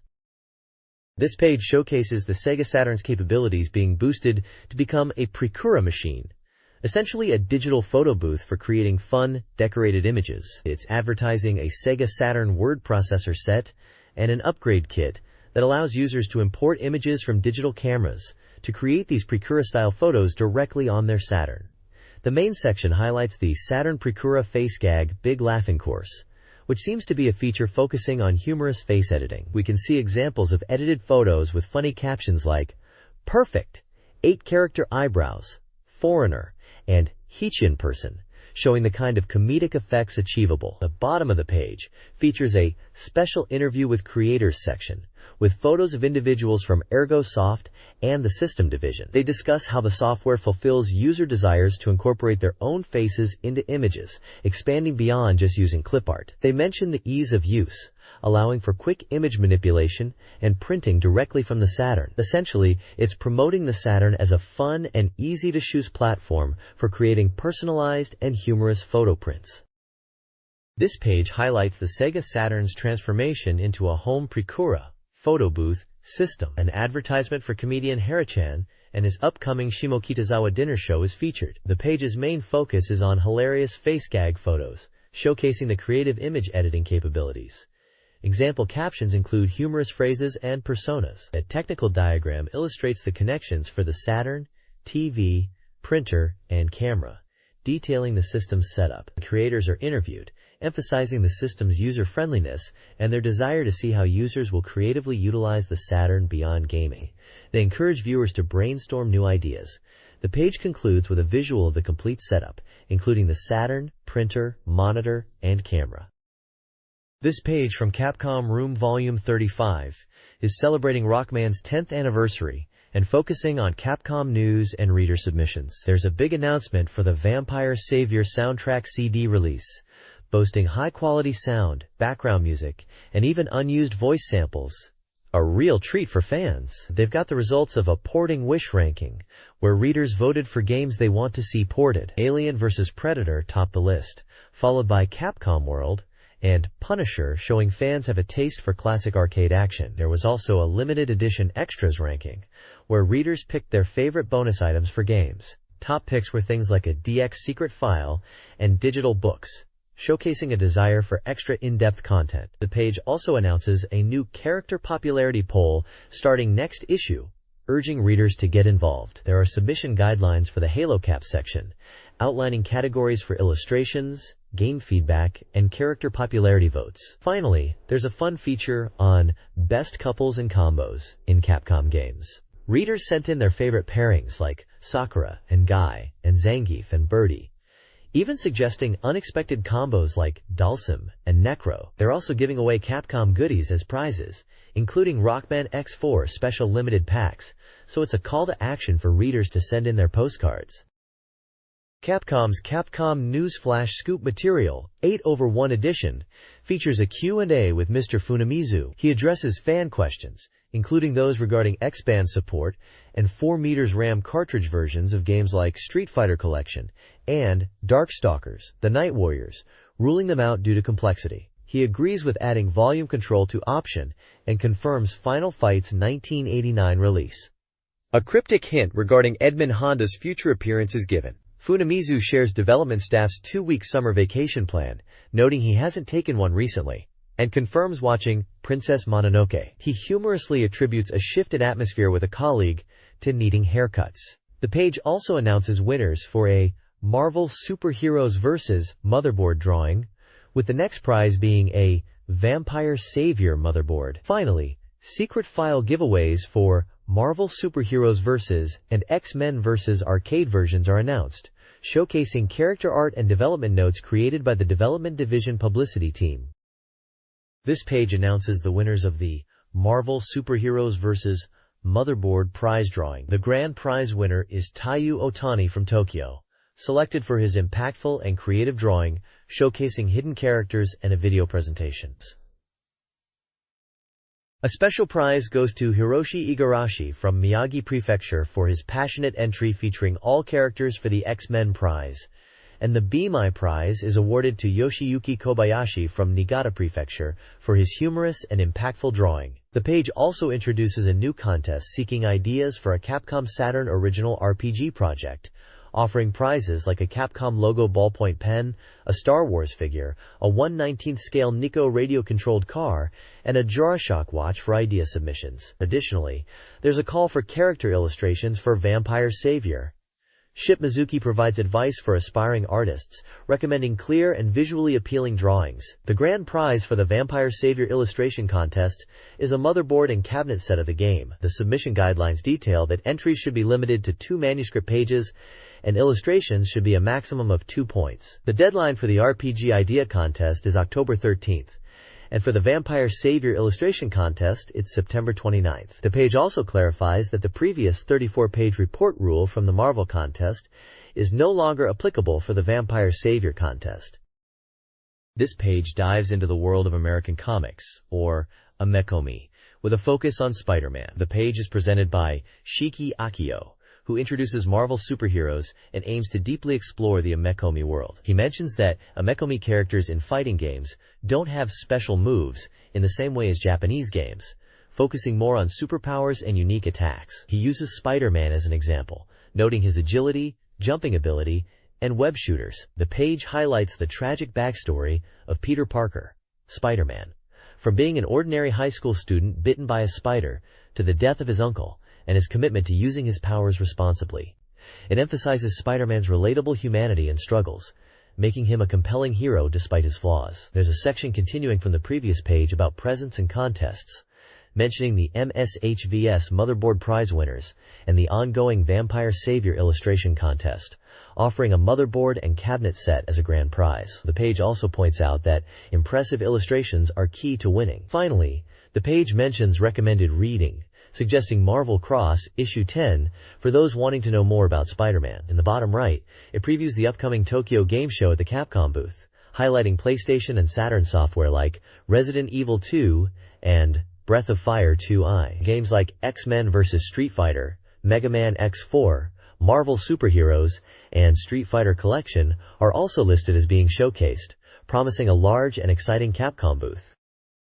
This page is dedicated to Sega AM3 research and dives into Stage 4 of The Lost World Jurassic Park arcade game. Stephen Ozohara is your guide, offering strategies for this stage, which is said to be quite challenging. The page breaks down Stage 4 into pre-boss and post-boss map sections, guiding players through the level layout and enemy encounters. The strategy focuses on rope events and aerial battles in the first half, then moving into indoor locations in the latter half, where you'll face raptors. The boss fight strategy section gives tips for defeating the Carnotaurus, highlighting its charging attack and weak points. It emphasizes timing your shots and using dash sights effectively to avoid damage and land hits. The page also describes the Pteranodon and Carnotaurus, giving some details about their size, behavior, and fighting styles in the game.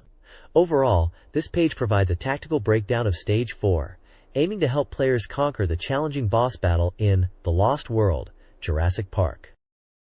This page is an interview with Seiichiro Matsumura, the sound designer for The Lost World, Jurassic Park arcade game. He explains his role encompassed everything sound-related from the start of development, including music composition and sound effects. Matsumura mentions the team aimed for sound extravagance in this title, really emphasizing the audio experience. He talks about creating dinosaur sounds without ever having heard them in reality, relying on imagination and referencing sounds from the first Jurassic Park movie.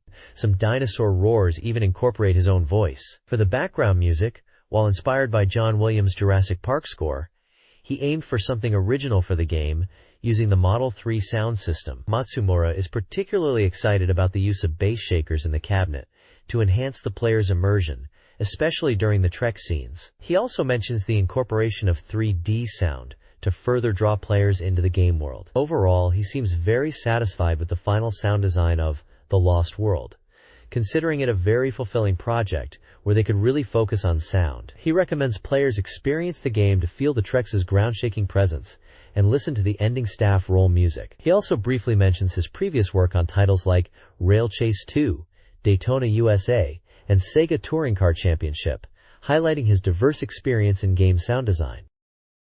This page spotlights Virtual On and its female mecha pilots, the Vroid Girls, in a feature titled Virtual On Light. It announces a completed Vroid Girl telecard as a bonus item, featuring images of a blue and pink Vroid Girl, with the pink one, named Pearl, being highlighted. Pearl is described as a Bar 2 class Vroid with a unique look.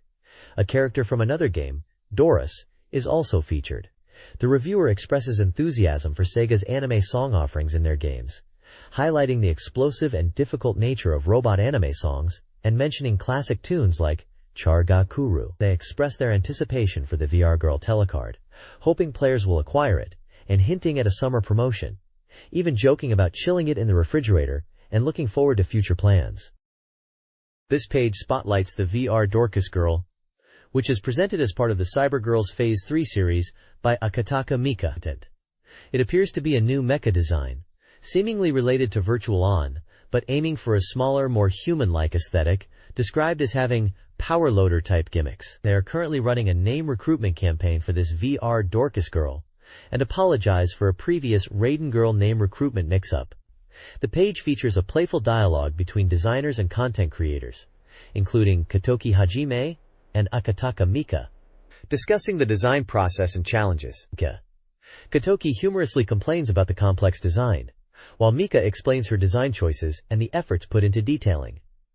The VR Dorcas Girl is given character specifications, emphasizing a cute and petite image, with details like height, age, measurements, and personality traits. There's also a mention of a sports car, possibly being featured in the next issue. Readers are encouraged to send in name suggestions, illustrations, and ideas to SEGA Saturn Magazine. The page is presented under the It's Powerful! SEGA AM&D Department No. 3 Rush banner. This page dives into the AM2 research team discussing the recent Java T-Battle, Koshien, a Virtua Fighter tournament. The big surprise was the victory of a player known as Demon, who used Takarashi, the sumo wrestler, to win the tournament. Kazuhiro and Tsukamoto from AM2 are interviewed about this unexpected outcome. They discuss how everyone thought Jackie was the favorite to win, but Demon's Takarashi played exceptionally well, especially against Jackie. They talk about Demon's strategic play, emphasizing counters, solid defense, and well-timed throws. They are impressed by how Demon effectively used Takarashi's strengths, even against characters considered to have better matchups. The interview touches upon how Demon's victory was not just about character choice, but skillful execution and reading opponents. There's also a section about the excitement surrounding Demon's victory, with the crowd really getting into it. The page highlights that a video of the final match is available, showcasing key moments and winning strategies. Screenshots on the page illustrate gameplay from the final battle between Takarashi and Jackie, showcasing some of the discussed tactics in action. This page focuses on updates from AM2. Regarding Virtua Fighter 3 TB, defensive play and maintaining tension are key gameplay changes. The team also previews Virtua Surf, a new Saturn title, and highlights the ongoing development of Saturn software, including Virtua Fighter 3 Saturn Edition. An interview with the networker, reveals his favorite game is Speed, and answers a reader question about the meaning of Aereo. The page also announces a new series. Bin-chan's goal is Everyone Gathering, and development secrets for Virtua Striker 2. Readers are encouraged to enter a postcard contest for a collaborative AM2 and SEGA Saturn Magazine t-shirt, designed by Yuji Uekawa. Finally, the Q&A section offers advice on improving at Virtua Fighter, emphasizing consistent practice and enjoying the learning process. This page is from the SEGA Saturn soft review section, and it looks at 2 games. First up is Final Fight Revenge, labeled as finalist here, scoring a 5.66 out of 10 and rated as normal difficulty. The reviewers and the female users, high rollers, and guest writers groups have played it. They say the controls are tricky at first, but once you get the hang of it, the 3D shooting action becomes fun, and the map helps you navigate. Movement feels smooth, but the camera can be a bit low, and it's hard to tell if you're hitting enemies. They describe the game as having American-style robot designs and a mix of racing and puzzle elements in its 3D shooting, but found the variety lacking. The second game is Mobile Suit Gundam Side Story, The Blue Destiny, getting a better score of 7.0 and also rated as normal difficulty. Reviewers found the included strategy movie unnecessary since the game itself was already out. They thought it would have been better to have a collection of CMS instead.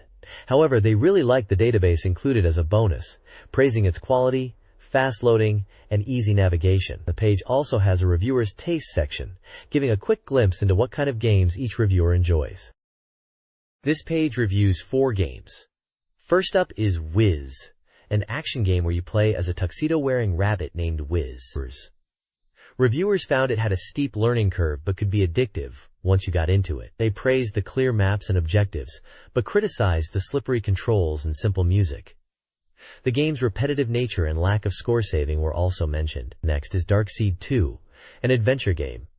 The reviewers noted the hard-to-read text and slow-scrolling dialogue, with some feeling the CAG was unnecessary. They also pointed out its outdated design, reminiscent of older adventure games, and the tiring amount of clicking required. A key complaint was the lack of mouse support, especially since the previous game had it. Moving on to network games, Puzzle Bobble 3 for SegaNet, a shooting puzzle game, is reviewed.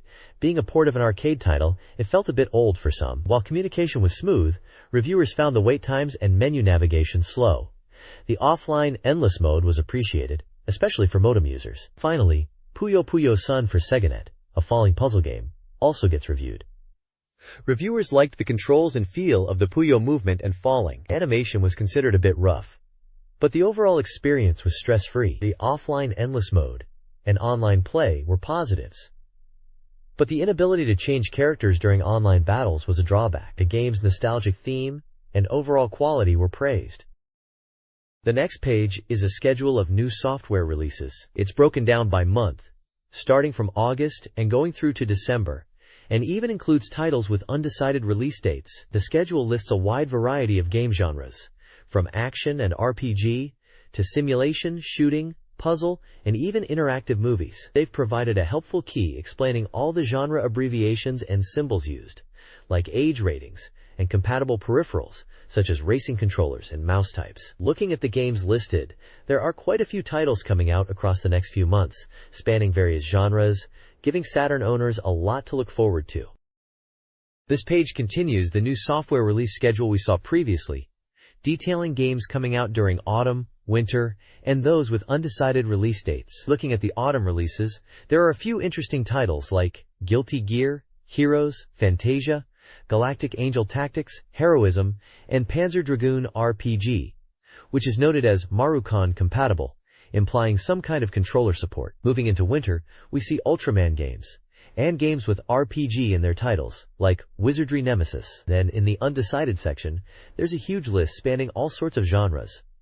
Racing games like SEGA Rally Championship 2, fighting games like Virtua Fighter 3, and Marvel Superheroes vs. Street Fighter, RPGs, shooters, and strategy games. It looks like there's a good mix of titles coming for all tastes, from big names to some more niche genres. The schedule gives a good overview of what SEGA Saturn owners can expect in the coming months.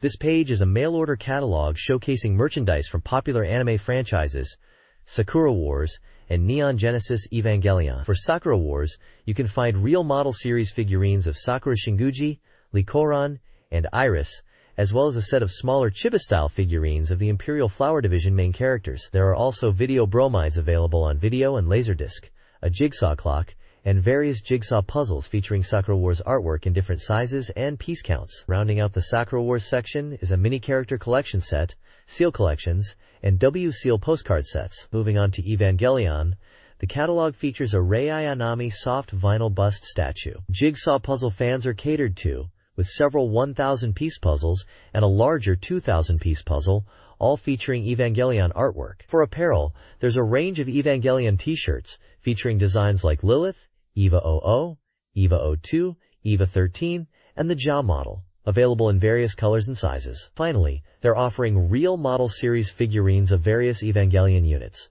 including Unit 01, Unit 00 Kai, Unit 02, Unit 00, Unit 03, and even the Berserk Unit 01 and mass production Evangelion units, and Sakiel and Zerul Angels. Prices are listed in yen for all items, and it mentions you can order by phone.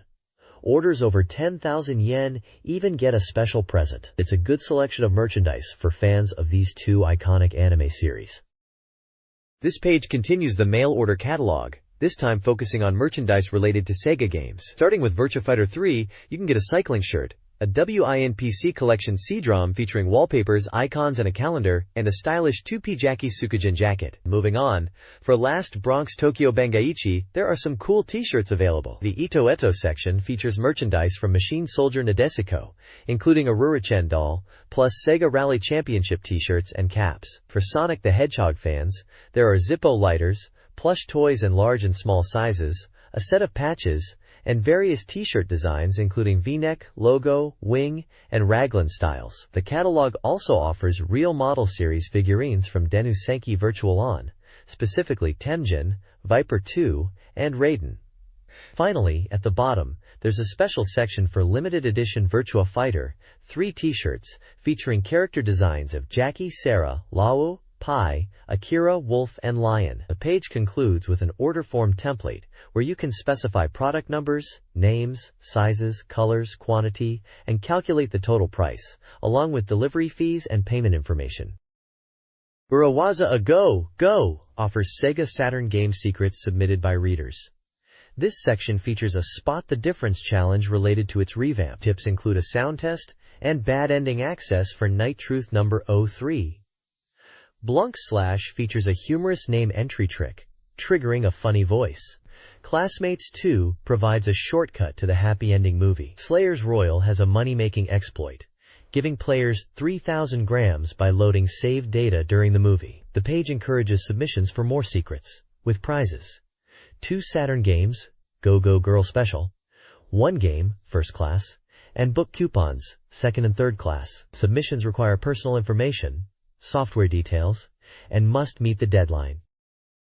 The next page features an article titled Around the Digiana World by Kazutoshi Otani, focusing on personal computer news and multimedia communication.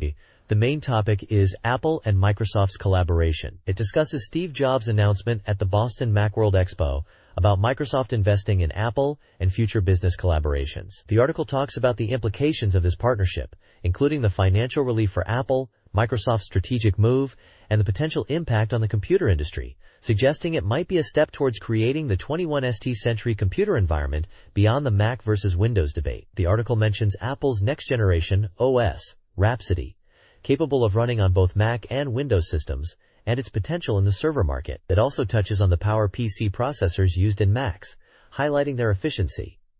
It also discusses the Internet and Java programming language in the context of Rhapsody. There are screenshots of Apple's website and news articles about Steve Jobs and the Microsoft deal. A profile of the author, Kazutoshi Otani, is included, mentioning his background as a technology writer and his Mac usage. The page concludes by emphasizing the significance of this Apple-Microsoft collaboration in shaping the future of computing. Dr. Fuse's Game and Art's Subtle Relationship, Psychedelic, explores the connection between video games and psychedelic art, particularly within the context of his weekly Fuse Academy series. The article highlights how bright, uplifting colors enhance the gaming experience, drawing comparisons to Andy Warhol's pop art, especially its use of vivid colors. Focusing on Fantasy Zone, the author notes its psychedelic aesthetic, evoking similar exhilaration. Dr. Fuse relates the game's visual style to the floating feeling experienced by Oppa and connects it to the beauty found in the stained glass of old churches. The article also announces the august themes: Okinawa Passport for underwater photos, and Things That Are Kahime for Tsubuyakishi submissions. This page is a horoscope section titled Hakozaki Style Fortune Telling of the Week for August 22nd to August 28th. It is written by Hakozaki's mother, who, according to the text box, has been a fortune teller for over 20 years and is known for her accuracy. The horoscope covers 4 main areas of luck: money, health, work/study, and love. For each zodiac sign, from Aries to Pisces, there are separate readings for boys and girls. Each reading gives advice and predictions related to the 4 luck categories. For example, for Aries boys, it mentions being influenced by surrounding opinions, while for Aries girls, it advises students to do their homework. The page offers guidance for each sign, including lucky items, colors, and actions to take during the week. At the bottom, there's a color key indicating the overall feeling of the illustrations, ranging from excellent to normal. Celebrate the magazine's renewal with a 4-issue giveaway featuring SEGA Saturn prizes. Prizes include a rare signed Shikishi artboard from Yu Suzuki and Toshihiro Nagoshi, a Sonic Team set with signed items, and Langreiser IV telecards. Collectors can also win a rare Ogre Battle Medal figure or a Phantasm game set with guidebooks. Anime fans can snag a Battle Athletes Victory t-shirt, while dating sim enthusiasts can enter for Megumi Okina telecards. To enter, complete the postcard in the magazine and submit it before the September deadline. Winners will be announced in Volume 32. This page highlights various SEGA Saturn game-related prizes in a giveaway. Prizes include 3 SS Joypad AI controllers, ideal for shooting games, a life-size tactical fighter poster, 10 winners, 3 sets of Eve Burst Error clear files, a video titled The Making of Album Club Muun-kyun St. Poria Girls Academy, 5 winners, Lifescape 2 Body Bionics Mysterious Cosmic Man Game, 3 prizes, Street Telecards, 5 winners, and 5 sets of photogenic posters, each set with 2. Additionally, there's a monitor recruitment section offering 1 FMV DeskPower S 2165% monitor. Applicants must send postcards by October 3rd, and the monitor winner is expected to provide feedback. The PC features a Pentium 166 MHz CPU, 2.1 GB HD, and a 15-inch display, among other specs. This page announces a special project offering original telephone cards as a service to all applicants. There are 15 different types of cards featuring artwork from various SEGA Saturn games. The cards showcase artwork from games like Daytona USA or Daytona USA 2, featuring Jackie and Viper, Slayers Royal 2, Guardian Heroes, Twinkle Star Sprites, Langrisser IV, Yuno, A Girl Who Chants Love at the Bound of This World, Cyberbots, Full Metal Madness, and Samurai Showdown, Amakusa's Revenge. This is a continuous project running through issues dated September 5th, 12th, 19th, 26th, and October 3rd and 10th. It's highlighted that applications are not yet possible in this particular issue, suggesting it is a pre-announcement for an upcoming giveaway. This issue announces a power-up renewal, promising future exciting content. Game spotlights include Sonic, Grandia, Quiz Nanero Dreams, The King of Fighters, Roommates, Vacation in Summer, Super Dimensional Fortress Macross, and Lunar, Silver Star Story. Winners of the August first issue's prize draw, software, stickers, memo pads, and t-shirts are listed. The issue promotes the SEGA Saturn telephone card campaign, requiring 2 application tickets collected from specific September/October issues to enter. The current issue is dated September 5th, with the next one releasing August 29th, dated September 12th. Contact information is provided for inquiries. This page is an advertisement for Dodonpachi on Sega Saturn, emphasizing it as a perfect arcade port. It's promoting a high-score attack campaign with a deadline of October 31st, 1997. Top players in the campaign can win special prizes, including a unique arranged version board and a control box. Even those in the top 100 will receive official recognition certificates from Atlas. The advert shows screenshots of the intense vertical shooting action, and also features an image of a combo AV control panel, or stick. The release date is set for September 11, 1997, at a price of 5,800 yen. This Sega Saturn Crydrom game is a vertical scrolling shooter for 1 to 2 players, published by Atlas and Cave. It includes contact information for Atlas's fax and telephone services for further inquiries.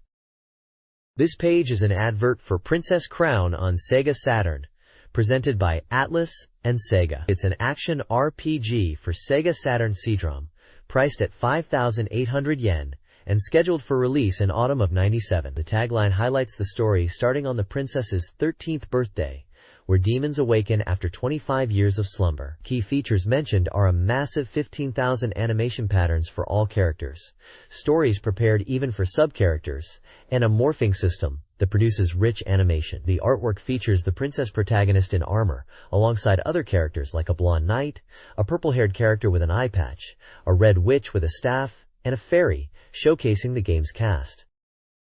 This page showcases Real Sound Kaze no Regretto for the Sega Saturn. It's described as a heart-opening work, a full-fledged love story played entirely with sound.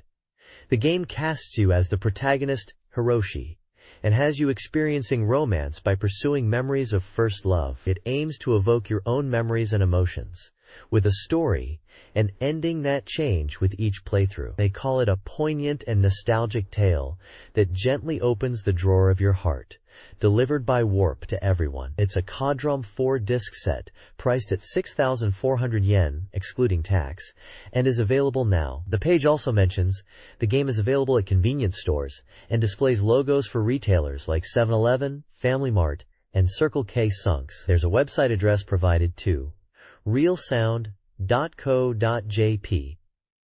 The image itself features a woman standing on some stone steps, adding a visual element to this audio-only game.